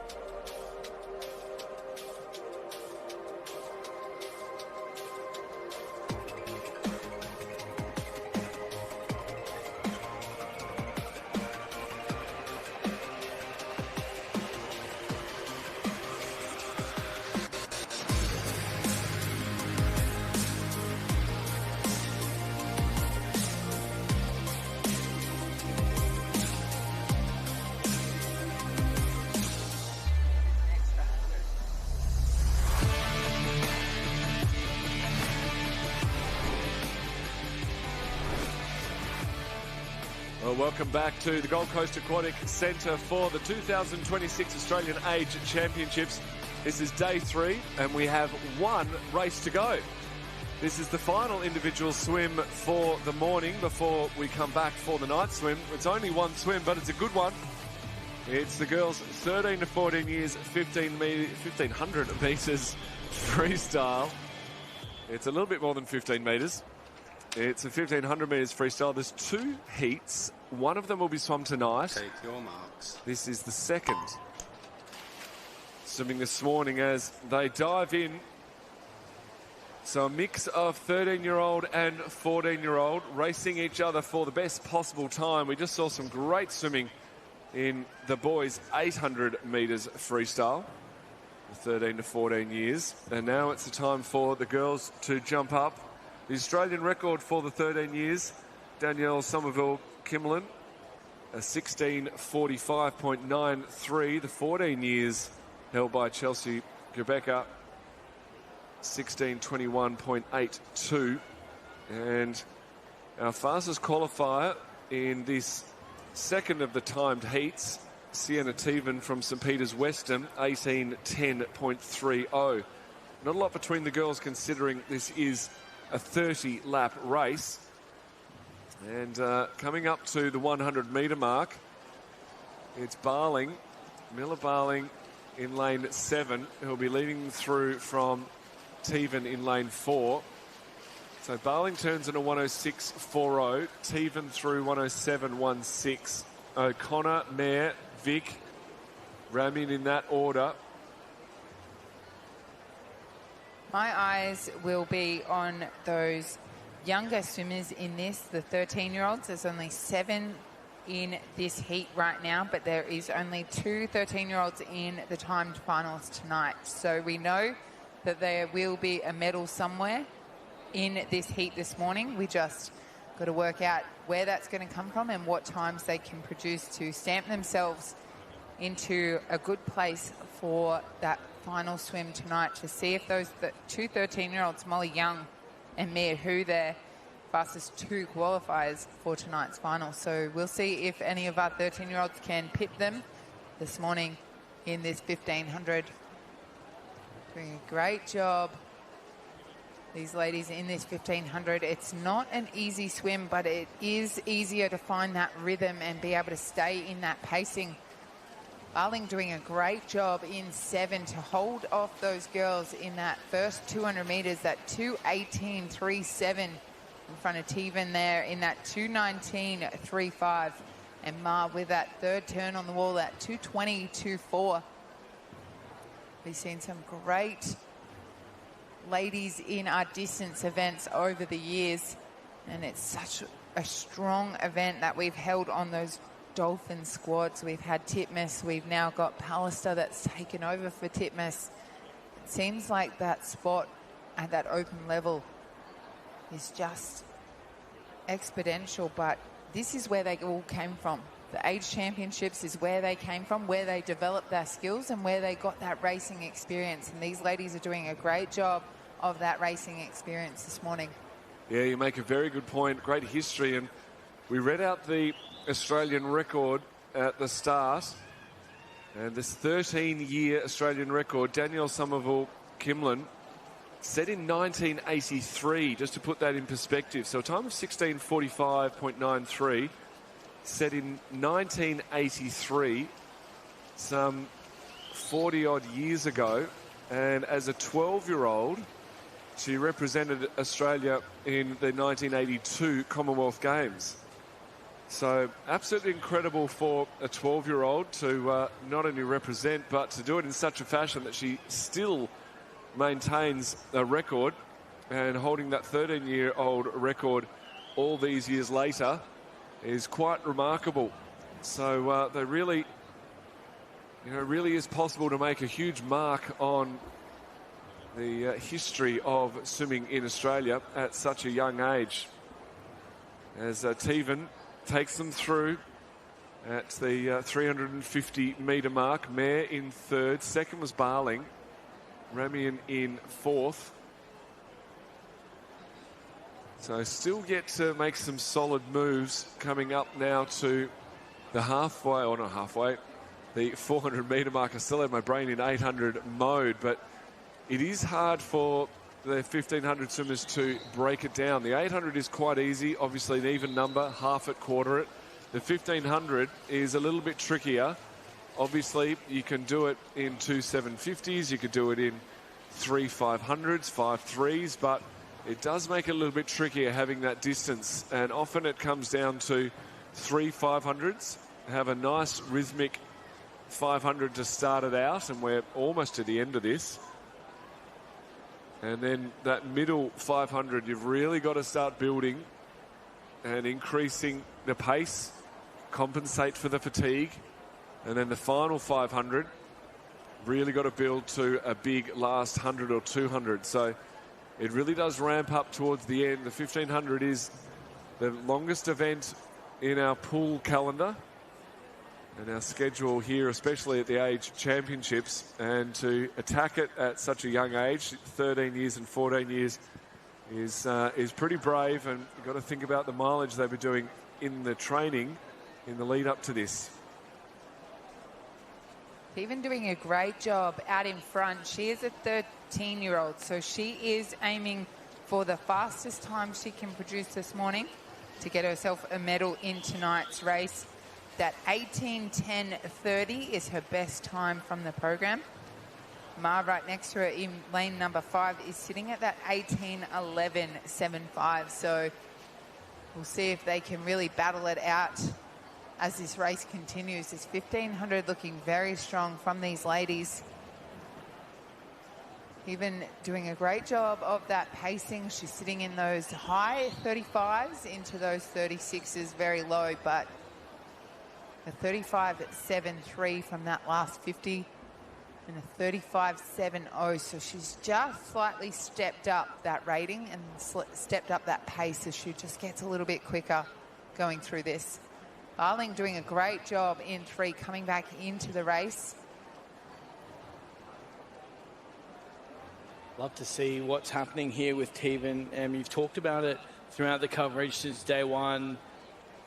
Teven was solid in the 400. She went 4:31 in the heat to knock a second off her personal best and qualify second for that final. She went 4:32 in the final, just on her personal best, but claimed the bronze medal. So to be bouncing back through this first 600 meters is very impressive. So we see her turn through there again, stepping up as the tactic would have most likely been discussed by Matt, that build that second 500 and start to assert the dominance over the race as that 13-year-old. There's a loaded field this evening. We can just see on that top of your screen there, the coaches really getting in behind our athletes who, as a 1500 swimmer, formerly myself, the worst thing to see 600 meters into a 1500 meters is your coach being that animated. It means you've got a bit of work to do on your pace. Yeah, that's very true. Got to think, yeah, look, I'd love to, but I'm not even halfway through the race yet. You jump in and you have a go. So as they come down now to the 700 metre mark, they're almost halfway through this 30-lap race. Next time up at the turn end, they'll be able to see the 15 laps to go to mark the halfway, as Teven doing a great job out there in front. They're about 3 or 4 body lengths back. Turns at the 700 metre mark at 8:18.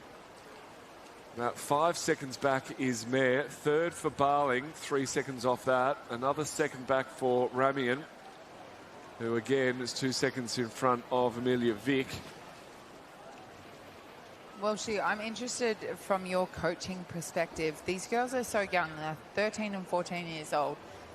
How did they find that distance was the event for them? That 1500, they'd be swimming a lot more Ks than probably those other swimmers around their age. So how did they narrow down to be like, distance is your event? How does the coach come up with that? Well, I think a lot of the time the event chooses them. You know, you really see in athletes, some athletes just have that real ability to create power from nothing, and they turn into amazing sprinters. Others are real technicians and great across the all 4 disciplines. And very often They'll start with, 100 IM, 200 IM, and before you know it, they're doing 400 IMs. And the distance swimmers are ones who just really like the slog. They get in, they don't mind doing those sets. You occasionally throw them in there for aerobic work, and it might be something like 3 800s. It might be something like 10 4s, something like that, where you just want to test them, see how they go. And the ones that really excel at that, you think, well, this is an area that you're strong in. And especially when they're young, they should be racing as many different variations of events as they can to find their strengths. And then they find themselves here at the National Age Championships and racing under the sun at the Gold Coast Aquatic Centre. So I think sometimes the event chooses the athlete rather than the other way around. And now, well past that halfway mark, 850 metres in, they're definitely needing to think about the back half of this race now. So at what point are they going to really start to squeeze that throttle in the lead up to the finish? Bit of a controversial opinion here, and I'm sure Louis Clarebert would be getting some heat himself. He put up an Instagram post just the other day saying that you can't decide who's the winner after 400 metres and you should just cancel the race altogether.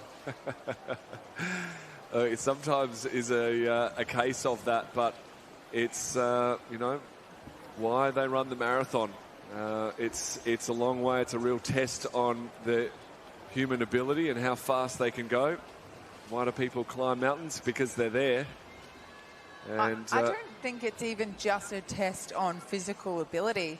At this point, I think it comes down to mental strength too. The mental strength to do the training, the mental strength to do those Ks day after day after day, and then come into this pool and just swim all these laps.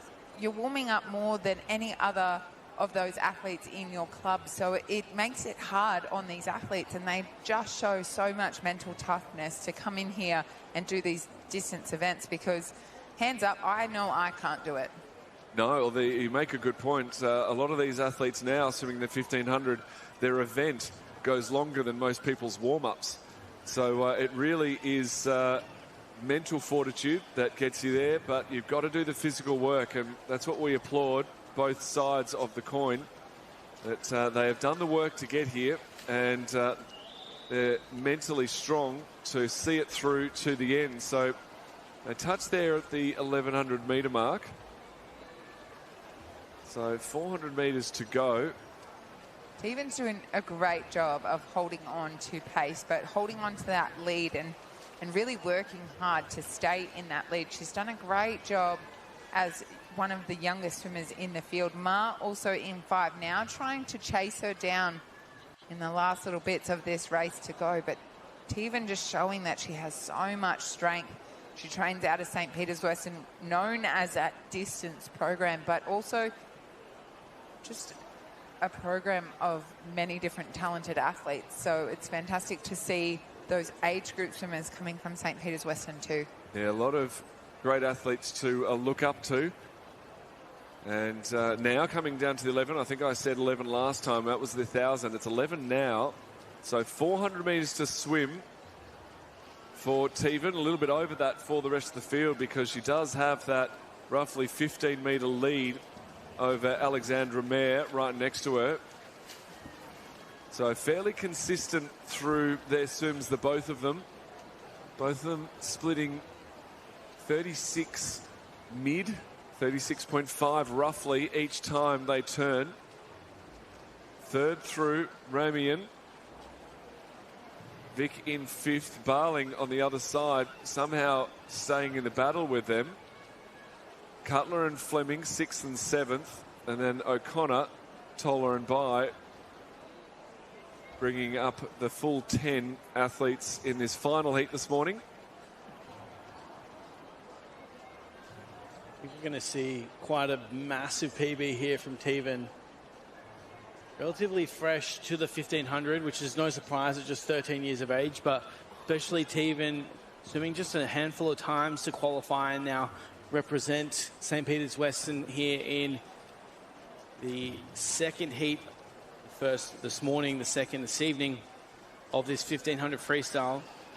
And these are the athletes you have to watch out for at the Australian Age Championships, where they have a good track record, especially the bronze medalists from the 400 freestyle to come into the 1500.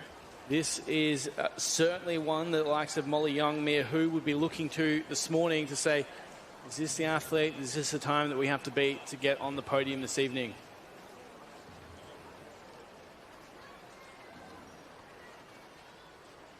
Only a handful of laps to go. 5 exactly, in fact, once they turn at this wall.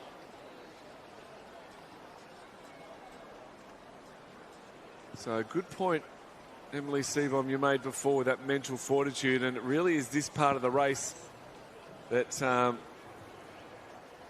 it probably in some ways gets easier. They're so close to the finish. That mid part would be super hard, but it's this part of the race where you probably just want to continue the pace. I'm happy in my zone. I've been doing this for a while, and I've got a nice lead, but we've got to be looking at the clock, and that's really their biggest competitor. There's a 10-second gap between first and second. That doesn't mean that Teven can ease up. It means that she's racing the clock. She's racing her personal best time. She comes into this race with an 18 minutes 10. And I can guarantee you she'll be eyeing off a time under 18 if she can do anything about it. So with 3 laps to go after this next turn, we'll be seeing our victors from this second timed final of the girls 13 to 14 years, 15 metres 100 freestyle. We got a strong race ahead of us tonight in that final with Young and Hu, the 13-year-olds of the field, with the 2 fastest times, 17:11.72 and 17:22.45. So Teven's trying to put the best time she can this morning out there to hope that she will claim a medal from this morning's swim. But she's doing a great job of this 1500, and it's really stayed strong. The whole 1500 has just held up that lead and really extended on that and done a great job of just pacing this herself. We see that a lot with those distance swimmers, that they're out there by themselves leading the way. And Sienna Teven's doing a great job. She is. Looking at those times, she's going to clock a time of around 18:05. So I think the 18 mark might be a little bit out of reach for her unless she can really nail these last 2 50s. So the crowd really getting behind her. Her coach frantically trying to push her on. She's been holding roughly 37 seconds per 50. She's just clocked a 35 though. So if she can come back in a 34.3 or faster, she's going to break 18 minutes. And that is not an easy task. So as she comes down, she's going to get very close to that 18-minute mark. She might just be on the top side of it, but it's going to be a big personal best regardless. So 5 metres to swim. The 18-minute clock just goes over. She touches the wall in an 18:02.47. Fantastic swim from Sienna Teven. Second will be Mare. She touches in 18:13.38. Bit of a battle for fourth. Third, though. Third does go to Ramian. 18:19.89. 6/100ths of a second in front of Barling. Fifth was Fleming. Sixth to the wall, Cutler right next to her. Seventh to Vic, 8 Toller, 9 O'Connor, and Bay will come home for 10th. That's a great timed swim and very gutsy there from Sienna Teven in lane 4. We'll have to see those results tonight to see if she will claim a medal with that 18:02.47. Fantastic job this morning. A great PB for her on the books, almost 8 seconds.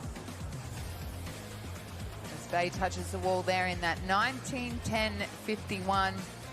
Sienna Teven taking out that heat this morning. So here are our results, and it is confirmed the 10 through are with the official timers now. 19:10:51 rounds us out, but Teven gets it done with an 18:02. That big personal best solidified. And that wraps the action here for morning 3 of the 2026 Australian Age Championships. I am Will Rollo, joined once again today by Matt Welsh and Emily Sebon. Thanks for joining us on Nine's coverage of the wide world of sports. Don't forget the final start this evening at 6 p.m. Eastern. Don't go anywhere for all your exclusive coverage of the 2026 Australian Age. We'll see you tonight on 9 Now.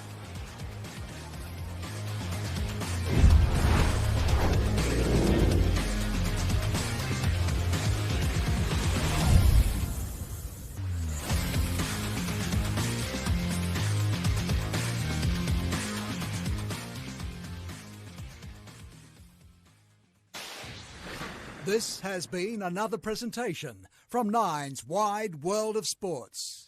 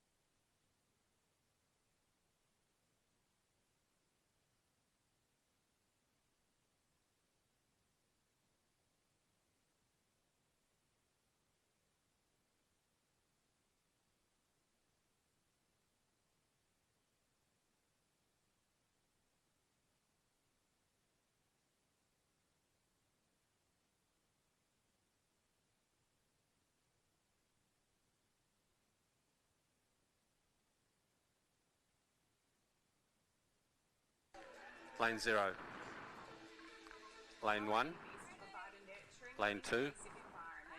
Lane 3. Lane 4. Lane 5. Lane 6. Lane 7. Lane 8. Lane 9.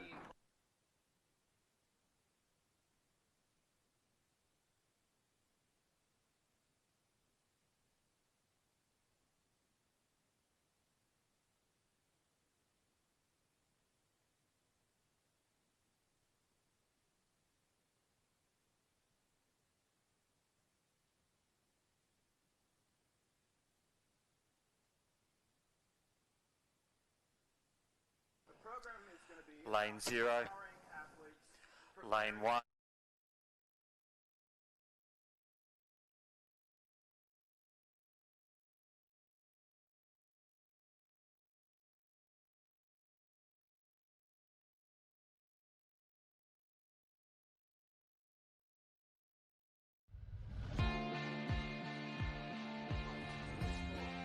Take your marks.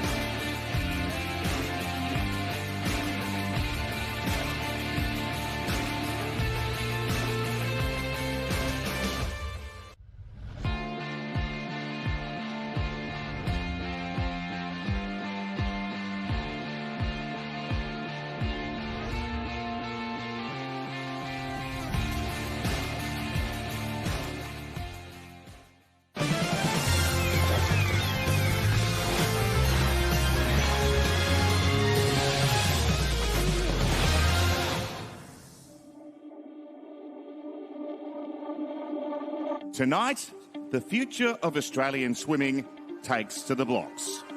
From every corner of the country, the nation's best young swimmers have come together with one goal: to become a household name.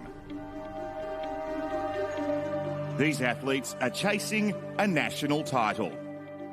They're the ones pushing limits, breaking barriers, and dreaming of wearing the green and gold on the world stage. Some will leave with medals, some will leave with records.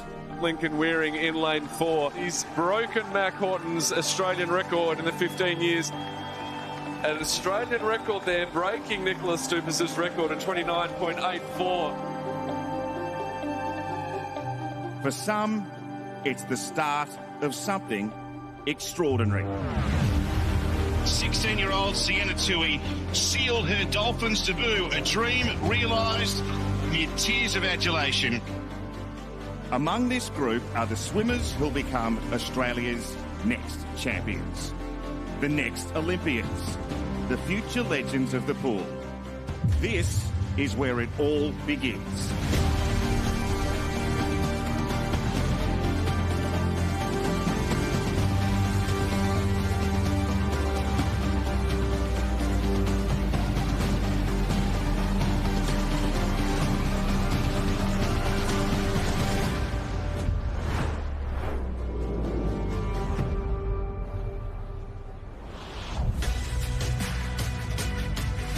Good evening and welcome to the Gold Coast Aquatic Centre for Night 3 of the 2026 Australian Age Championships. What an honour it's been to watch the best of the next hit the pool here on the Gold Coast, and we have much more of the same set for this evening. I am Will Rollo, joined by Alex Graham, a man who knows how to win gold in this pool, the gold medalist back from the 2018 Commonwealth Games. Alex, it's a very exciting program we've got ahead of us. Yes, it is, Will, and thank you very much for having me in. It's fantastic to be here. The pool is glowing. Really excited for what's on offer tonight. We've had such a ripping first couple of days. So we're going to see some really fast swimming. We've got some 50s in there. We've got some 200 IMs. We've got some long distance. It's all happening. Absolutely. We saw this morning just how fast they are. 2 Australian age records falling in the heat session. Yeah, absolutely, especially that boys 50 freestyle with Ollie Moclair going under the 22-second barrier for the first time. So we'll get a good look at that tonight as the order of events is up on your screen now. We're going to start with those 200 individual medleys. We're going to move into some 100 freestyles for the 17 and 18-year-old girls. The 400 IMs, then the 200-metre freestyles for the girls 15 and 16 years. And then we're going to move into a little bit of butterfly action, followed by some younger girls 50-metre breaststrokes. And then that event we were just talking about, that boys 17 and 18 years 50-metre freestyle. We saw an Australian record this morning, a 21.7. Can he go faster tonight? Ollie Moclair and that boys 18 years. Moving on to the girls 200-metre butterfly. And then the boys 50-metre breaststroke. So that 15 and 16-year-old age group. We had an Australian record in that 50 for the boys 16 this morning from Christopher Montana. So we're going to see some really fast breaststroke action. And then followed by the girls 100-metre backstrokes and finish the sessions off with an 800 freestyle for the young fellas and the younger girls 1500-metre freestyle. So, Will, plenty of action on tonight. Yeah, absolutely. We saw it as well, that lineup for the boys 14 years, 13 year, 14 year, 800 freestyle, just a final of the 14 years boys this evening. So they will be racing for a ride-out gold if they can beat the times from this morning. There is plenty of talent in the pool as we get ready to meet our first athletes. This is the A final, the first of the national titles up for grabs, Alex. We saw how many golds there were on the cards, but no better way to start than this event here. We've seen Muchu Rondo, who'll swim from lane 4, race already. He took gold in the individual 400 meters individual medley as the visitor. He looks absolutely unreal, but right next to him, Regan Chang.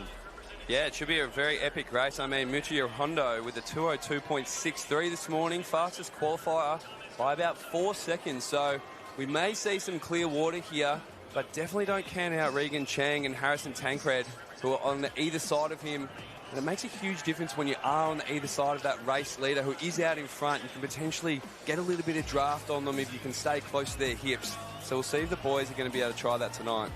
Well, MC Bomb's been big on that throughout the championships, especially in this pool. You can get on a little bit of the wake there to ride the wave into the finish. Keen to get your thoughts and how that went down with the England team in the 4x2 a couple of years ago. But for now, the attention certainly sits with the boys on the block. A national medal up for grab, a title as well, the Australian title being competed by the non-visitor athletes that race from 3 outwards and 6 outwards. The 2 visitors sit in the middle. Muchirhondo looking very confident, very deservedly so, already with a gold medal to his name. Away cleanly here, though. The first of the gold medals up for contention this evening. The boys' 17 years, 200 metres individual medley. The battle here against Muchirhondo, who's already proven his talents. And Alex, as we go through to the 25-metre mark, you can see the skill that is in lane 4. Yeah, absolutely. He got out to a cracking start there. He looks nice and comfortable in his butterfly. But also out there in lane 6, Charlie Austin making a really good start. So we expect to see some lead changes potentially as the boys kind of lean on their individual stroke strengths. But at the moment, it is Muchirhondo and Charlie Austin out in front. So we took a look at some of the times relevant here. The 17 years all-comers record set back in 2023, Tomohiko Matsushita of Japan, 1:59.32. And the junior Pan Pac qualifying time, 2:03.23. So we want to spur our Australian athletes underneath that time, but we will keep an eye on that 2-minute mark. Muchirhondo out 56.40, a lightning fast opening half. Absolutely. That was an absolutely cracking first 100 metres from Muchirhondo. We'll spur him on as he tries to hit that Australian all-comers record of 1:59.32. Now, he'll have to drop a few seconds from this morning's heats, but he has been on fire this age meet so far, and he's opening the gap up now. But I'm also looking at Regan Cheng from Carlisle. He's in second place at the moment. He's had a cracking breaststroke leg. As we hit the wall, Muchirhondo 1:31.87. We'll see if we can get him home. He'll probably need about a 27 split. He's looking nice and long. Is he going to crack that 2-minute barrier? You can see the effort and intent coming in behind the kick. 25 metres to swim was a fantastic breaststroke from Cheng, as called through as well. Austin out in lane 6, leading the charges for the Australian. There's a bit of pressure there, but we keep an eye in the middle of the pool as we come down to stop the clock. 2:00.87. It is Muchirhondo taking his second gold medal of the championships. Cheng in second out of lane 5, the second visitor across. Charlie Austin rounding out the top 3, but the first Australian across the line, so he will be crowned the Australian champion for 2026. Yeah, that was an unbelievable race from Muchirhondo, and as we mentioned at the start, 2:02.63 this morning, so comes in tonight and almost betters that by 2 seconds, so he is on fire. Looks so comfortable in that butterfly, nice and long, really strong, keeping it easy as well. But it was maybe the breaststroke leg where he really made a statement there. Yeah, I mean, that's where good medley is swum, right? And we've seen just how good New Zealand stocks are in the medley over the last couple of years, led by Lewis Clareburt. Now, I think he does have a bit of a concern over the coming months, particularly as we go towards the Commonwealth Games. Muchirhondo is a name that we will remember. Yeah, absolutely. I mean, Lewis would probably be buzzing as well. It's always good to have some domestic competition, and I mean, now that he's training over here at the Nunawading squad, you know, you do often see a few New Zealand swimmers coming over to Australia to train with the Aussie guys and girls, just because the coaching's a bit better, the squads are a bit deeper. So I'm sure Lewis will be pretty happy with Muchirhondo there. Well, they do say that pressure makes diamonds, and that could be the potential for New Zealand ahead. For now, though, we turn our attention to the 18 years boys final. Cale Ely swimming out of lane 4 for St. Peter's Western, a great medley program out there, but on screen now is Jet Cotter from the PN, 2:11.31 to sneak it in, 0.1 faster than the 11th position athlete, so he snuck into lane 9, and his chance now is to get towards that podium or potentially swim for a PB. But there's a good mix of that, the coaches and programs on representation here. Trinity Grammar swimming from 7 through Joshua Jeong. Good to see the representation from across the country. Yeah, it is. And that's what I love about these national meets. You literally get males and females from all over the country. I was at the MC Age Championships the other day, and one of the finals was all country swimmers, and you love to see it. You know, primarily the swimmers will come to these big cities like the Gold Coast and Brisbane to hit those programs, but when you do get those country swimmers here, it's fantastic. So let's see how they line up here as we get ready to crown our second Australian champion for night 3. This is the boys' 18 years, 200 metres individual medley.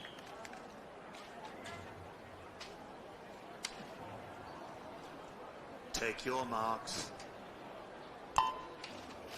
Away cleanly across all 10 lanes as they get underway in this 18 years final. Kale Ely out exceptionally fast this morning for St. Peter's Western. We saw Grayson Doig really use that breaststroke leg to get himself in contention, but he's up there with the best of them, as is Malik Amin out in lane 0 for Sopak. Yeah, absolutely. It might even be Sydney Keto with the best butterfly leg of the bunch so far as they head into that first 50 metres. But as we saw in the last 17 years boys race, it was the breaststroke leg that really separated the field. So it might be about just holding your stroke here on this backstroke, taking it nice and easy and building into that wall and really taking advantage of that breaststroke leg. But as I said before, it is Sydney Keto from Cairns, the Northern Queensland swimmer, putting in a really solid effort on this backstroke leg. We've already seen his brother take out the 400 metres individual medley in the boys' 13 years age group. So bookmarking the age groups here at the Age Championships, 57.03 through the first 100. Sonny Keto, he didn't leave many celebrations for Sydney here, but if he gets across the line, I think both will rejoice. But as I say that, here comes Kale Ely in 4. Yeah, as I said, that is the breaststroke leg that really separates the field here. And it is Kale Ely putting in an absolutely cracking one. But Sydney Keto's not going anywhere just yet. Can he hold on? He had a 30.8 50-metre backstroke split. He just needs to stay within a touch of Kale Ely, and then it will just be about who's got